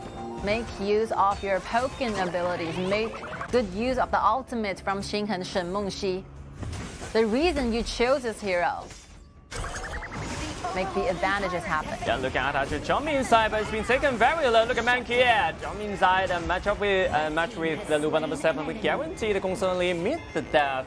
So that's a fair trade for the hero. Very quick gathering, Miyamoto Musashi is still on his way, while hero have already finished the kill to Xiaoyi, Gong Songli. Yeah, and then Shadow Tyrant rush so fast. And look at the knockout from the Shadow Tyrant. And then the dragon will belong to the hero as well. Well, it's a close one, If DYG have a better standing point, I think this dragon will belong to DYG if they have the smite. Yeah, the Shadow Tyrant. Wow, what a pity. They do not have like Miyamoto Musashi standing in front of the dragon. And again, we are seeing the replay, the ultimate used by Monkey successfully like stunned up this Xiaoyi. Xiaoyi, there's no way to go. Oh, that's a close one, Our dragons really has a temper. Sometimes he will do the auto attacks, like giving everybody up in the sky. Yeah. You cannot predict his moves. Just like Lamport's ultimate. Yes. The last hit will knock up everyone. The knocking up is one thing you have to face. Sometimes when you're trying to gain the dragon, they show their temper against you. Destroyed a tower. And DYG used the Howling Emblem to impact the red buff and to create more vision for them. That's the only thing they can do. I mean, if the composition has Shen Mengxi in it, you can easily gain the vision using the bombs, the kitty bombs offered by Shen Mengxi. The first ability and the ultimate will always do the same. Yeah, look at that, the bigger one. Opening up your vision in the bush. That's a very common strategy to use. You don't have to send your frontliners into the bush to find out whether there's enemy in it or not. Yeah, exactly. Using your bombs is all okay. And look at the bottom side. Look at No Fear. What is doing? Still the secondary turret, and once more and clean another lens of that. And the Pure Sky is available for Wu Wei. No Fear, sorry. No Fear, yeah. No Fear, definitely a solo king this island right now. Miyamoto Musashi, it's hard to deal with Monkey at the stage of this moment. Yep. Jianming, as a crucial hero, crucial player of DYG, he have to find the right timing to pull back enemy, then isolate this hero. And we can see a lot of AoE just comes in. And then the Xiaohou hard to take this damage from the Luban number 7. I think that, the standing position for hero is quite fixed. It's very hard for Jianming trying to find a loophole, trying to find an angle, trying to target to the Luban number 7. There's no way he can find it because he's facing the fact that constant poking from Shen Mengxi. The kitty bombs are quite detrimental for this, and hero are standing around this Luban number 7, surrounding this number 7 to stand in the very middle. It's very hard for Jianming trying to find a way. Yeah. So he aimed at the target, but it will be Dongfang, Ata. It's not enough. Not enough. You have to use the flash, trying to control the Luban number 7. Wow, Xiaoyi facing like 4 members. There's no way he can do this, clean away by himself. They move so fast, but what else? What else they can do? Nothing. It seems nothing. And look at the Monkey, it's just jumping San doing a that burst damage in the back line, but it's controlled by Shi Shi. It's how to get away. So the cause is his life, but it actually took down this turret. A life in trade of a high ground tower. I think it's a fair trade to hero because the dragons are still in the cooldown stage, and the 4 remaining members will take the whole vision a river vision so that DYG cannot rush back trying to gain this Dark Tyrant. Yeah. It's 5 versus 4 right now.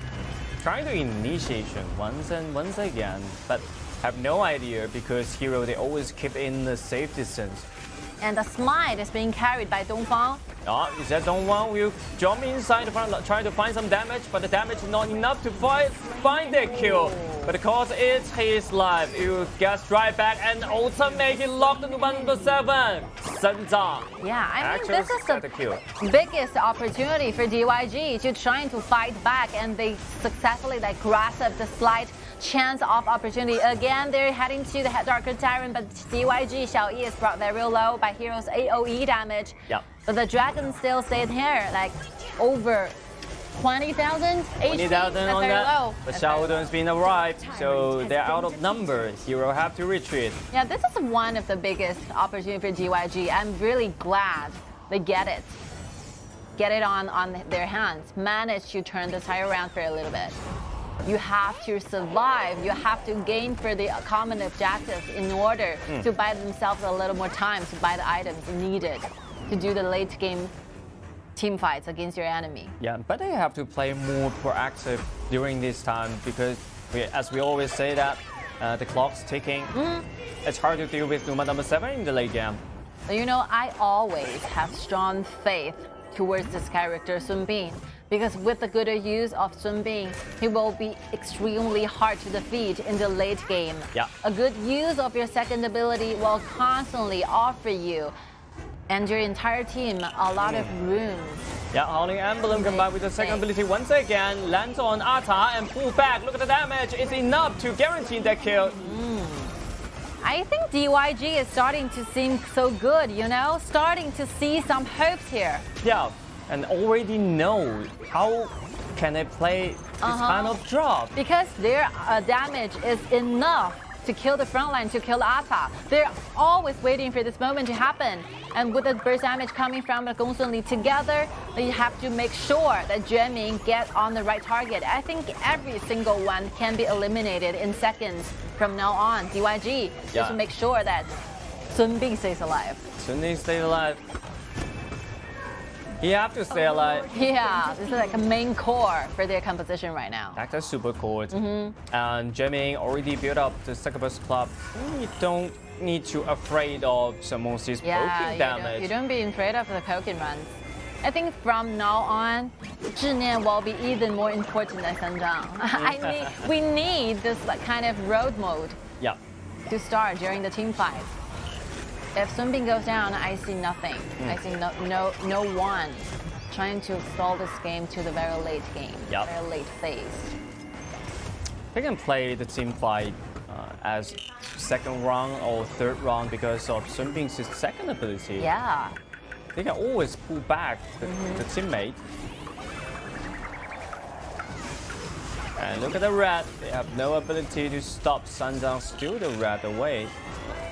The whole idea of Sun Bin is that because of the Sun Bin second ability, you can gain more spaces to make mistakes. But it will be only paid back using the second ability, giving you extra HP recovery and acceleration at the same time. Yeah, but they cannot make any mistake about that. If Sun Bin is down, the whole team will down. Fall down. Completely. Like an instant. Hero right now being pushed away by their opponents, hiding in their high ground tower.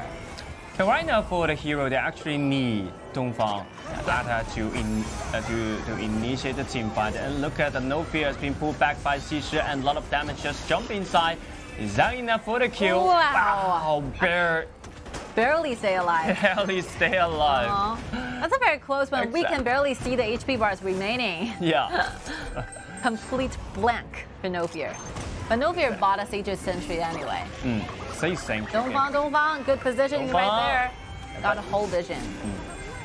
He still need to wait for the No Fear. Yeah.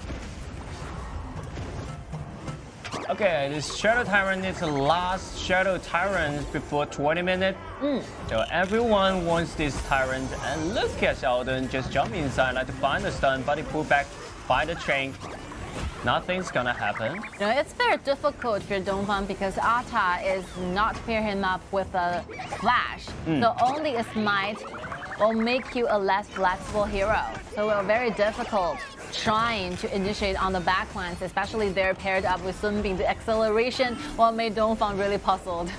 Very hard. Where to aim, you know, you don't really know. Look at this turn and still, but again by the Gongsun Li's right there. Everything settled down. I think Jacko is really busy, you know. He has to keep his eye on Dongfang and Bell at the same time. You have to protect your frontliner because DYG's damage is very high, but you have to also make sure that Bell stays alive.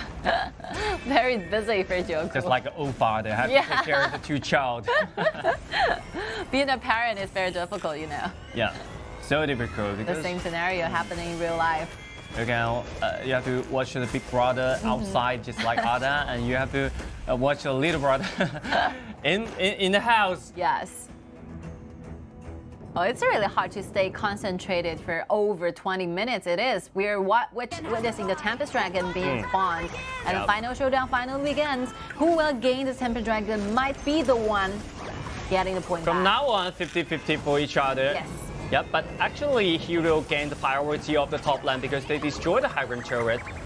And they have 2 smites available in your hands. That's something huge. I think comparing with advantages, maybe Hero will have pulled Flash, you have to pull back, and right now the bottom 7 is in danger, but the damage is not enough. Wow, that's very dangerous. And the Flash still available. But Bell cost a Sky Doom trying to keep himself alive. This is a crucial item. Sky Doom dodge a lot of damage from this kind of combo to save him alive. Offering you extra damage reduction, trying to absorb your enemy's like very fatal damage towards you. Yeah. You have to wait a lot of time for this to be activated again, and now it's DYG's round. But still, be careful of Shi Shi's first ability. Yes. It's so dangerous. It was so close. It was so close. It's really dangerous positioning back then. Bell has. And look away, jump inside, find the Shi Shi right there. The Shi Shi wow, is in danger. Shi Shi been destroyed immediately. Or in a certain cell, you've been taken very low as well. And another auto attack has secured that. 6 Chengdu can offer extra life, and Miyamoto Musashi trying to jump inside, but it's been taken very low, being struck back by a burst damage. Another ultimate cannot find another kill. Or in a certain team fight can turn all the things around and purify. They release him in free. But what about the Crystal? They're gonna destroy the base and earn the win to themselves. Congratulations to Hero. I think they have been waiting for this moment for a very long time because we actually seen this game lasting over 20 minutes. And the very last team fight, I think, together like Ata, with the very good help of Monkey, finally made this wonderful team fight happen. You win and ace your team without being even killed of one member. That's something huge. And for DYG, I think they really improved a lot during these matchups. You finally gain yourself into your peak in time where you're finally trying to solve this game to the very last one. So I think better improvements on their positioning might be, taking place, but I think DYG did a great job as well. They really did a great job. Yes. They actually play very flexible with this kind of conversation. And jamming the Shi Shi plays, that's very good. And very effective in the mid game especially. Yeah. So I think they really did their great job. But No Fear actually find a perfect angle, perfect position to flank. And flanking is what he very good at. So perfect. For No Fear, I think this player has grown a lot because after the playoffs in the summer season, I really think this player is facing some kind of difficulties when it comes to the fact that I think he's losing confidence in every single moves. But gradually, by absorbing every single matchup with Hero, I can see confidence coming back to No Fear, starting to see more hopes to this player. Played so well. Yesterday, the Lam, the diving in, the assassin, beautiful play, and today Monkey as well, trying to find the opportunity to their own team. And that's a crucial key. actually open the door in the late game. Yeah, we're very happy for No Fear to finally make this happen. He is undergoing for a lot of pressure.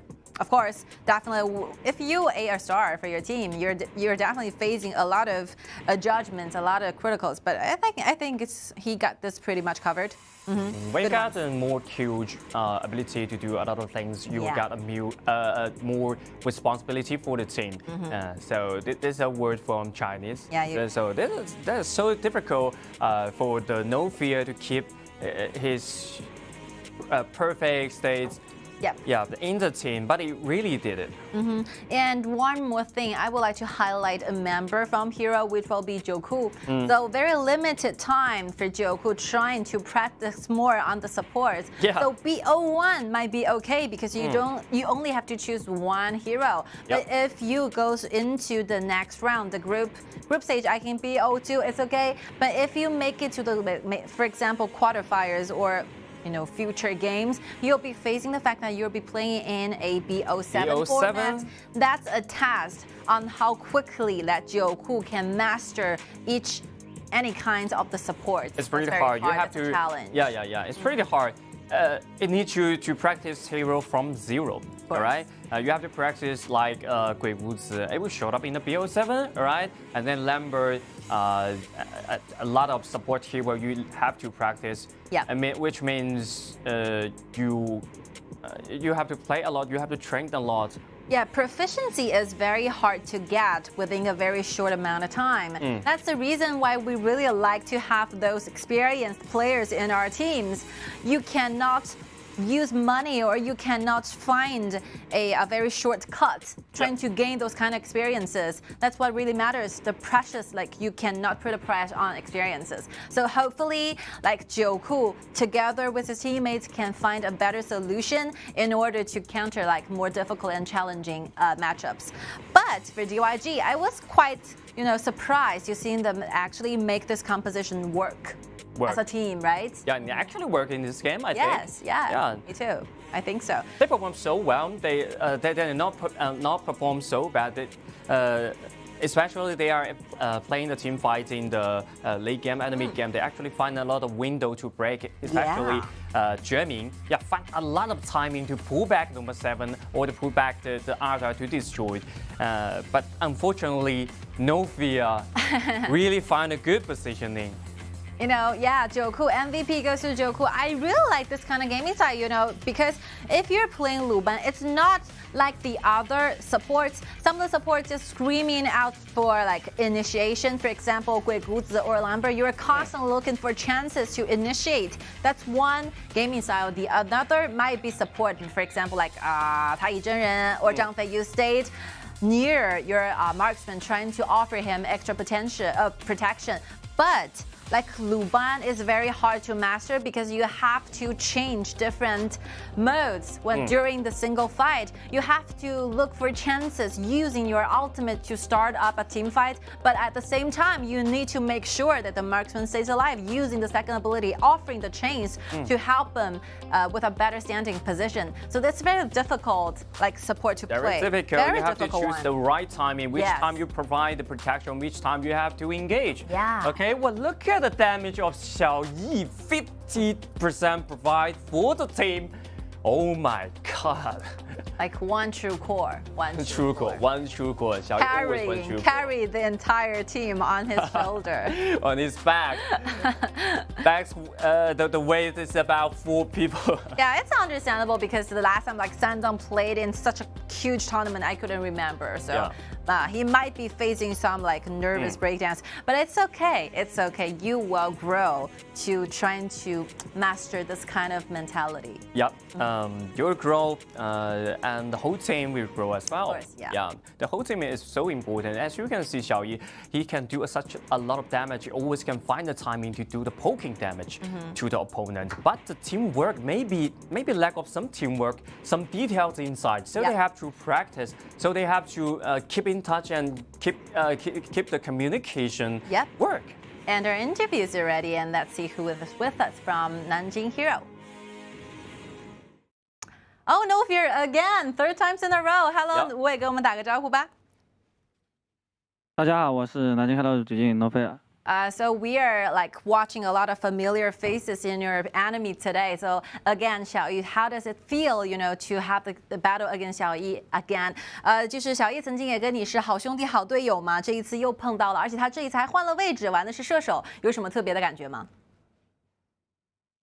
就射手一如既往的强劲吧，因为几年前他打射手就很强。I think the marksman played by Xiaoyi is still very good, a very good master on the marksman because we used to be the teammates. He used to play this well at the same time. 那接下来呢，其实这一局中间20分钟最后一波团还挺焦灼的，是怎么和九库去沟通，看到怎么样一个机会把这个团给打起来的呢？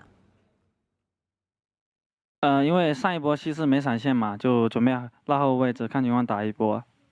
Alright, so the last fight is extremely important for this match. So how do you communicate? What kind of opportunity did you guys find out? So the answer will be, we noticed that Shi has no flicker available. So that's a reason we are trying to grasp, and that's the exact moment we got it and finally got a victory back for our teams. Hero 呢已经成功晋级了小组赛，无畏接下来在小组赛有怎样的期待呢？小组赛就希望进个8强吧。Okay, what's your expectation toward the group stage? The answer will be, we're looking forward to make it to the final 8. So hopefully you can do it. 希望你们可以继续努力。谢谢无畏接受我们采访，加油。Well, step by step, when you are in the quarterfinal, you will like to jump into make it out to the group stage, and now you are in the group stage. The next will be the quarterfinal. Yeah, so the final 8 is very huge accomplishment, and hopefully every single teams can leave themselves with no regrets. Yeah. Okay, so much for this match. We will dive into the battle between TS against WE in the next one. Let's take a little short break.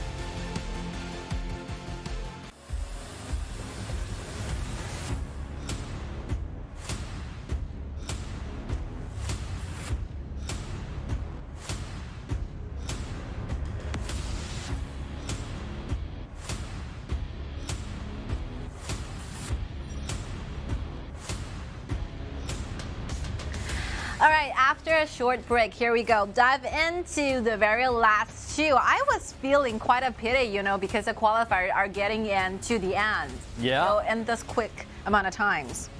Time flies. Yeah. There are a lot of matches we've been through, and this is the last two games. And the game 9 will be the Changsha Top Esports versus the XiAn WE, which has been improved a lot from these two games, the lately two game.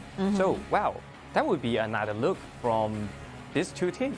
I mean, this will be the very last one for this both teams because they're both disqualified. I'm sorry to bring this up again, but it will be your last match in 2022 KIC. Yep. So you'd better perform the best, leaving the best impression to all the audiences, to all the KPL fans, especially your fans.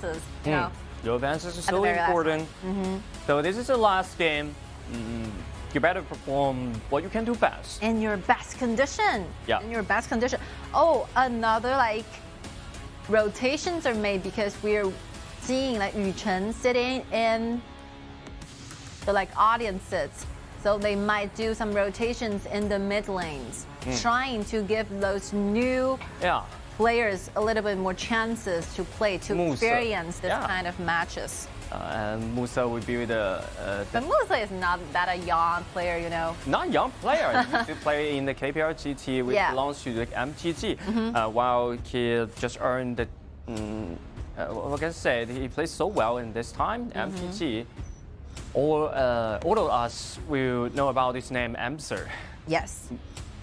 Aggressive, you know, kind of. Very aggressive and pretty good at Mai Shinanui at the time. Maybe Mai Shinanui will be the character that the whole team wanted, give it to Musa to play. Yep.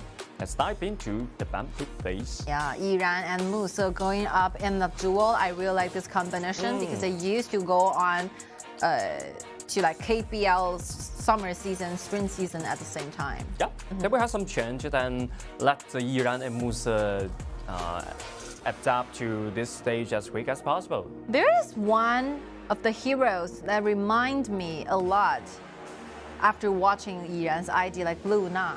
Luna? Yeah. Yiran is an excellent player, especially excel in his expertise in Luna. So maybe if they got a chance, try it. Why not? Why not? You Why can not? try the Luna on this stage. That would be another feeling. Yeah. Yeah, especially a lot of different from the ranking, and this is a huge stage. And you know, I want to highlight one more member, and he will be the member for XiAn An. An. I really idolize this player because in a very short amount of time within his career, professional career, he has been playing all 5 different positions. Yep. Especially when he play in the KGL, that's the same formula. Yeah. Like the same function that he played in this team. He's just like a big brother. If you need me to play support, I can play support. If you need me to play the marksman, I will play the marksman.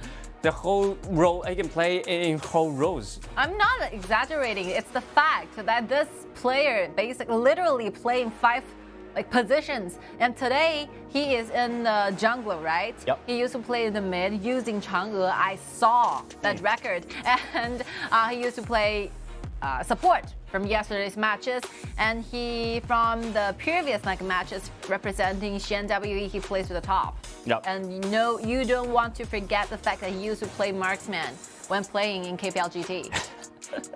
So I would say talented, you know. It's talented, but also with a lot of pressure. Yeah, of course. That would be a lot of pressure for him because he have to practice a lot of position when doing the ranking or some training matches. So, and he have to train a lot of heroes. Yeah, and my predictions.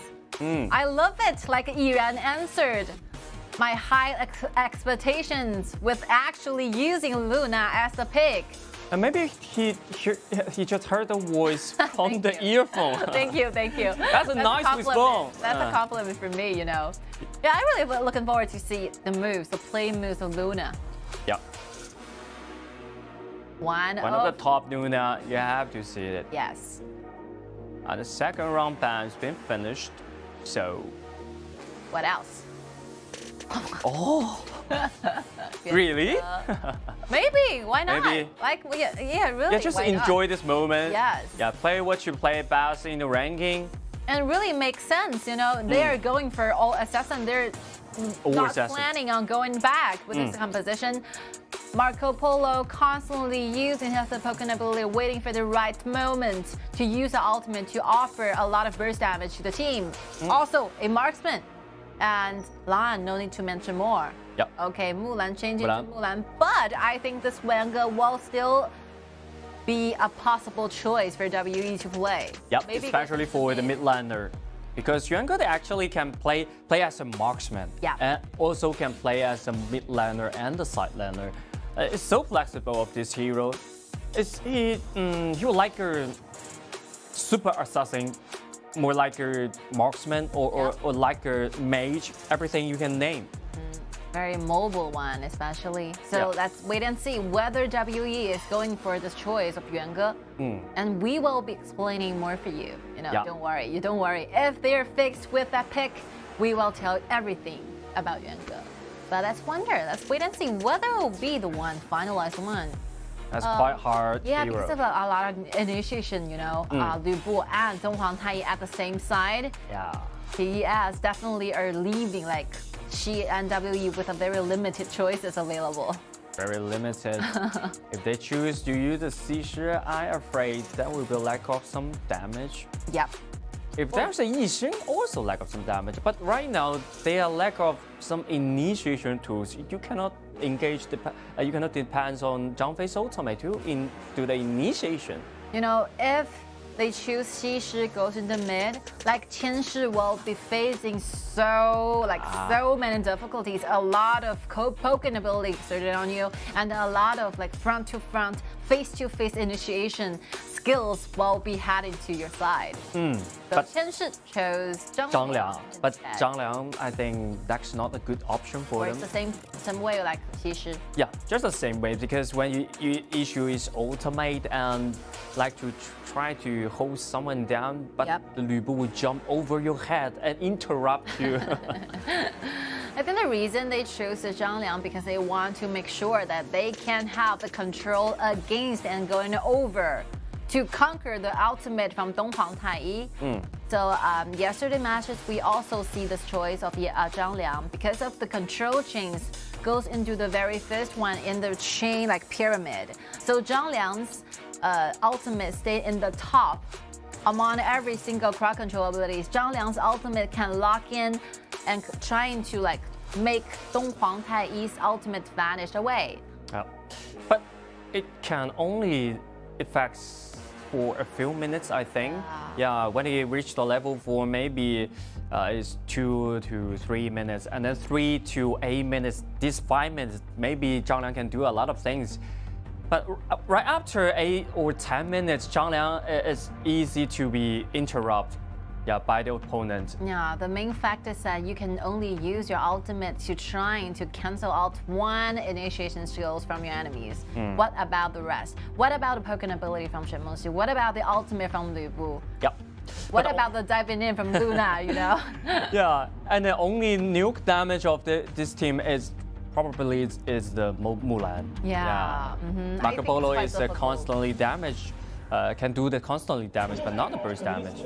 I think this composition is very difficult to try to pull off, and let's just see what kind of movements they can unite as a group together for Shi and WE trying to master this kind of very difficult to handle composition. It might be a task, you know, it might be a challenge. But I think if they did it quite well, we will see some surprises going on. Yeah. Anyway. Enjoy this moment. Yeah, enjoy yourself, unleash your talents. Maybe Qian should just like to play this hero to make someone under control. And one more thing, I really like to see the performance from Yiran choosing this Luna, one of his best moves. And look at this Lu, is in danger. Look at An, he like to play in the... Well, when he play in the jungle, he suffers a lot. Yeah, I really shouldered so much of the pressure, so much of the responsibility. Yep. I don't blame this guy. You know, I don't blame about his going down. Because it's really hard when you are facing the Donghang Tai. Yeah. He will jump into the blue side. Because the fact stands, you need time to adjust in different positions. You don't make this kind of shift within one day. Yeah, he would like to gain something back with a smite. But that's a good news for him because Nuna without mana, without blue buff, he loses his soul. So the course is the best, just leave there. But I think it's worth to do that. A lot of respect coming from me. Hey, XiAn, I think this player really sacrificed all of his energies for the entire team to work, to form a new chemistry. I really think this player did a great job.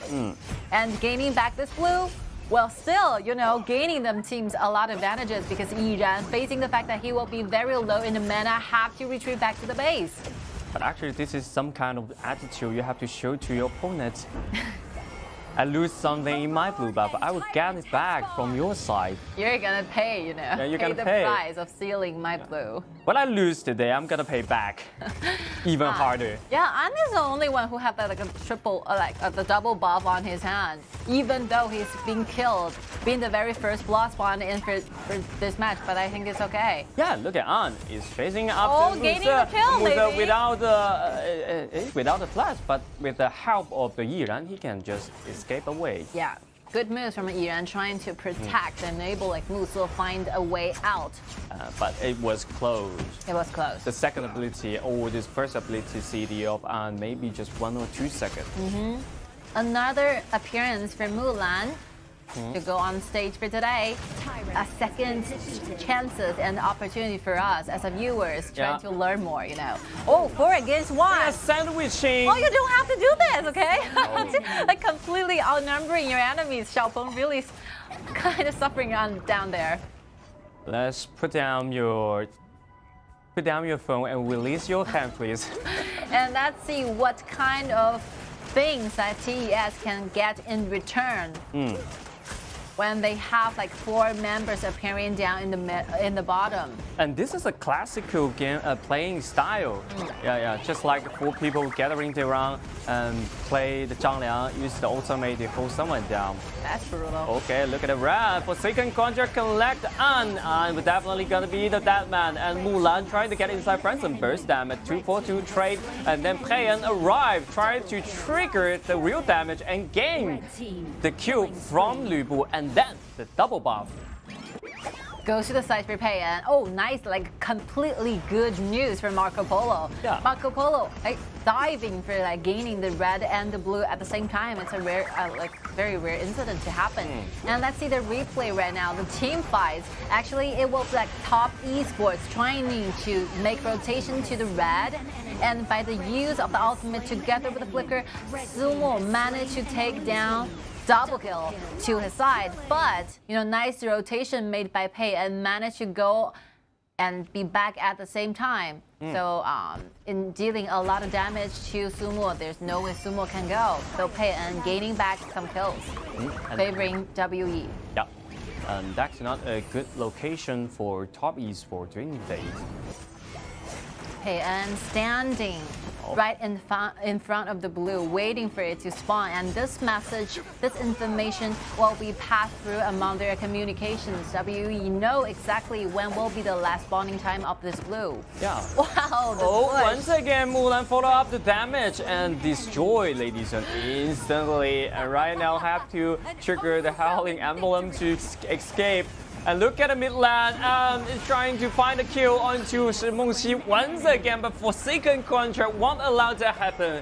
I think Tianshi has been disappeared from the map for a very long time because Xiaopeng completely having no idea that there's an enemy hiding in the bush waiting for this moment to dive in. It's a completely successful ambush here, strategy. Yeah. But you know what? I think An actually plays so aggressive in the early game and showed attitude in this game. But every time he jumps inside, just like hitting on the wall. XiAn, okay. That's what we call Zhangliang. That's the answer from WE. Bottom lane, whoever goes to the bottom will be killed. With this kind of composition, with this kind of very perfect combo, using the ultimate together with anybody is available, like Shanghai is available, An is available, Pei, and even Marco Polo can deal the same amount of damage. Yeah, You better move the way. Wow, like bottom lane is a very dark place for top esports to go. Very dangerous place. It's a dangerous place. It's like a dark forest. When you get into the bomb lane, you will lose. You get loose. But you know, the reason why WE choose to go all the forces onto the red is because they want to gain Marco Polo, the red buff, from their enemies. That's one true reason why they kept going on, kept the battling going on the bottom and trying to take control of the red buff. Red buff is extremely important for Marco Polo. Yeah. And right now they would like to invade the blue side. Look at the Nuna jump inside, like to find some damage, but it's not enough because it is so afraid of Zhang Liang, this hero. Wow, surprisingly, like WE is looking for 3 wins in a row after being totally defeated for 5 times in the previous 3 matches. Like 3 days of the matches. That's something. And they improved a lot. Improved a lot, like completely different teams. Yep. So this is the feeling that they would like to remember. Yes. And look at the Lu Bu, it's been taken very low, and then the Marco Polo will become rampage. Shenmengxi trying to find a kill onto the Marco Polo, but the second ability will dodge the second round of the second ability of the Shenmengxi. Crucial teamfight tank. Yeah. Soaking in almost 60% of the damage from the teamfight just now. Fast. Yep. No, Bast used to be a marksman for WE. He has been played a very good bottom laner for WE for a long time, and he has been resting also for almost a year, and right now changed the position into the support. I think he did a great job there. And let's see Xianyu, how Xianyu managed to get the kill using maybe, waiting for reimbursement. That's good. If you want to kill Nuna, yeah, Qianshi is definitely the key of that. Ooh, and Iran has been taken a have to interrupt the ultimate to get away. I think Iran have to accept the truth that he will not be seeing this blue buff again in the following up matchups. If TES really want to change the whole situation of the game, I think they should be going for a team fight. Yeah. If they can win one, they can manage to take this blue back. Or otherwise, I think their opponents will continue to. Oh, look at the second contract, but another damage will follow up or not. Oh, look at Zhang Fei. He issues his ultimate, but this kind of shield is not available and didn't work for Lu Bu. Oh, it's like a 4 against 5. That's the reason why WE has 1 man down. The damage and the member is not enough, and the flicker has been forced out with Iran's dive in. Managed to gain back one more thing, one more information, very crucial one, because Zhang Liang is not having this flash available for the next 2 seconds, next 2 minutes. I think they play so exciting in this game. Yeah, very excited. You know, you can basically feel the vibe here. Yeah. Engaging in any kind of team fights. You saw the chance, you grasped it, you started, and you take the battle. No matter your teammates arrive in the right position or not, I'm just gonna engage. You don't really care about the rest of your teammates, where they're standing. It's not that important. I want to engage, and here we go. Yeah. And they actually show a lot of individual ability in this game because they don't care about the teamwork. Yeah, pair him up with the flash. Yeah. Flexibility is the only. Trying to impact the blue. Nothing happened. Yep. No one's here. No one's gonna be the lucky guy. And look at the other Sapiens flanking into the backline, trying to find some damage in the backline, and then the blue buff will get by Luna's might. Yeah, but see the soldiers right there, the top lane, the pressure is huge. I think before they trying to engage, I think top esports are usually trying to manage a little bit more about their waves. Yeah. And then the Shadow Tyrant will still by WE, and top esports seems to have no idea. Oh, the ultimate. And look at Zhang Fei, he issued the ultimate to retain the Donghuang Tai. It's been taken very low. Look at the other damage. Will come inside and Lam jump inside, have the kill onto the Donghuang Tai, and then the double kill back over to Lam. I think WE is looking for more. With the minion alive in the mid, they can take down the tier 2 red in mid, and they're trying to make sure that the bottom lane, the waves are available. Xianyu is heading to the bottom, making sure that the wave will continuously go in for the high ground tower. And the Overlord is available. I think WE can gain like 2 dragons in one roll. And one roll on Well, that. huge leading right now. Usually, look at the bottom side. Mulan is trying to take down this Tyrant turret, but it seems not enough time for do this. You know, for Team WE, they're leading not only in the money, the gold, the whole control of the map, the whole vision, the whole resources, everything you can find and can possibly find a map will be WE's possessions. Yeah. Well, good ones. And it really impacts the team in the team fight, especially. Wow. He was down in the early game, but he come back for I don't know, some kind of reason to gain 1 or 2 kills from the team fight. Most of all, he just farm up so quick. He managed to be back into the game by his movement. He was the very first blood get over by the opponent, and right now I think An is feeling himself a lot and have enough items, looking for more kills. And even, you know, if we are taking the bigger picture right here, I think they're looking for to end this game. Yeah, and Vanguard. actually playing as a half tank in this game, he built up the Succubus Cloud, trying to get inside and take more damage. Wow, so cool! You change the way to buy the items according to what kind of situation is going on within the game. It really show your experiences. Because he thinks the damage is enough for him. Wow, Look at the Pokémon contract, but strike back by the Changliang's right there. And again, exchange into the ultimate. We can see like 2 ultimate are being pulled out, trying to make sure that Xiaodun, the Stonehwang Caiyi, will be completely eliminated by during the team fights. Yeah. The Forsaken contract actually worked, but completely got interrupted by the use of the ultimate from Zhang Liang. Yep.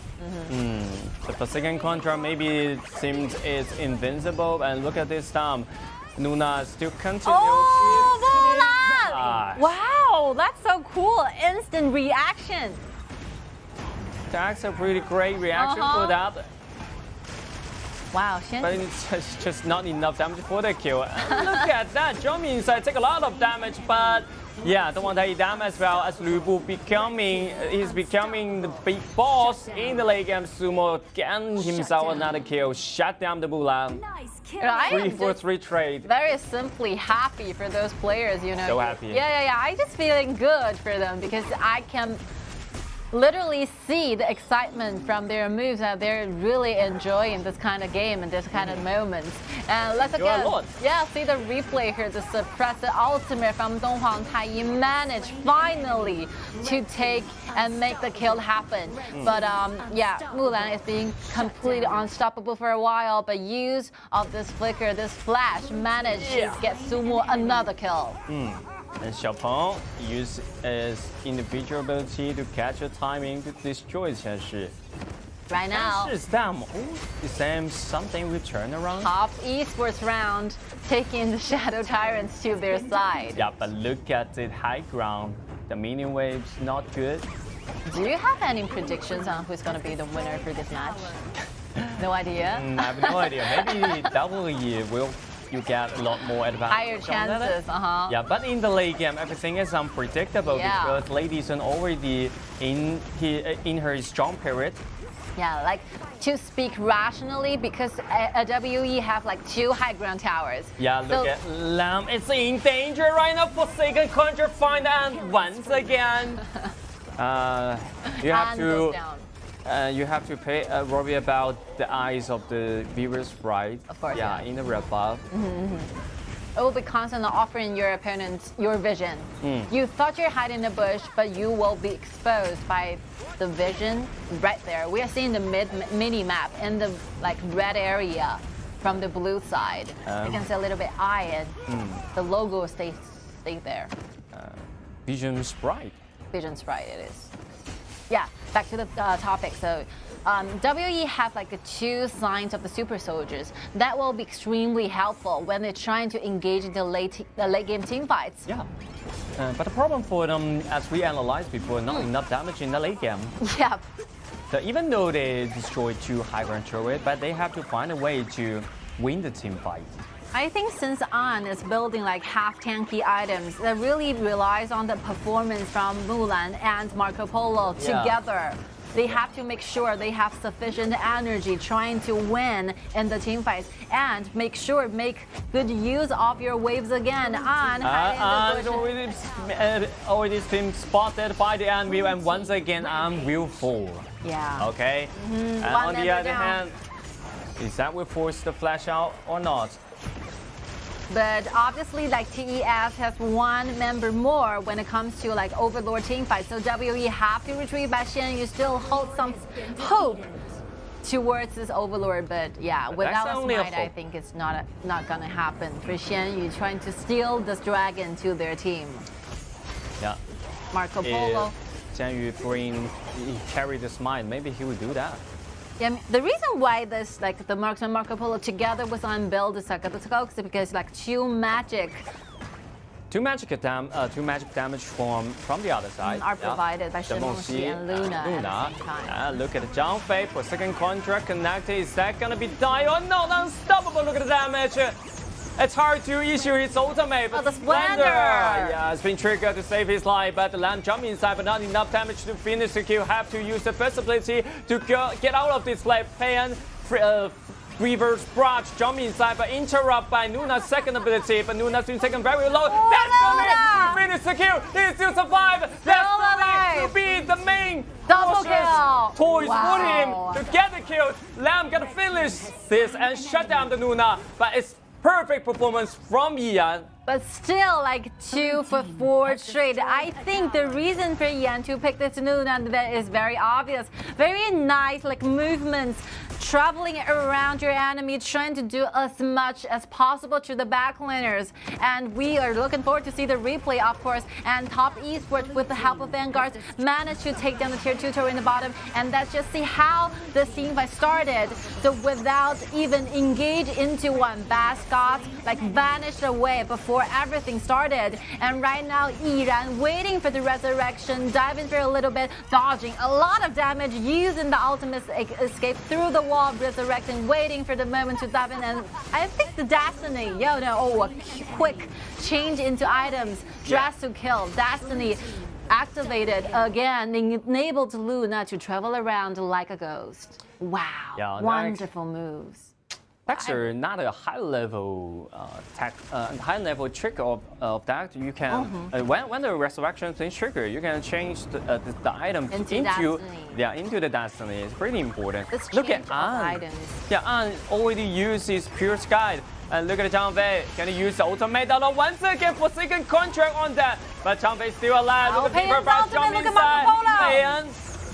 Jump inside and find a lot of burst damage inside, but still killed by the Nuna. And Nuna still on this stage. And look at what he's doing. He's trying to destroy this turret, destroy the base, but the minion stuck by the Donghuang Taiyi. Donghuang Taiyi used the life to suck the minion wave outside. And once again, he's doing the same things. Is that going to end this game or not? He wants to end this game as soon as possible. Congratulations to CNWE. Oh my God, only one more single attack is needed, and An did it by gaining another score. To WE managed to score 3 victories in one day.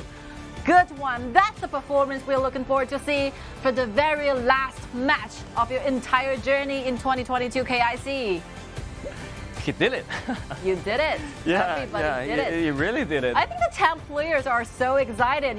Thank you so much for bringing us such a wonderful matchups. I think we both, a lot of audiences, the whole audiences from all over the world, I think we're pretty much enjoying this kind of moments. Yeah.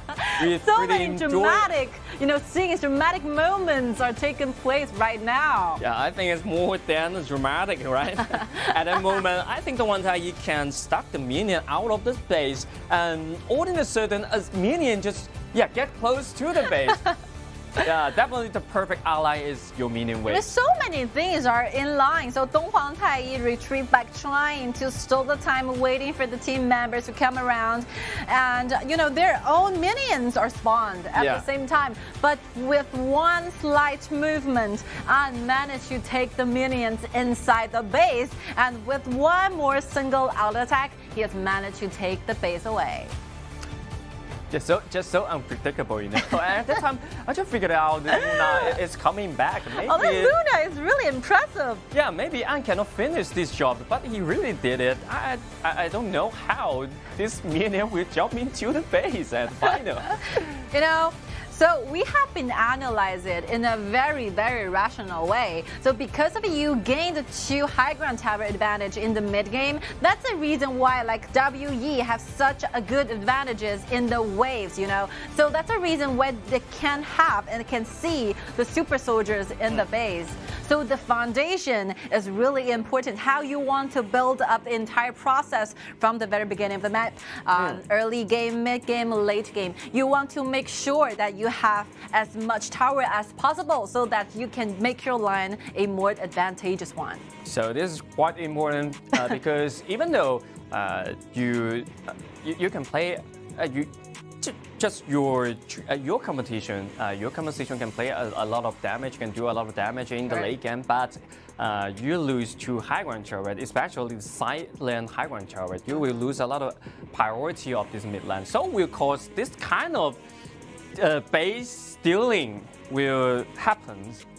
You know, I was just so grateful for us to having these chances to witness such a wonderful like matchups. I never expect to see this whole thing going on between the battle of TES and WE. And WE, surprisingly, you know, today they have 3 matches. They did not even score 1 point down before today's happened.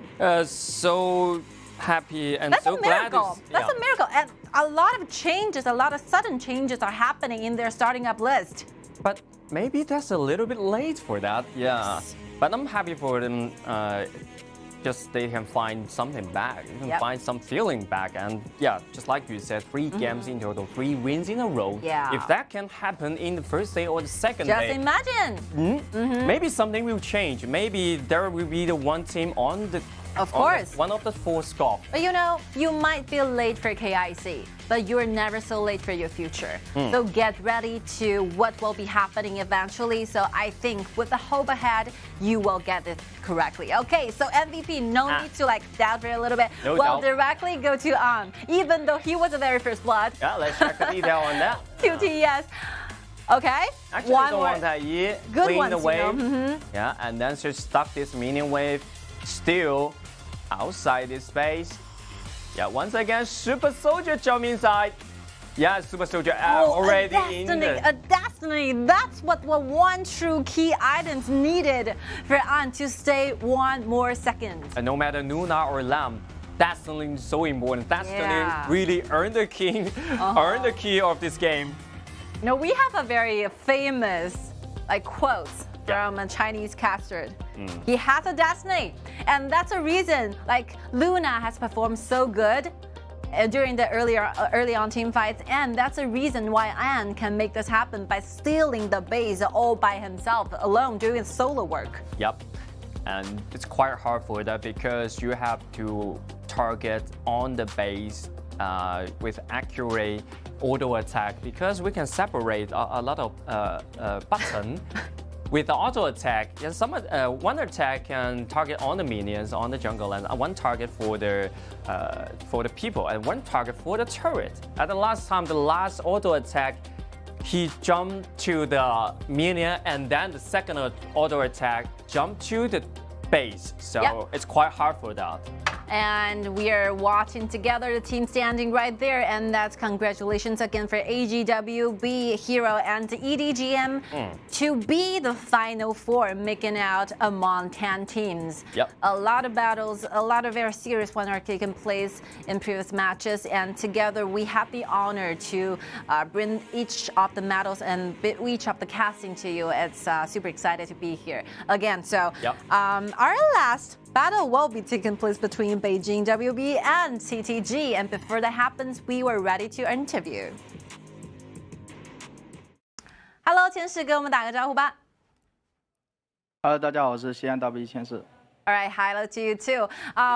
We are watching a lot of wonderful movement and strategies from your team just now happened. And tell me, just share with me, what is the true meaning and reason underlying with 3 victories getting back to your teams? 今天一天3场比赛，3场胜利，昨天晚上做了哪些转变呢？昨天晚上知道我们这没希望了嘛，然后就是放开包袱打吧，然后放平心态去打。So after knowing the fact that we are officially disqualified to the next round, we are just totally reflecting ourselves and trying to keep a very calm and stable mentality to conquer to each battles. So how do you feel, after the matchups early happened, because it's really tense one? So 刚才其实是暗哥偷的水晶，非常激情的一个比赛啊。当时局内交流最后一波这个超级比，你们是怎么沟通的？所以暗哥可以去偷这个水晶呢？当时我们其实就在打团嘛，也没注意他去偷水晶，然后他就一直在说他去偷家了。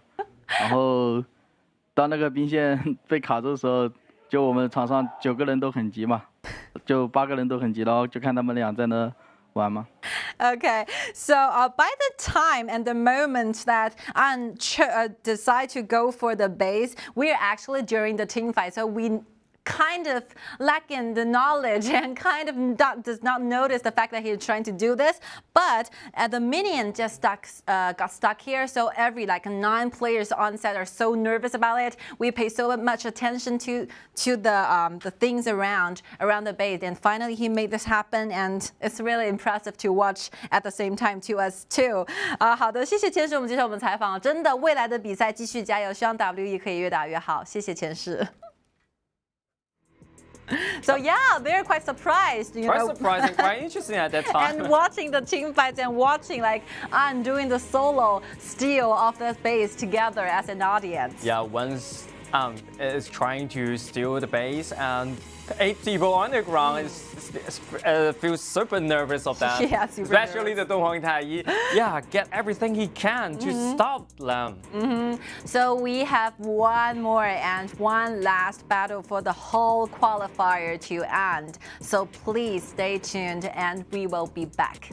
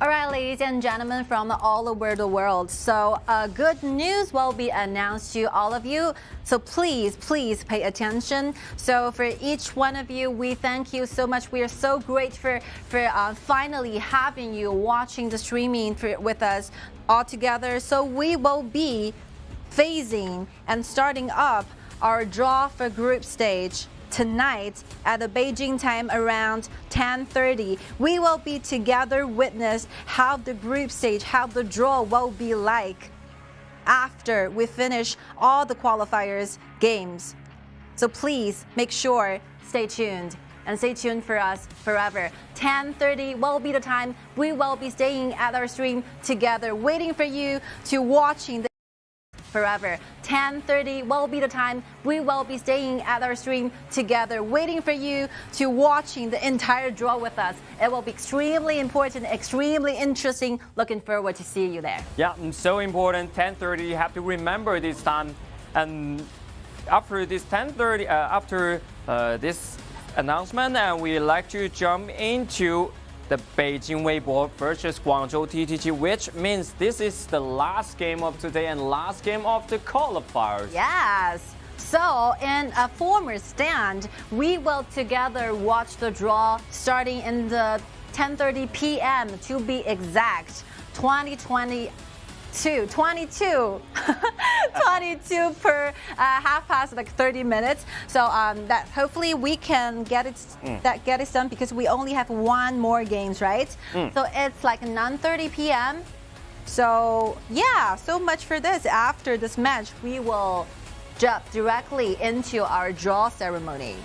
That will be huge, deciding what kind of combats, what kind of groups we're going to be separated our teams. Yep, what kind of groups they're going in, especially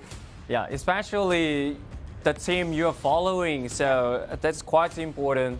But, go back to the main topic. Yep. Still, we're in the process. We're together witnessing the whole battle between Beijing Weibo versus Guangzhou TTG as the very last one. In total, I counted, lasting for 4 days, we have 45 BO1 battles in total. This will be the 45th.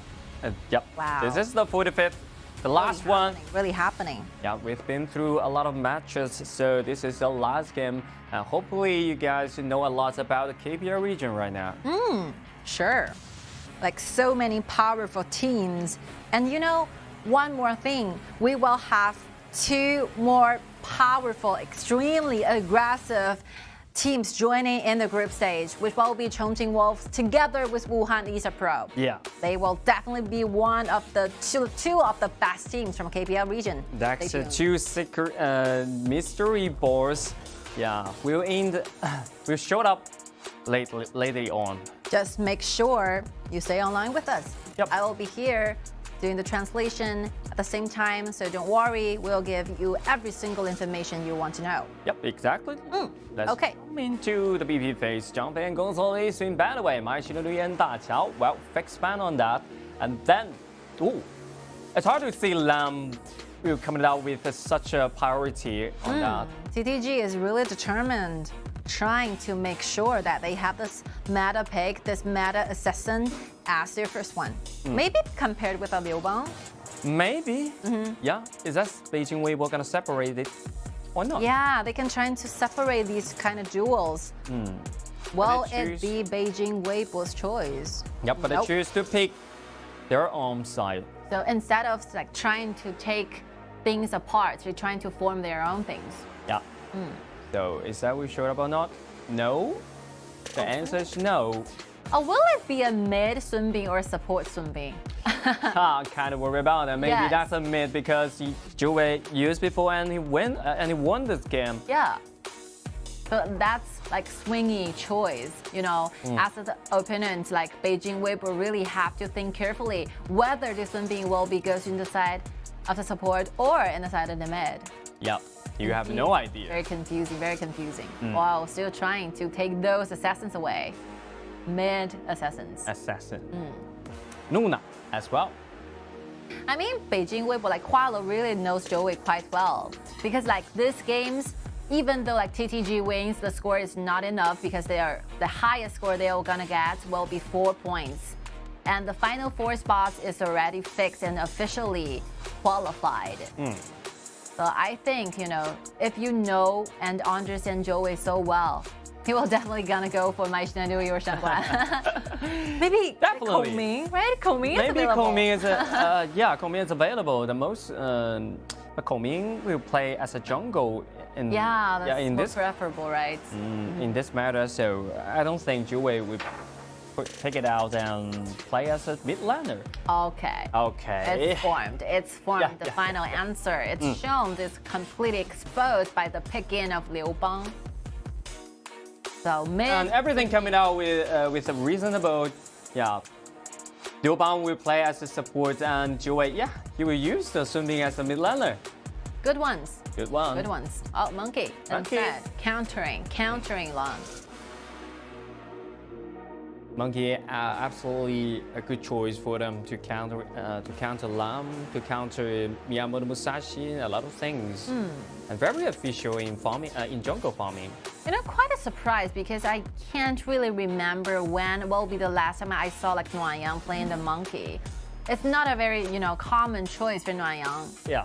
But obviously, as a professional player, you have to know how to play this hero. But it's not a very common thing to see Guangzhou play this character. Not only you have to play this hero, to practice this hero as a professional jungler, you have to expert in every jungle hero. Yeah, of course, TTG and Weibo being the very last one in the second round of KPL qualifiers. Oh, it's very interesting because these are the 2 teams who lost in the very first round. Yeah. And they happen to countering with one another. Wow, that's once another again, story. so that's what we call destiny, right? And the fate. Yeah. And bring them together in the last game. Against with each other, so the fate will happen again or not. We have no idea. Yeah. Wow, these 2 teams have been going through a lot. Yeah. I mean, they are the 2 teams he played the most for all the KPL teams because they have to include the fact that they're playing BO7 in the very first round in KPL qualifiers. So they played the most. They played the most. KIC, yeah. But I wouldn't want to like to say that, but unfortunately, the same stage with different destiny. Yeah, of course, TTG just finished their journey in KIC. But Beijing Weibo continues. Yeah, Beijing Weibo actually can play in the group stage, and we will find out which group Beijing Weibo will join in. Yeah, during the draw ceremony. Yeah, I think the same stage, like the last one. I just hope that the 2 teams, the 10 players, are really enjoying themselves. Treasure the experience, treasure the limit times and numbers you have on the matches and actually going onto the stage and make it useful, make it memorable. Exactly, and this is the last game. Let's rise up. 3 against 2 in the mid lane. Wow. It's so hard for them to clean the mid wave. They lost a lot of HP, but they did keep the priority of the mid lane. The River Sprite might go to Chelsea. Oh, a quick rotation made by TTG. Yeah, and the Joey switched the lane to the Crash lane.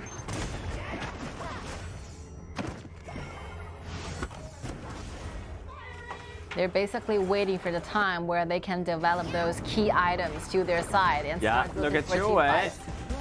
But he can escape in this time. Xingyu's been taken very low, so you have to go back and reach it. Look at this time. Oh, Ata, first ability with flash and second ability to bring back the opponent and guarantee the kill. And Xingyu is being brought very low, have to go back to the base, and that's the reason why TTG invading again into the red, gaining the back, and on the bottom. Look where Changsha is standing between the towers. Yeah, what's going on? What's going on here? He cleaned the wave just right behind this turret, but it's he find himself the way to go out. It's hard to get out in this way. You have to fight. You have to do a lot more damage, trying to strip and try to pull back. But the father will make it work or not. The shaft is here. I mean, this position is quite weird. You don't expect to see like Luban number 7 standing between towers, trying to do the solo matchups against Lady Sun. That's what we call enjoy the moment. They're actually enjoying this moment. But the kills went over to TTG's. TTG like 2 against 1. And killing numbers. Yep. And the top lane, together the duo, the jungler and the top laner. Another trade because you spend a lot of resources in the bottom lane. Oh, that's so close. Yeah, that's so very close one. Without this diving into backlines, I think this Luban pair can find a way out. Yeah. A very good rotation by Buran. Finally finish a kill for their team. So the fact is, Luban number 7 have to stay along the Luban master. Oh, Otame trying to pull back. Oh, a lot of AoE, but the Luban can offer the shield, offer the protection for Shenzhen. And Lady Sun's been second, very low, have to get away. More. Yeah, so Lady Sun needs time to farm up, and Joey's hero like Sun being extremely weak in the early game, and Wei will find a loophole in this, trying to exerting a lot of huge, like I could say like huge, massive stress to the bottom. Managed to take 1 tower down before it even hits to like 4 minutes. As Mountain issue is ultimate, take some damage. Wow, look at Lam jumping into the back line and knocked down XiAn. It's in the wrong positioning, and Mountain isolated by the TTG. Went too deep. He went too deep. Went too deep, going too far. And now Buran gaining the double kill. Oh, the flash under control. And then can he trade back or not? No. Oh, no. Wow, Buran earned a lot of kills in the early game. That will cost him, gains a lot of gold. I think the farming up for this particular character will be extremely fast. Extremely fast, and combined with Liu Bang's ultimate can do a lot of things in the mid game. Yeah, TTG is really looking good. Look good, but Beijing Weibo actually they played, with a lot of fun on that. So every time they went so far, I'm just not curious on that. Yeah, and Zemo is in danger. But as a team, if someone is playing with too excited, there will be someone standing up, remaining calm, trying to find a balance to the team. I think that particular player will be Zemo and Nanjing. Yeah, they still will beat. And look at the number 7 destroyed by the godlike Lamb once again. Is that a double kill for him? Flash, can it keep him safe? Flash, it's okay. It's a 3rd time for Changsha to go down once more. Yeah, only one purpose. I would like to destroy the Luban door. TTG again in the red. Is staying low, and the Flash can save him alive, but what about the next team fight? Yeah, it's very hard. TTG is gradually starting up, opening up this entire game. Yeah. Even though that Weibo managed trying to rotate like the bottom duel to the top, avoiding doing the matchup against Lady Sun, but TTG just follows up, chase their route to the bottom, trying to the top, trying to gain another kill. Yep. Wherever you go, I've been there.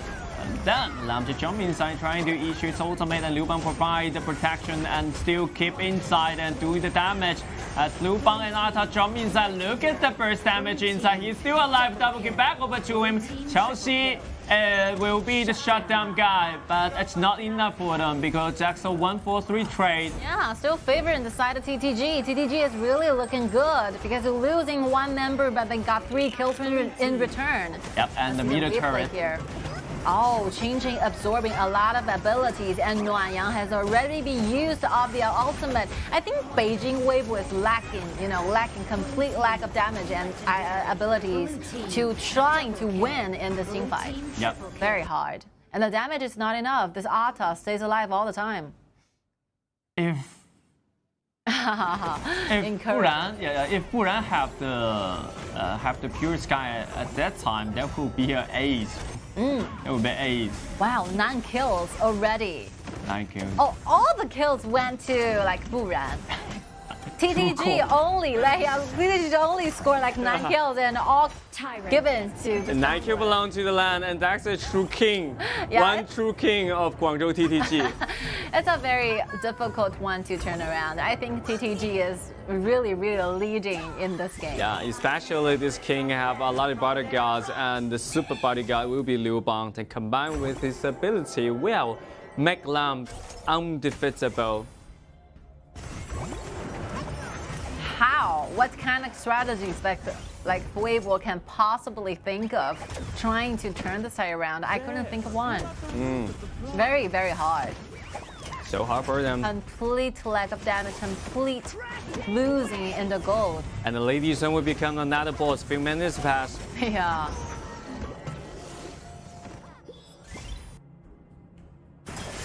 Wow, Buran. Level 13. Wow, the siege breaker is about He's gonna be a siege breaker. You don't want a pure sky. Oh, we're already done. Like 5 items in total. 8 minutes. 8 minutes, yeah, 8 minutes. Three items in deck out. Oh the gold difference, look at the gold here, like 8,000. And look at Monkey, 4,000. Oh my god. Make a simple calculation here. He won himself like 1,000 per minute. Yeah, 1,000 per minute. Almost like it because this is 8 minutes. More than 1,000 per minute. That's crazy. I would like to say that's crazy. Insane. How quick that this jungler got this kind of gold. Almost controlling every single common objective on the map, and the waves and the kills all go to Buran. And I would like to say he farmed up so quick, it's more quicker than I'm playing in ranking. Yeah. You know, when you're playing a professional team, your teammate know exactly what you need, and they're gonna sacrifice all the resources, aiming and leading all to you. That's the reason why we can see those kind of core farming up so quickly in a professional game playing. Exactly. And Buran's been taking a half, but still holding the trigger. Wow, by the simple glimpse of the KDA, I think XiAn is gonna cry. You know, so jealous, feeling so jealous towards Buran's gold. Double gold, yeah. That's every single jungler's dream. You have over 1,000 gold per minute. That's something that every jungler is looking for. Yeah, and you can look at the gold gap between the jungle. Actually, it's the team it's a team gap of that. Yeah, you can barely see the red ones. You know, when we're comparing like two differences in gold, especially count down to the junglers. But the marksman, actually, they are equal gens. Oh yeah. Yeah, 7,000. Even the number is the same. Because Weibo really want it. They know their core will be Chaoxi. So after several, team fights happen down in the bottom, the whole Weibo team's trying to, calm Chaoxi down. Please, farm up. We need your damage in the late game. Yeah. Keep yourself alive. Don't do the solo up and standing between 2 towers. That's too dangerous. Too dangerous one of the risky moves you don't want to play. Only thing you can do is stick together, Yep. right? Stay together. Maybe you can find some chances on that. But yeah, depends. But in terms of this kind of gold gap, yeah, they can only just stuck in the high ground. They cannot go outside. But this shadow overlord will turn things. Will change a lot of things because your high ground tower will under a lot of threat. Yeah, it's very clear that TTG is patiently waiting for this common objective to turn into a darker version. Waiting for the Shadow Vanguards, waiting for the Overlord. They're getting like 2 dragons in one roll. That's a double Dragon Ball. Wow, TTG is basically waiting for the time to take the whole Vanguards to the high ground towers. Such a lead, such a huge lead, massive lead. That's a massive lead on that. Look at the secondary turret. Oh, Luban issues automate. Oh, that easily. But the fastest you use, the fastest you'll see, you can find your CD. Yeah, gain is back. available. That's one theory to explain this. Oh, look at this time. Mountain issues automate to dodge a lot of damage, and then Liu Bang being pulled back, and look at the damage jump inside. Wow, but definitely it's in trigger, not enough to finish the kill, and then Ata will stay inside. A nice move from TTG, but Weibo actually won this fight with such a gold deficit, huge deficit, like 8,000 gold deficit. They managed to keep their high ground tower safe. Yeah, I think something is changing because Lam actually used a lot of damage to deal with the Meng Tian. Yeah. He cannot just get inside the back line. What's more, Liu Bang just used his ultimate to protect the Lady Sun. Yeah. You use up your abilities and then you look forward to engaging the team fight. That's not enough. Yeah, look at this. Liu Bang provide a lot of protection. This is the right pay to you have to protect your big boss. Yeah, I think, if Snow have saved the ultimate, trying to dive into the backline together with Buran, using it on the team fights just not happen on the bottom lane, maybe TTG will definitely have higher opportunity of taking that victory there. But if TTG they failed again, something might be turned around in 15 minutes. Snow's ultimate is ready. Maybe TTG is looking for another engagement. Yeah, look at the Lam jumping inside, trying to find a kill on to Luban number 7. Luban number 7, but Luban number 7 extremely safe in that time because Luban must actually provide a chain so well. Yeah, that's a very cool slogan, Extreme rescue. Rescue your marksman from a very long distance away. Extreme rescue. I love that. Yes. Cool slogan, TTG. It seems very great. Right now, TTG cost the ultimate from Liu Bang. Together, the two are trying to get the kill over against Changsha. But with the chain offered by Liu Bang, make a miracle happen again. And right now, look at the dashboard. I mean, Changsha is chasing up so quickly. He almost got himself fully dagged. Only one block is missing. Well, Beijing Wave will turn this around. They still hold 3 high ground towers. I mean, even though they lost all the outer ones, but I think it's okay because the wave's quality stay the same. So that's what I mean. If they failed again, that would be something happen and something would turn around. Look at Luan Yan's been taken very low and bring back by the opponent. So this is a point they lose a guy. Yeah. So Corner TTG actually can go outside and take the Overlord.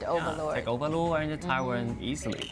So if it is what it takes to gain 2 Overlord, 2 wave of the dragons, and that's it. TTG is willing to pay, waiting for the Overlord and trying to get on the high ground tower at first.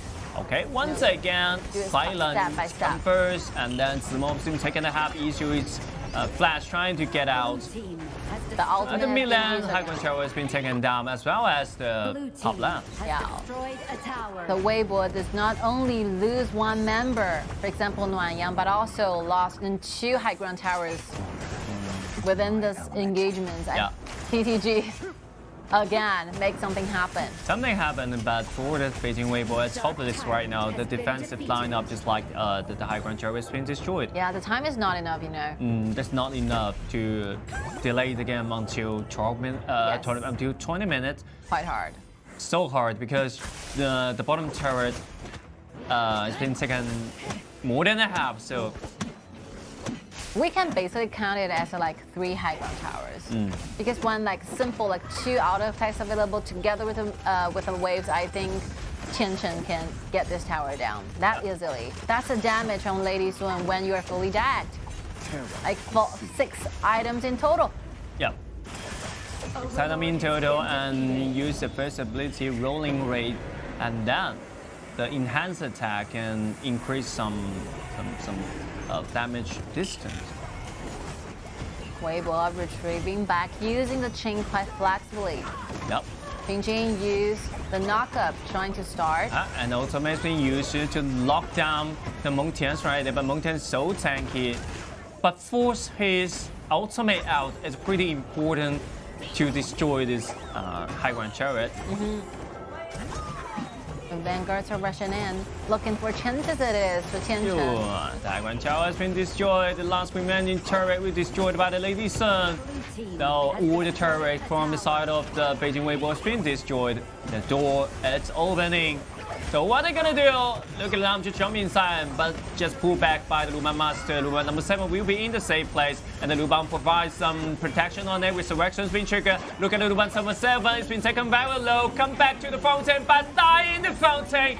such that huge damage, and then they can destroy the crystal. Oh, right after they finish the kill. Finally, the 4th point to the side of Guangzhou TTG. So we started to see this chemistry going on and on at the very early game, you know, after seeing that Guran completely going wild and getting the 9 kills over to his own. I know they're gonna do this. They're gonna achieve this. They're gonna go for the kill and go for the base. You know, this victory actually came for a little bit late for TTG because they have the award, they have the enough energy and ability to go into the very first round. It's some accomplishment they made earlier in the other tournaments. So they are never expected to be eliminated in the second round of the KPL qualifiers. But you know, you just have to grab any chance you can. Grab any chances, but that's a different mentality when you Wow, that's not a good that's thing a to lot of see. emotional, I can't tell, but yeah, but I can feel that moment You because they really prepared for this stage for such that long time, and a lot of fans with a high expectation that they will perform well on the stage, but this time that's the esports. Something will happen in this time. You know, the saddest story I could possibly imagine is after you have win yourself a victory, but you watch back, you saw the facial expression from your coaches. He was completely crazily crying because you could have been the one make it to the group stage. Look at the, you know, all the teammates, they're like very good friends with the coaches, and right now Joey is trying his best, trying to comfort like Ying Kai for a little bit. It's a very sensational, emotional moment for this because every single player, every team wants to be the final winner. But one true crucial and very cruel reality is we only have one champion. We have only one champion. Yeah, of course, we only have 4 spots in the qualified, the second round. So that's the fact they have to face. But yeah, maybe that's a man. That's a tough guy in the daily life. But when you feel a lot of energy and emotion into a team, I think as a coach, this kind of failure may hit you at that moment. We saw this kind of scenario and this situation going on and on. I mean, we've been casting this Honor of Kings, KIC, KPL a lot of times, a lot of years. We have been witnessing the champion fall after gaining the champion cup, and you know a lot of sudden changes, sudden things might happen in your whole professional career. So you know, the only thing you have to memorize is, you know, you have to tell yourself you always have your future ahead. You will not be taken down by the simple and very single failure. We totally understand that you don't want to see your coach cry after you win a match, but that's what happened. This is esports. You have to face the fact that we only have one spot remaining for the top one, the number one to stand in the pyramid. This is the world. This is how the world works. You have to accept the fact that. But, you know, the chances are even to every single teams. You could be the one standing on the top of everything. Just try your best, try harder, and trying to find back in the following up season. I'm really looking forward to see like better version of TTG coming back to our game. Yeah. As we said before, that's not the end of the TTG disc. Of course. That's just the beginning for them. But it might be the new beginning. But at that moment, maybe some emotional triggers you. It's okay. Have to release. Have to release something because a lot of pressure just on his back. He feels so tight and and feels so nervous at that time. So he have to find some way to release. So tear maybe is a good way. I always enjoy, you know, seeing stories happen on stage. It's a very dramatic moment. I like this because we see the bonds. We see how they're craving for the final glory. How hard like Kier's really crying is because he's really craving for that final glory. They once had it to the grand finals. They like scored 3 like second places within 1 year. We only have 4 tournaments within 1 year, and TTG is the only one team who make it to the final, grand final for 3 times. That's a miracle. That's a whole story of how powerful this team as a team can be. So just find a way to get back. We expect you, to perform better in the sprint season, and the opportunity will be provided. Don't give up. We have the beliefs, yeah. We have to believe them. They will just gain everything back in the sprint season. So this is the end of this journey, but next journey will begin. Yeah, so I've said this, I will be quoted again. So that might be the journey, might be the ending point for 2022 KIC, because, literally they're running out of opportunity to continue doing the fights on stage, to show their talent, to show their individual talent to us. But you are never too late for your future. You have a lot of combats available in the future. The year 2023 will be amazing to expect. Hopefully TTG and all the remaining teams that just got eliminated, you will still be holding a chance. So we are so grateful for those teams who have performed the best move upon the 4 days of the total qualifiers. Thank you so much, and congratulations again for AGWB, EDG.M, and Hero make it to the group stage. But we will also remember you, KSG, Rogue Warrior, TTG, DYGWE, and TES, trying to fight for your glory. Okay, we are ready for interview, and let's dive in and link with the scene. 千成，你好，跟我们打个招呼吧。Hello， 大家好，我是广州 TG 千成。Thank you for Tianyun to doing this interview with us. So we've mentioned this quite a sensational moments to your team. So please just share with us what will be the things you want to say to your teammates and the entire team. 刚才我们看到，其实，在教练席有一个非常感伤的镜头，所以其实别的不用多说，千成可以跟我们分享一下，有什么话此时此刻你想要和整个团队、和自己的队友、和自己的教练组讲的吗？打个气好吗？谢谢。就等一下，平复一下心情，我们非常理解。就大家都辛苦了，大家真的都很棒。不管是这样的 PP 还是就是每个队员操作啊什么的都特别棒，对，就希望不管以后怎么样，大家都永远敢打敢拼。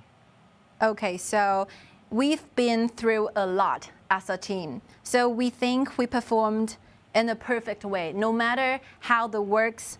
Through our teammates and the BP from the coaches, I think we all performed the best, and hopefully we can stick it together as a team and forever and go for the final glory as a team in the future. 最好的祝福给到你们，谢谢千成接受我们的采访，休息一下，明年再战，加油！加油！ Well, I like the honesty. I like the honor. I like the resilience coming from Tianchun. Yep. Thank you so much. So real for that, you already accept the fact, but just not a biggest or not a big impact for him. Yeah. He can just stay strong and move to the next round. You can never call an end to an esports player because the future waits ahead, and just wait for the right moment to begin with. But one more thing, the most important one is you never give up. Yep. That's the main motto. So, okay, so this will be all the battles for the second round of the KPL qualifiers. And again, we are so grateful to have you all as an audiences witnessing all the excitement moments and a lot of memorable moments. A lot of moments. Yeah, the last one we even saw we saw like laughter and tears in all.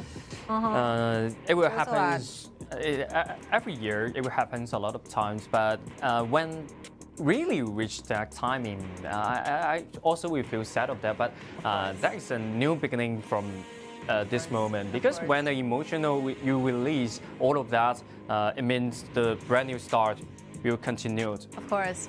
We've been like casting for a very long time, right? Mm. We've been together, witnessed the birth of like 13 champions in total since KPL, the very first one KPL started. And right now we're still waiting ahead for more champions to be birthed out and to be spawned.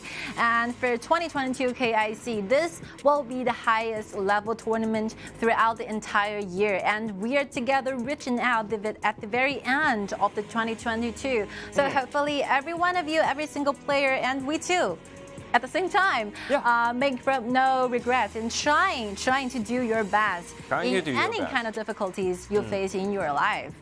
Yeah, because this time we have a lot of teams from other regions. Of course, from other areas. That will be a lot of stories will comes out into this KIC. Yeah. Just not only the KPL areas right now. There will be a lot of stories, and we can hear a lot of voice, and we can see a lot of different gaming style, different strategy, and different enthusiastic. Yes, of course. So you brought a very interesting topic. So we are basically past 1/3 of the entire KIC format right now. We have been passed by the wild card qualifiers, which last for like 3 amazing days. And we passed the very first round and the second round of the KPL region qualifiers. And after tonight, 10:30 p.m., after the draw ceremony, we will begin our journey in the group stage. So as I have addressed to you guys earlier, please stay tuned. Our draw for group stage will be started just soon. I mean, after the whole matchup follows, 10:30 it is p.m. tonight. Please stay tuned with us because we are so curious about what kind of teams will be put inside the group. Yeah, we're so curious of that, especially the team of from the other areas. Red Canids, Yala, Fatnova, Isurus, and not to mention E-Star and Wolf. Just curious of that if they will jump into the same group or they will separate for a lot of good, or some dramatic moment, just like a single team from other areas and with 3 or 5. With 3 or 4 KPL team inside. So please allow me to speak it for one last time. We're really looking forward to see you again in 10:30. Please stay tuned and we will be back. Thank you.